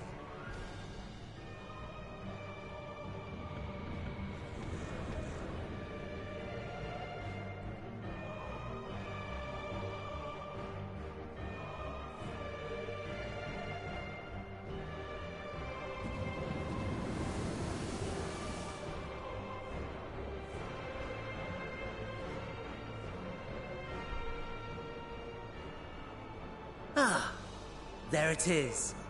Your camp, I believe. I'll stop right here to say this. I didn't see that coming, and that's actually a pretty cool twist, but you guys are not going to believe this. But I was talking to a friend of mine. I don't think it was Niche this time. I think it was someone else. I can't remember who it was. I'm sorry. I'm really sorry. I can't remember who you were. But I was talking to someone about how I thought it'd be more funny if the body that Xenos took the first time when he was, you know, back in Stormblood was a Lalafell body, just because I thought it would be funny for him to be that strong and that small. This is, yet again, one of the times I wish I had been a Lalafell, because I thought that'd just be so funny to see what he would do in a Lalafell body. Just destroying everybody as a Lalafell. That just makes me laugh. If I were to hazard a guess, I would say that you, the other you, is making her way there as we speak. So now I gotta navigate through the crowd, right? Alas, this you will have to walk from here. Or run, if you can manage it. My lord would be cross if I made it too easy. Such ingratitude. I'd not squander this fighting chance. After all, you've obstacles enough to overcome. Right on cue.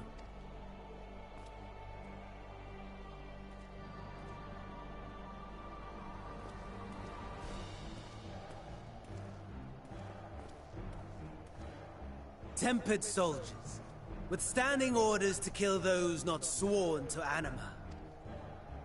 Under normal circumstances, you would make short work of them. But on this occasion, the odds are not so heavily stacked in your favor.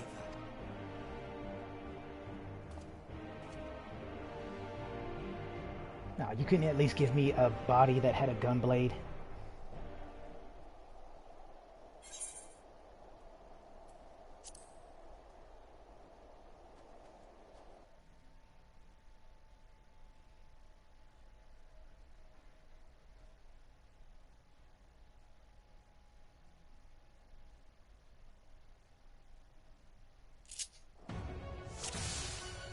Borrowed flesh.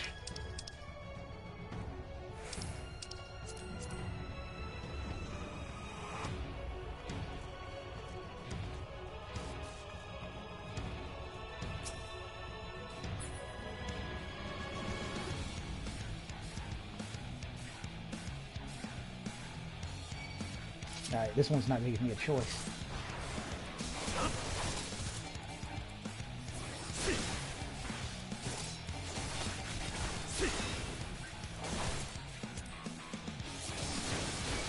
I find it bigger insult to injury, the fact that, nice. Bigger insult to injury, the fact that they would put the 3 skills on this one, but that's why I could have sworn they'd done it before, so I'm really gonna have to look into that. Not bad at all, given your diminished capacity. Nevertheless, 'twould perhaps be prudent to keep to the shadows. Scurrying about like a rodent. Yeah, I get it. Wait a minute.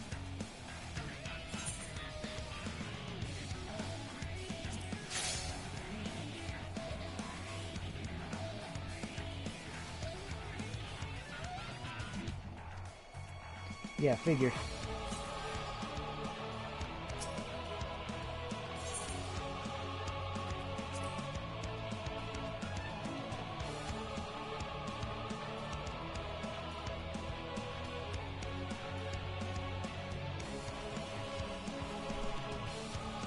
Alright, so I see I do have a time limit there, so I can't take forever.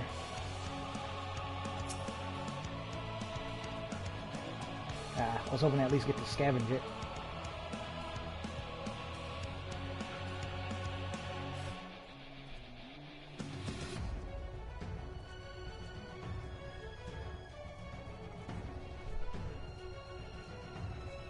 I can't even sprint in this body. How unfit was this soldier? This is going to be a dead end, isn't it? Oh, no. Good. I thought for sure it would lock me off. Cool.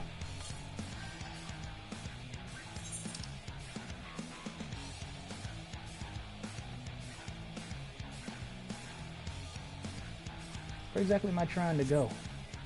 Reach Camp Broken Glass Event. Yeah, I know that, but I was hoping they'd at least mark it on my map first. There.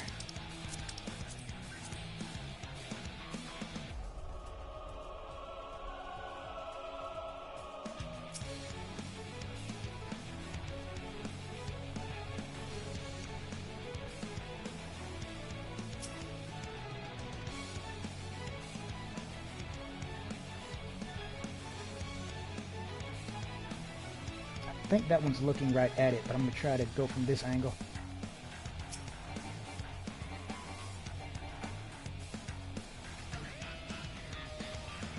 Ah.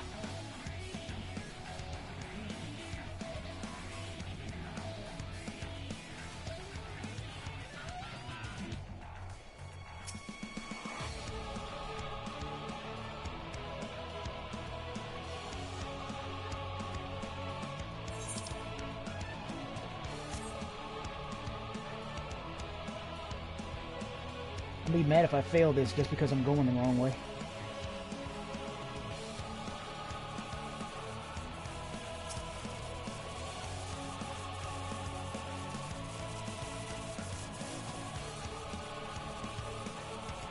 Yeah, it looks like I'm supposed to go that way, but if I go there, I'm obviously going to get torn apart. Let me see.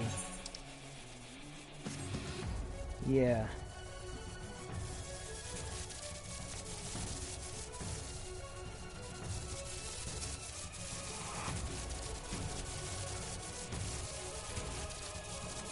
Ah, okay. Ah, shoot. That means, alright. Since I actually know where the camp is, I'll at least mark that, so I can remember to come back for it.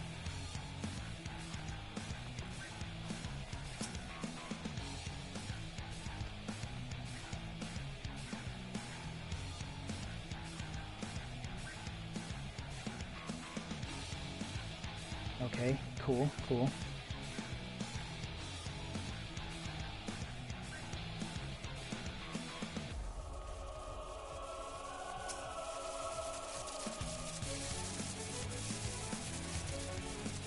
Okay, now where the heck am I supposed to find the fuel?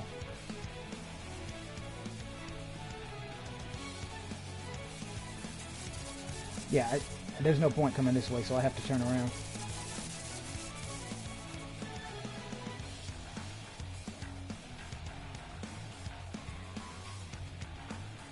God dang it. I knew he was going to turn right when I saw him, but I was hoping he wouldn't.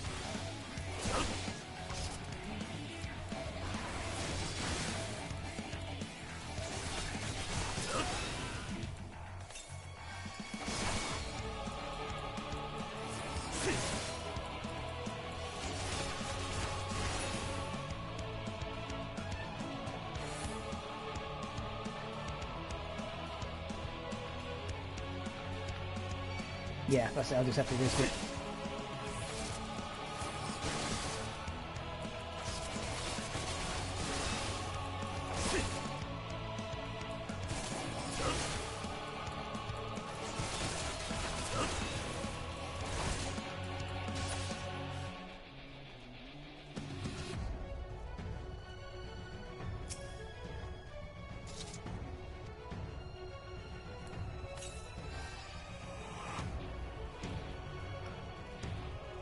This one really sucks, man, because I don't know where I'm going. I'm hoping that small sack might have some cerulean in it.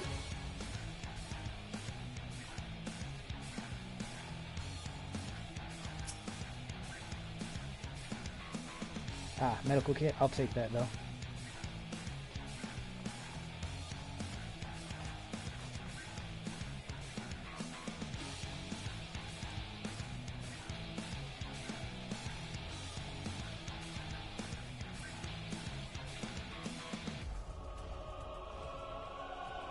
And this is where we started, isn't it? Okay, so where do I go now?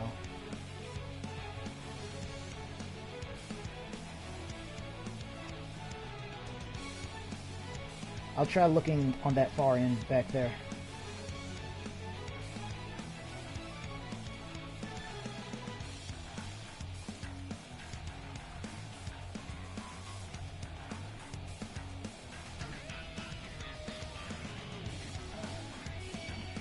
Yeah, I was afraid of that. I couldn't see, but alright, let's fight over here. Come on. I do not have a lot of time. I wish they at least let me sprint. That would help out immensely. Because even Thancred could sprint when he turned invisible at least.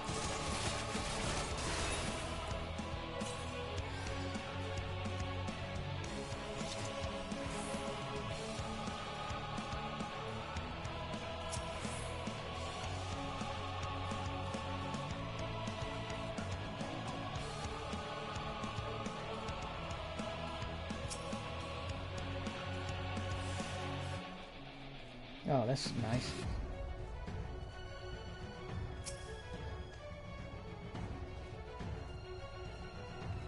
It's probably going to be over there.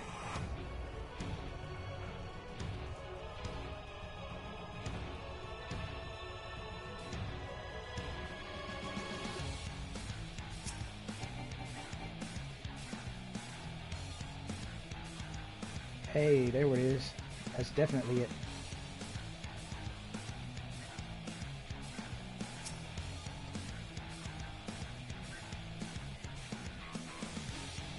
Oh, great. If I end up failing this because one of them turns around, I'm going to be so mad.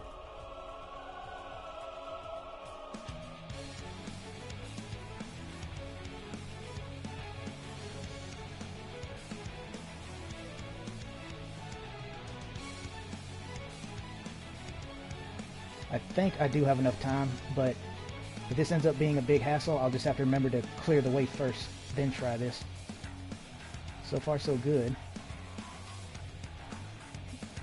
Gotta say, I'm kind of nervous about this because I felt one of them was going to turn around.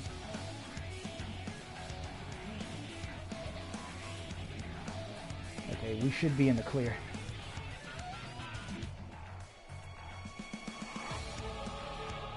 What a time for the music to hit the inspirational part, am I right?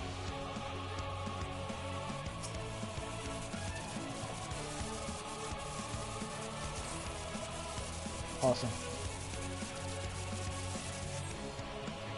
Alright, let's see. What do we have here? Ah, it's still immobile. I can't move, but I can use these. I kind of forgot that it said it was immobile. I was more concerned about using its weapons, the thing I need the most right now. Nope, don't dismount. There's more.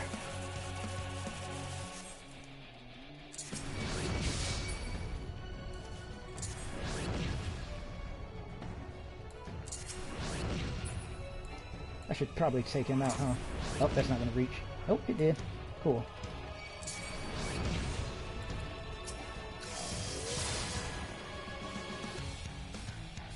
Anything else? Oh, you gotta be kidding me. Maybe I'm supposed to make a mad dash for it. I'll wait. I'll try it again. Oops. I don't even know what that one is. Okay.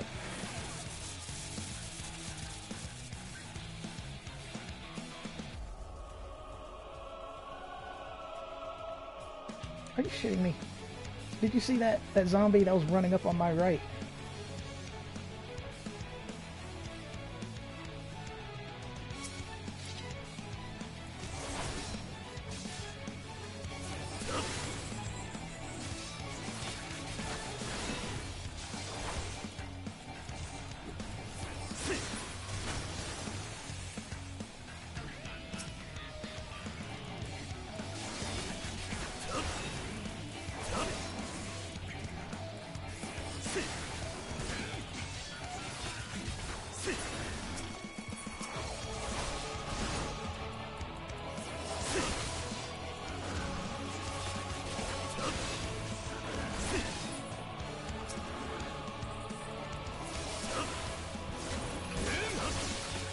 I'll go ahead and use it now, just so we can get this out of the way faster, because 3 bodies, or 4, will be enough to make up the damage.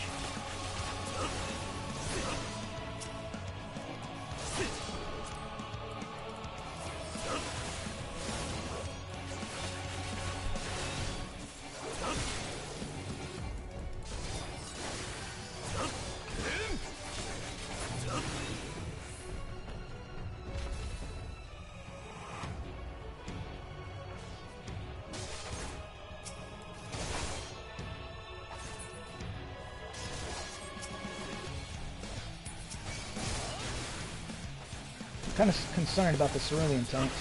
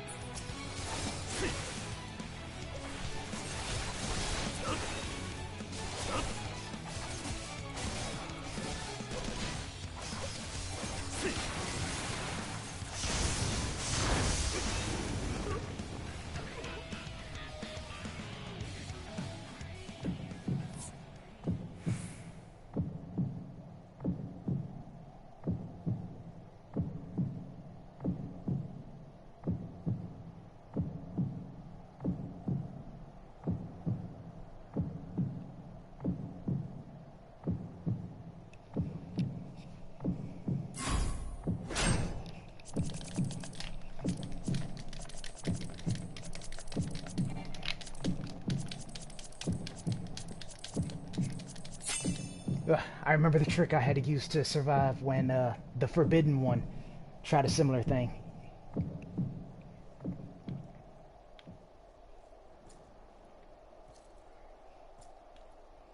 Where is that place? Right there.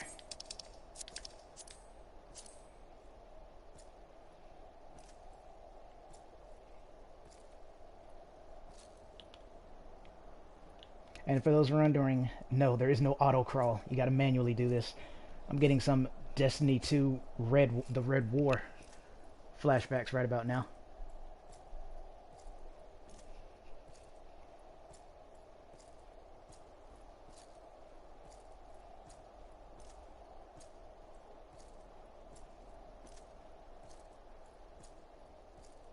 Well, I say the time limit disappeared, so that's nice.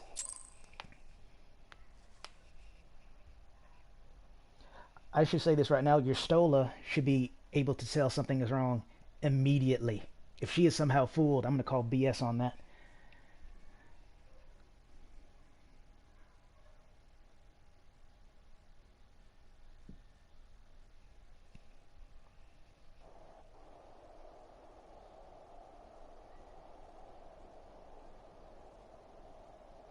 Also, funnily enough, I kind of wish I'd said it earlier, because then it would have been more prudent, but let them talk. It is a miracle we were able to restrain the Tempered without suffering casualties.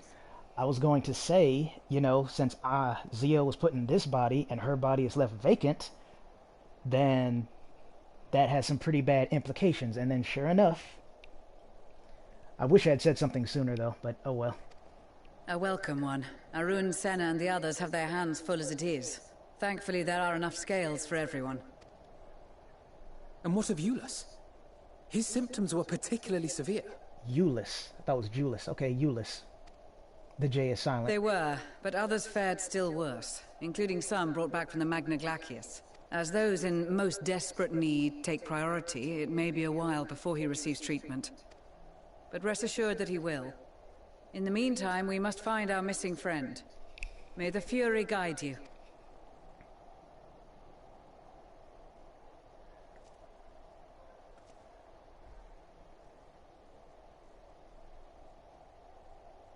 Of all the bloody times for a disappearing act. Right when the first wave struck, we'd be fools to think it a coincidence.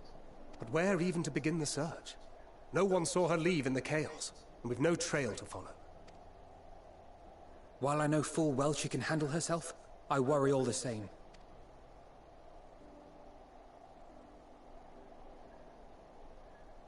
Ah, speak of the devil.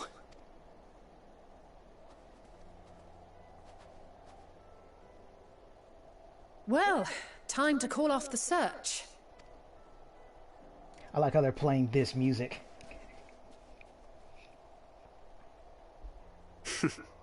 Case closed. Y'shtola, it'd be a good time to speak up right about now. That's her, over there.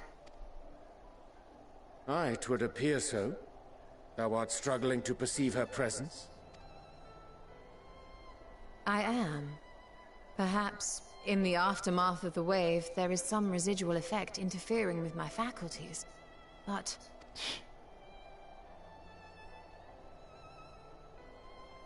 Where have you been? We've been worried sick. Now, all's well that ends well. Are you all right?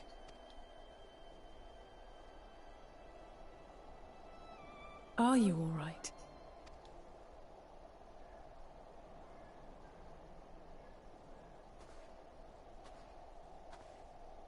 Who are you?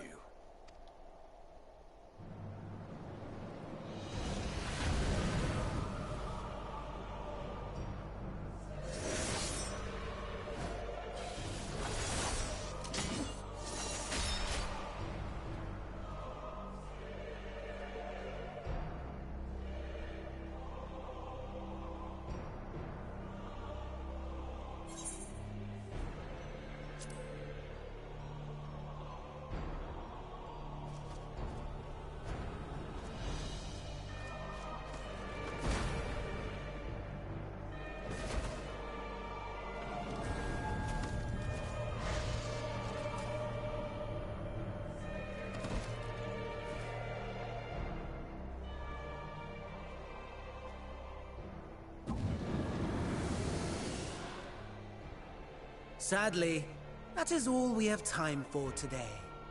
The effect has run its course, and back to your own bodies you must go.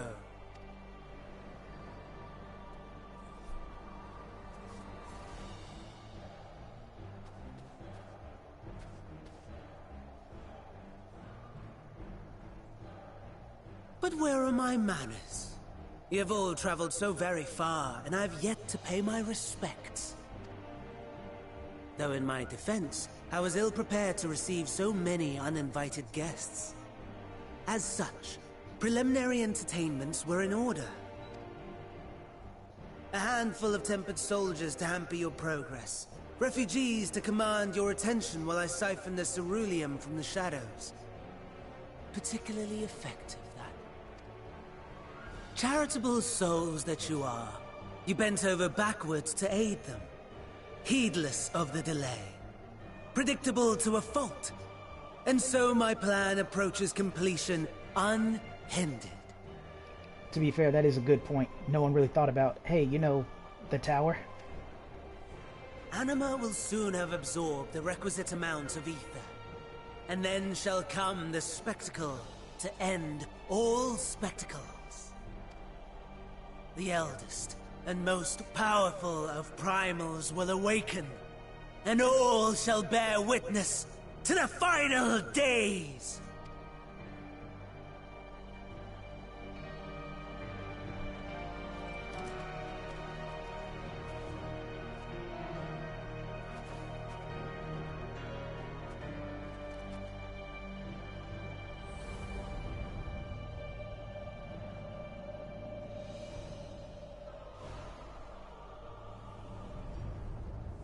The gods themselves will be my meal. Your dear companions my dessert. Upon this world I'll feast, and death shall follow in my wake.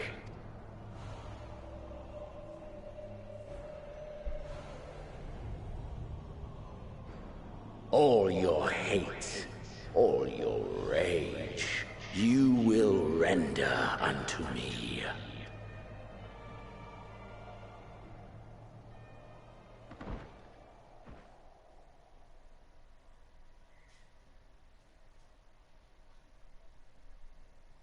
For upon thy life's reel wind too many threads of fate, power, weal enmeshed with woe.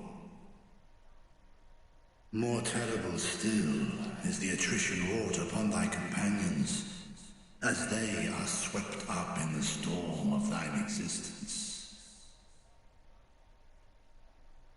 Take heart and protect them well. They will be your strength and your salvation.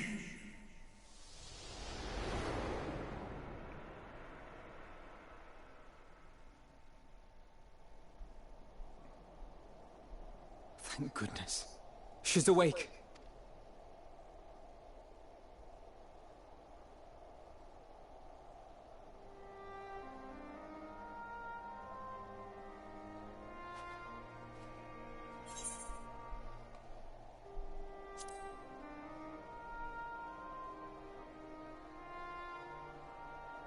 Perfectly fine, yes. I hope the same can be said of you.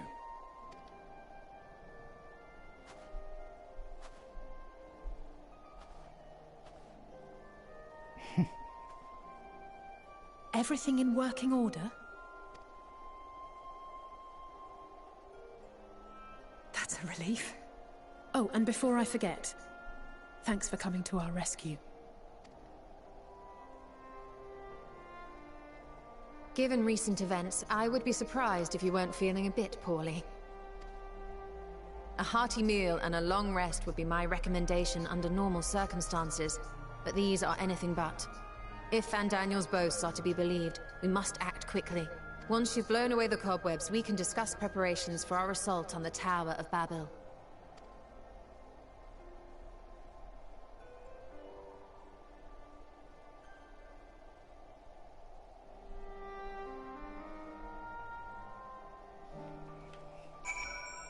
To be reunited yet again, in soul and in flesh.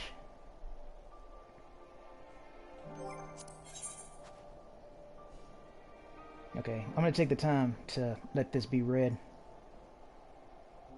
So there you go, pause it, then I'm going to move to the next one. Right here.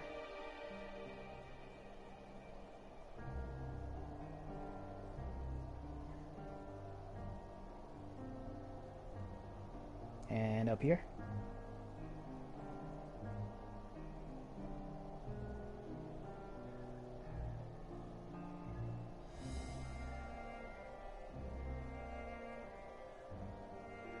There we go.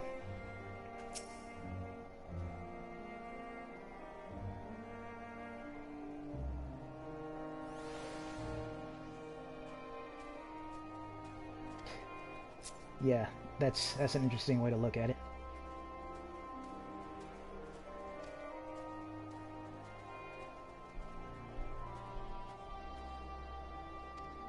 Yeah, I'm glad you did, Y'shtola. Residual effects from the tower. Yeah, whatever. I knew she'd at least be able to tell something was wrong. If Zeus' soul is supposed to be, you know, glowing like a beacon to the point where she sees also that Arbert's soul is in there, then obviously, if you don't see two but only one, something's wrong. Or technically three in Zeus' case, but still. Oh, didn't talk to you, did I? Yeah. Me too. Yeah, that too.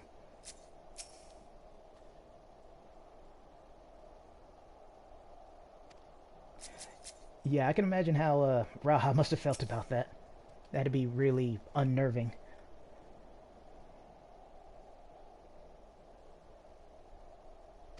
Yeah, most likely.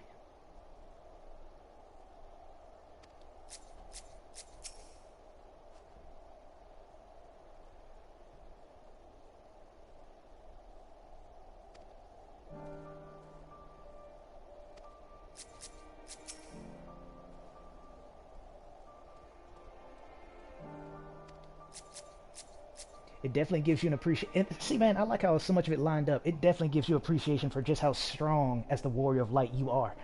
Because that wasn't a no-duh statement that, oh, you know, if you were in your own body, you could have tore through them like a hot knife through butter. But when you actually see what it's like to be just a regular person against those tempered soldiers, Yeah, it's crazy. Technically, I think I should have died. I think it only spared me with the little bit of health I had. And then, of course, even if I really did manage to get through that with a bit of skill and more luck, that one explosion that was meant to happen, that for sure would have killed anyone else.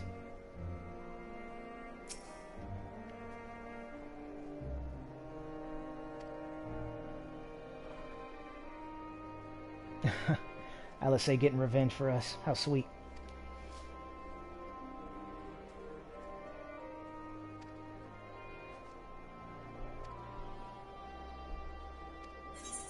That sounds like a level 89 or 90 thing to be saying, and we're still at level 83.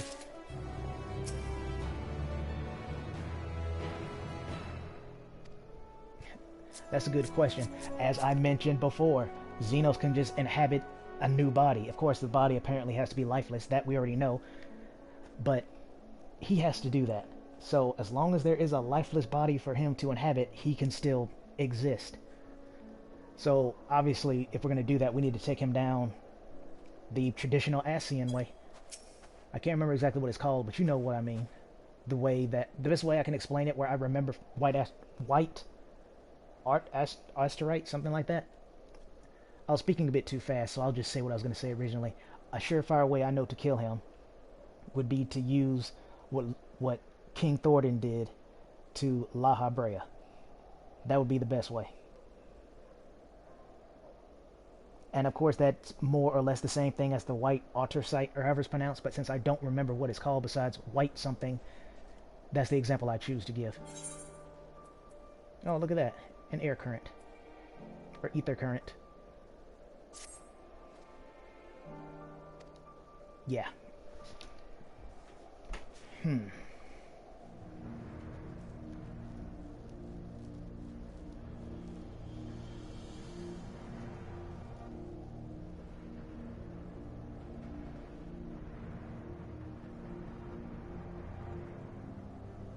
My point exactly.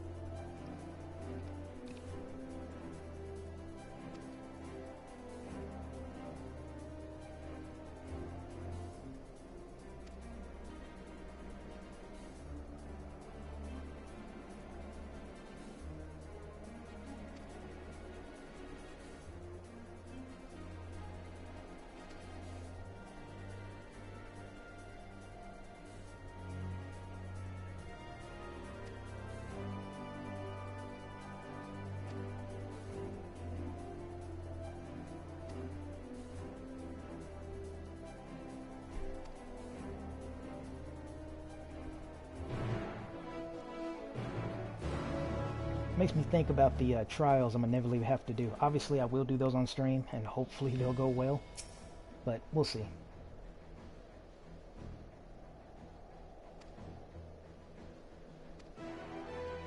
Hey, the epic music.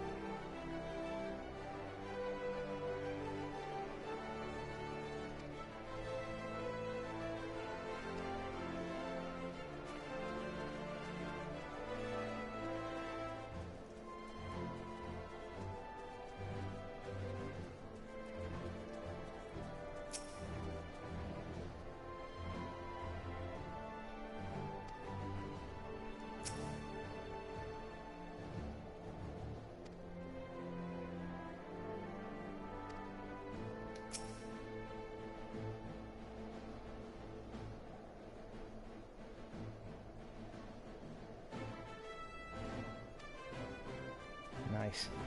Also, I guess I should mention this now. I would love to talk to you, little fella, but mission. I was going to look around for the other Lalafell gang. I haven't seen them in a while except for Pippin. Anywho, I guess now I should mention this because it happened a bit ago, and I was curious, because I said it before, and I saw it going either way, but I did lean more towards it when I remembered Xenos can use legitimate magic. But I did mention, if he's a Reaper, does he have an avatar? There's the definitive answer. So I figured, well, he is using a gun lance, or a gun scythe, but at the same time, that's just more of a Garlean thing, plus it is more effective than just a regular scythe, so there's that. But the fact that Xenos can use magic would imply that he could use an avatar as well, and sure enough, again, now we have proof he absolutely can. Which is good, because it'd be kind of bad if he couldn't, you know, Xenos all hyped up and all this stuff, and then it turns out he can only really use the scythe in a very basic manner. So I figured there'd be more to it than that, but his avatar is far different than ours.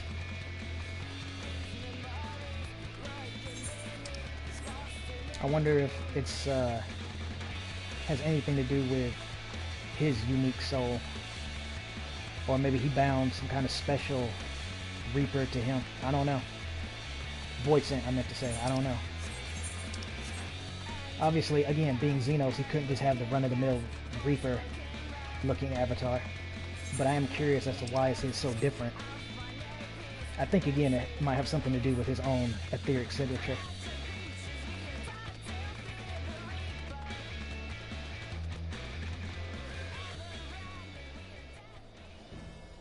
Dang, she was in a hurry, weren't they? They all were. They all put on their old clothes.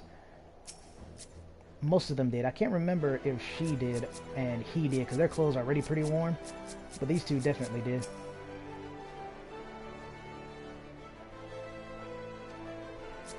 Oh, is that so?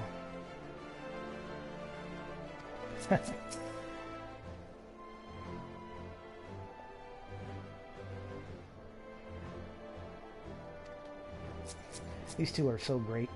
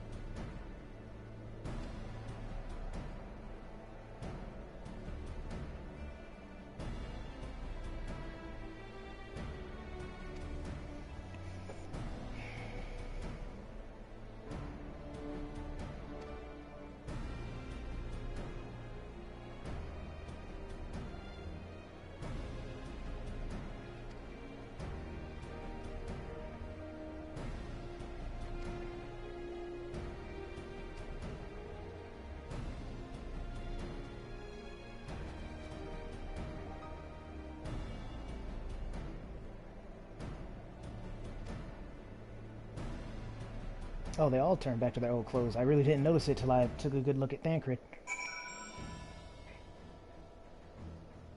Alright.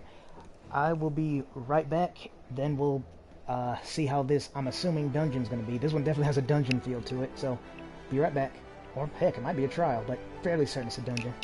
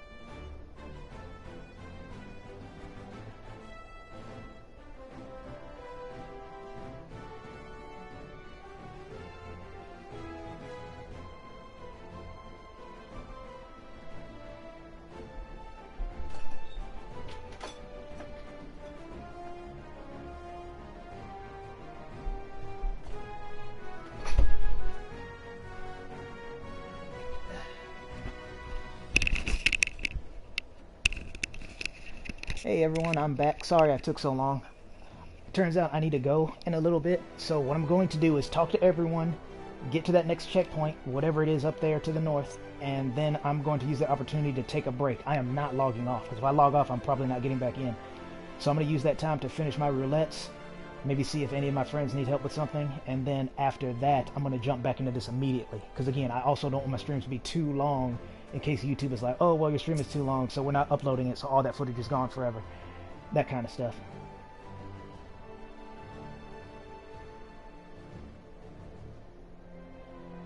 Oh, yeah, because the way he's dressed. I was like, why would you do that? And it's like, ah, right.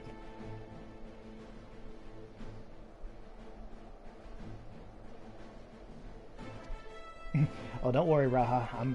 Zeal's perfectly fine.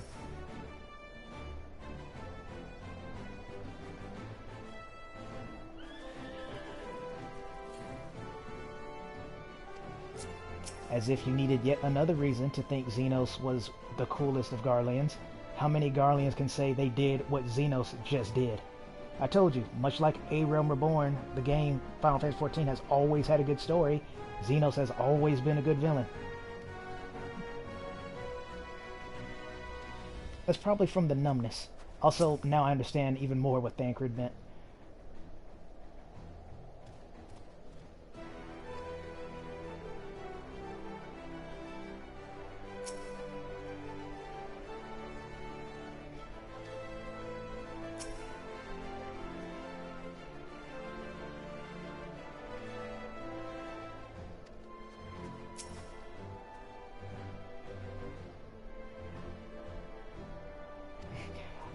I would, but he says he doesn't feel anything, so I think he's okay.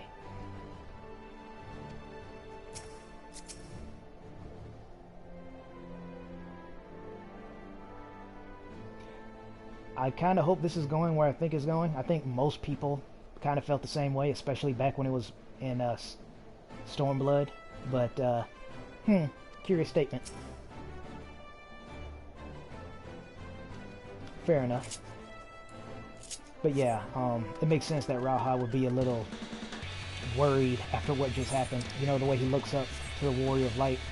So, after an experience like that, and how much of a close call it could have been, especially if Xenos had more time, yeah.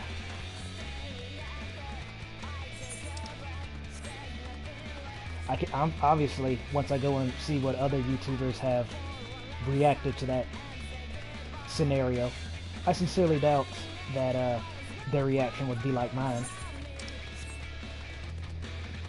Hey, look who it is. Of course, you got the Lalafels out here standing guard.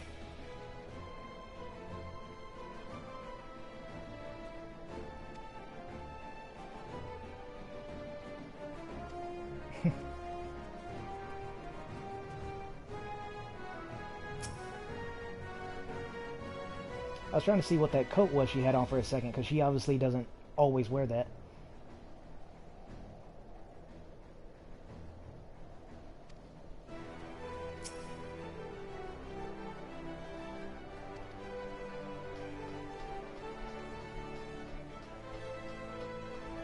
I swore I just saw something over there. It might have been clipping through the wall. Oh, there's Pippin.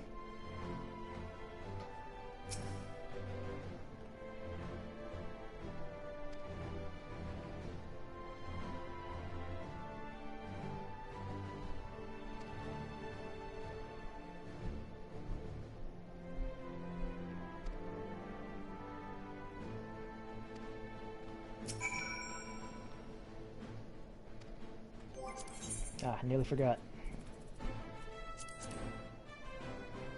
So, read this.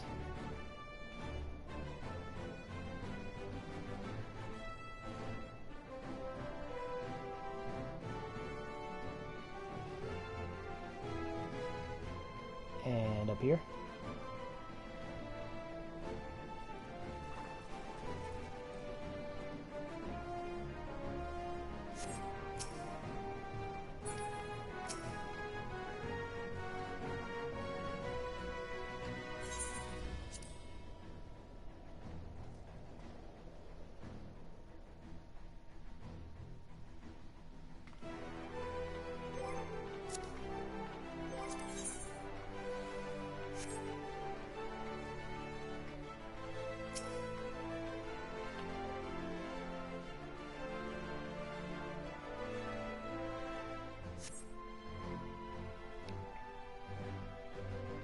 I might just take my break during this cutscene, depending on how long it is. Because I only need to go for like, I don't even know, 3 minutes maybe. But I was just going to use the opportunity to take a break. If I can come back really fast, then I'm not going to worry about it. Despite my YouTube fear. Speaking of which, I'm looking forward to watching Sinkweaver, seeing what his reaction is to all this. But obviously I need to catch up to the main story quest first, because he's definitely ahead of me. Or at least I'm going to assume he is.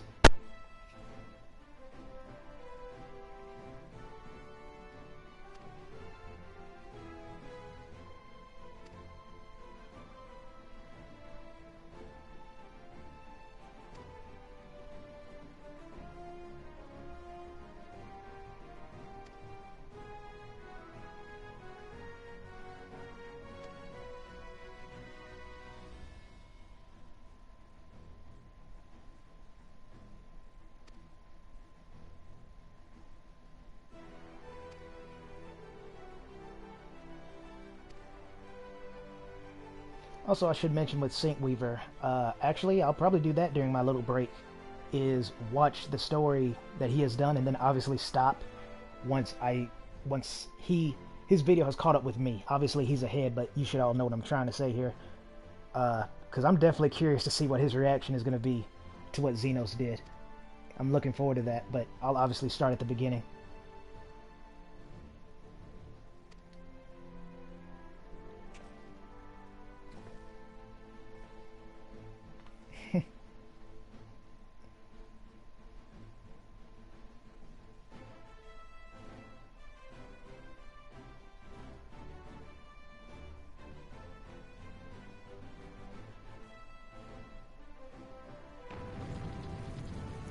The signature nod.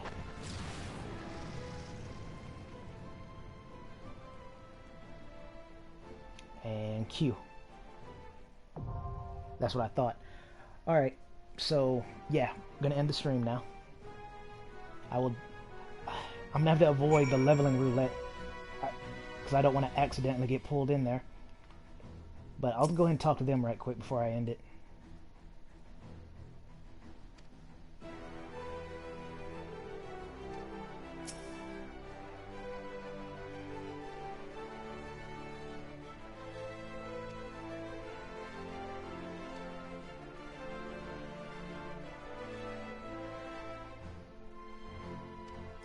Yeah, that will definitely give you strength.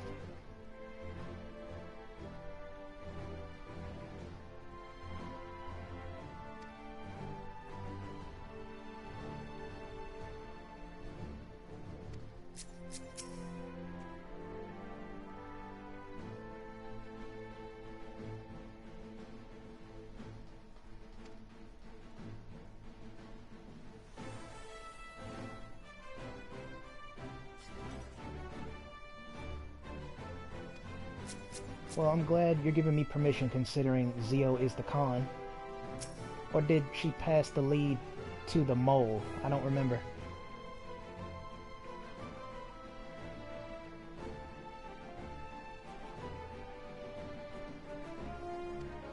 Well, I appreciate Sadu holding back, because like she said, she really wants to have a fight. But we also aren't allowed to kill, so...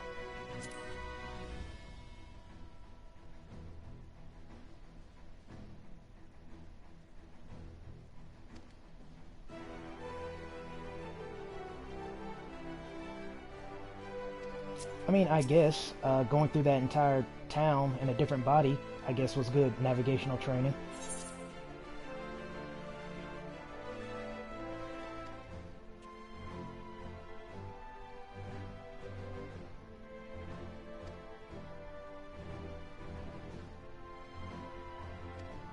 Aw. I'll probably talk to Raha last. Actually, no. I'll talk to LSA last, since she's with me for revenge for what happened.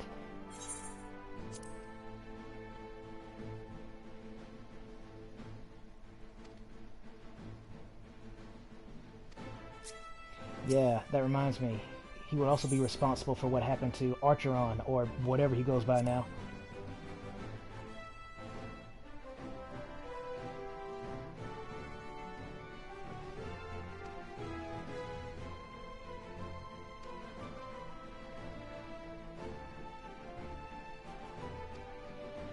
That is a good point.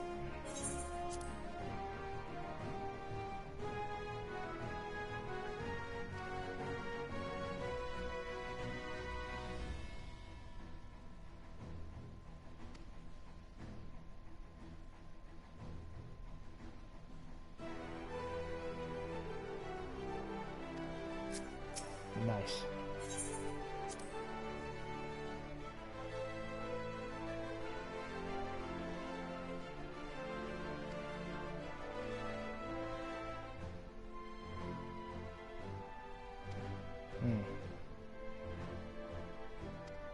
It's interesting he mentioned conscience, because I actually do have a statement I want to make, but I can wait till after this.